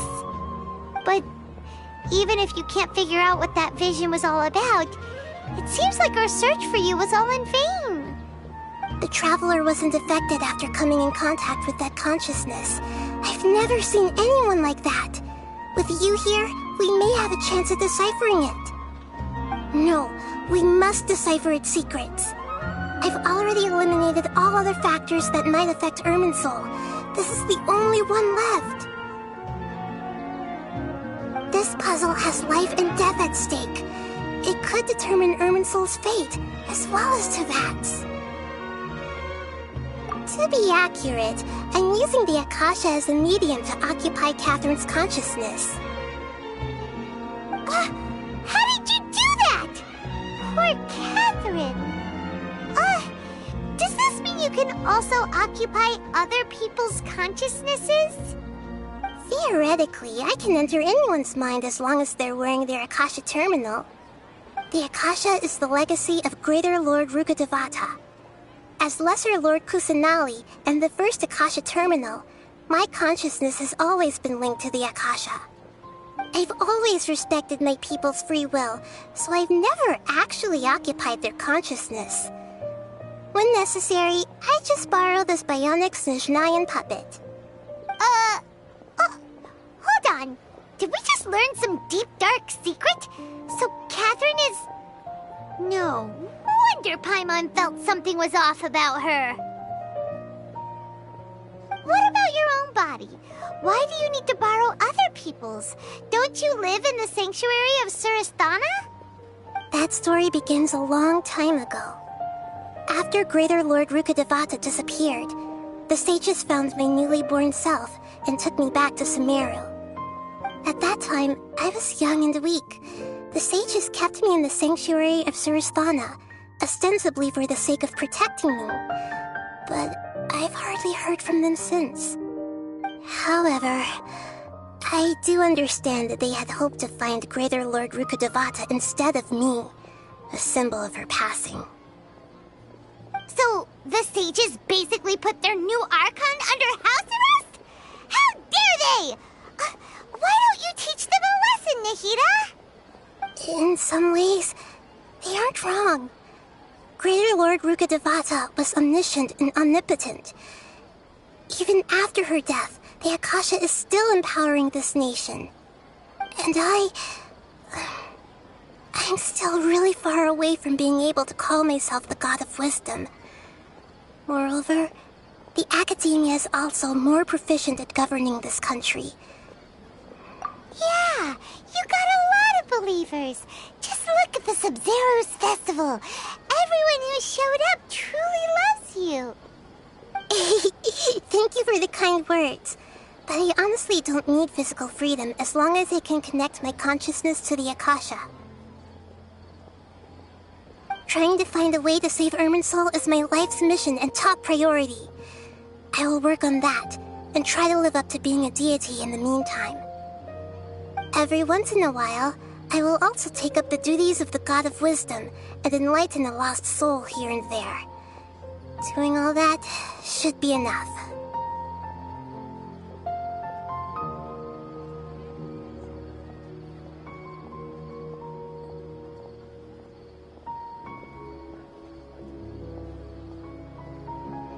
Got it!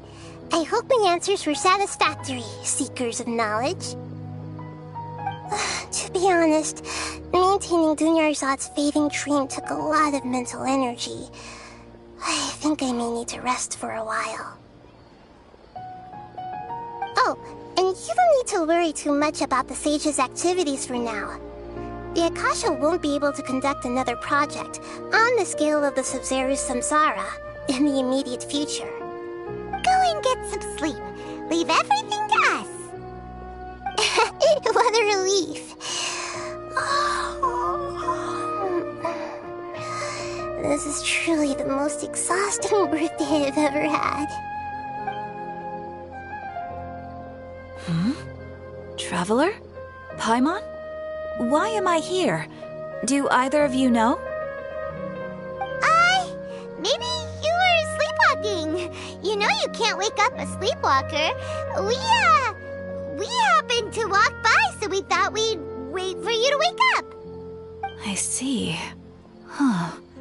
I should visit my maintenance personnel sometime. Oh, I'm fine. I better go. Thank you.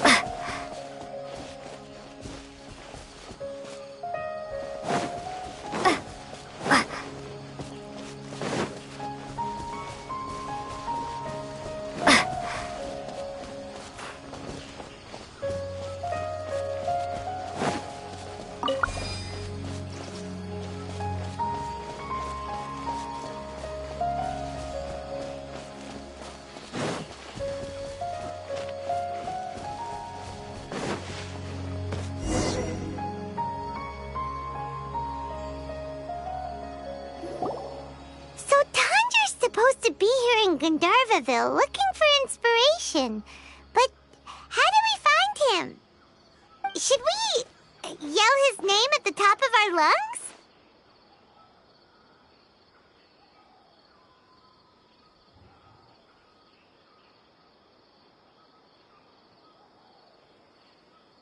Hey, buddy. What's your name? What are you doing here all alone? Do you live in Gandharvaville?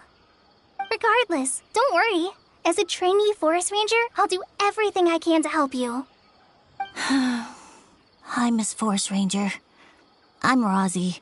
Don't mind me. I know the way back to Gandharvaville. When people say, don't mind me, what they really mean is don't worry about me. That's all the more reason not to leave you alone.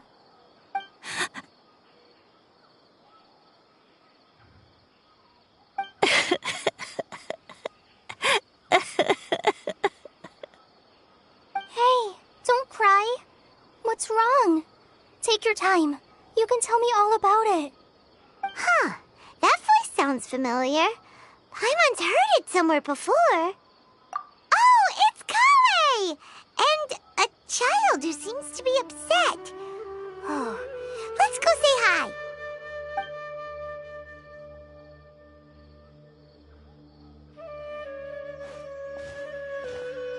Hi, Kale. How have you been? Hi, Mon and Traveler. I've been doing pretty well. Thanks for asking. I'm helping Master Tainari patrol the forest. What brings you here? We're here on an errand. We heard your voice, so we thought we'd come ask you for help. You seem kinda busy, though. I'll be fine. You go help them first, Miss Forest Ranger. I'm okay, really. The sand got into my eyes, that's all. What a well-mannered child. Sand? There is not a lot of sand in a forest. You keep saying you're okay because you don't want us to know what you're upset about, right? Maybe. That's exactly why you have to get it off your chest. Here's a trick. If you're keeping a secret that bothers you, you can try telling it all to a tree hollow. A tree hollow? Yeah, a tree hollow. Do you know Tanja's stories? The Aranara living in the forest will patiently listen to every word children say. Maybe there really are Aranara living in the tree hollows that will listen to you. You like the Aranara stories too? Of course! I love them! Oh, people who like Aranara are the best. Okay, I'll try telling my secret to a tree hollow. Thanks, Miss Forest Ranger. You know everything. Aw, you're just exaggerating. Anyway, I'm trying to be like my friend, who always does her best to cheer people up when they seem sad. So, how are you doing? Feeling any better now? The forest is very dangerous, so how about we stick together? Sure.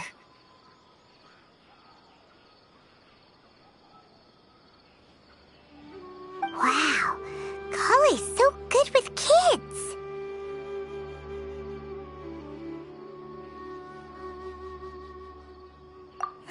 Well, helping children who are lost in the rainforest is all part of a forest ranger's duty.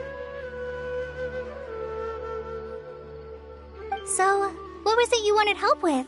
You're not lost too, are you?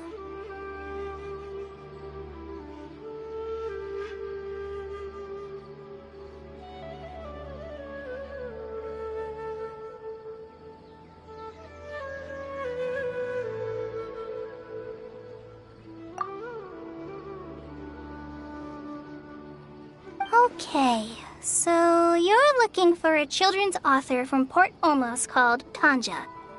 And he's here and gonna